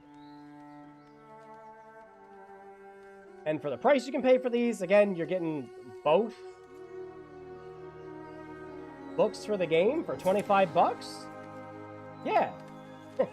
Poked your nose. The keeper lives inside that greenhouse, kid. Adurin spun a gesture toward the shiny building in the distance.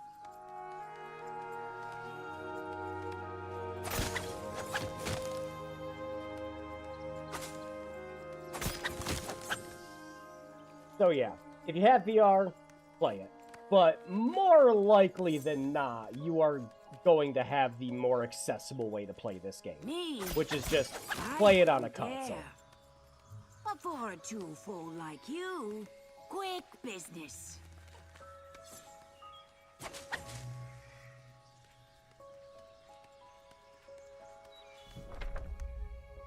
I love their soundtrack. Quill wondered why Adurin was so skittish. But if his plan led to more glass, died? Then she wouldn't have to return to her uncle empty-handed.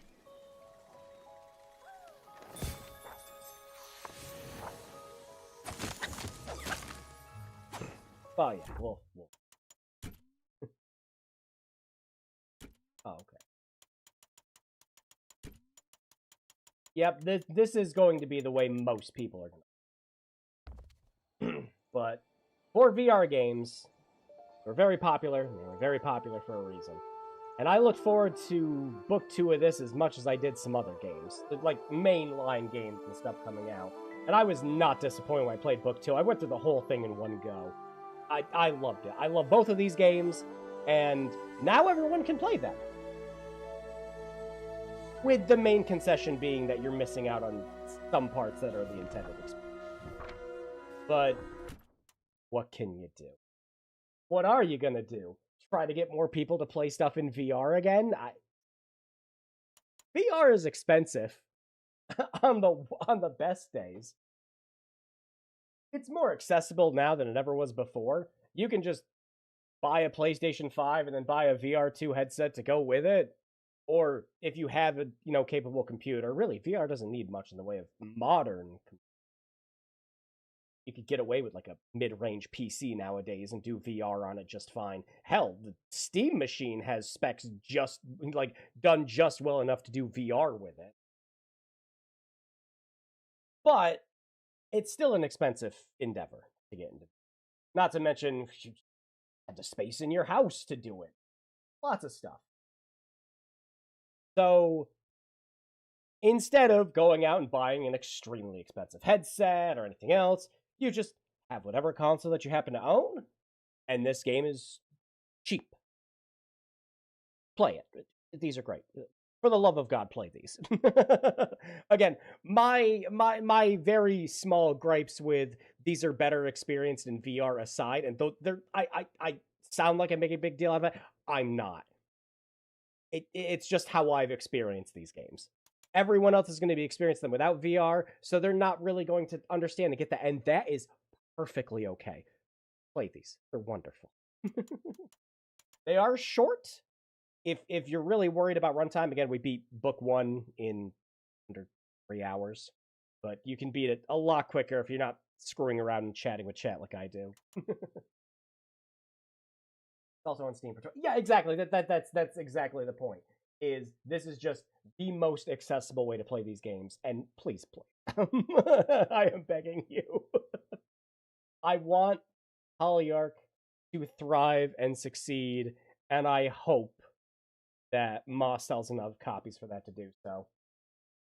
I hope it sells enough copies that a physical version can come out at some point, because I will double dip and get this again. I adore these games. I have their soundtracks, I have vinyls, I have CDs, I have signed art of this game. I love these. They're wonderful. They're wonderful little games that tell great stories. Again, Book 2's ending is actually phenomenally good. They tell great stories. They're good puzzle games that really take the mechanics into play. of you both, having to do something simultaneously, controlling Quill and the reader, being the reader at the same time. Very, very clever. You don't really get that, like, outside of, like, what, the world ends with you? Where you're having to manage two things like that at once? Like, I don't know. The PS3 Spyro game? What was that called? That was the third one in that trilogy where it was like Elijah Wood. I cannot remember the name of my head. Where you had Spyro and the girl dragons. Cinder, that was it. Strapped together in that, and a 2-player game. That was actually a really good game. But it weaves it all together with just a fantastic soundtrack. I cannot gush enough about Moss's soundtrack. There's a reason I play them all the time. Anytime I put them in the stream intros, they're just so beautiful. Jason Graves does a great job. I'm curious, of course, because Moss, the first Moss, actually has an ending song. I really like it, called Home to Me. Sung by Maluka. Don't know who she is. She did a whole bunch of, like, vocal video game covers way back in the day on YouTube. I think she still does stuff. I know she also did songs for the Banner Saga, and I don't remember. But yeah, curious if that song is actually still in the Forgotten. Gorgeous soundtracks. They look phenomenal. Again, art over style over realism any day of the week. Play these, please. And if the prospect of, like, 6 and 8 hours of game, depending on if you do all the side stuff in book 2, just doesn't quite, feasibility, like, $20. Plenty fine for $20 though. I'll wait for a sale. I'm sure it'll go on sale for like a few bucks cheap. But for the price and for what it is and for what it's going for right now, actually, I think it's just $20 by itself right now, isn't it? I might be thinking of it bundled with something else. But yeah, it just all right, that'll do it for this week's stream. Yeah, I love these games, and it's great that everybody gets to play them now. We will return next week. The poll, of course, Bad Games Block is going to be on it, and I'm going to warn you right now, if you guys decide to go ahead and vote for Bad Games Block, we are on our 50th Bad Games Block.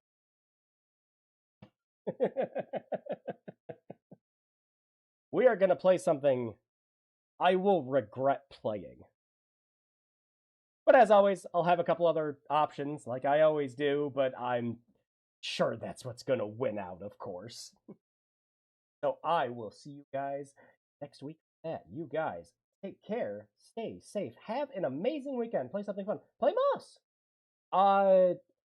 Game I was looking forward to, Restory, came out today. I am probably just going to play that as soon as I hit end stream.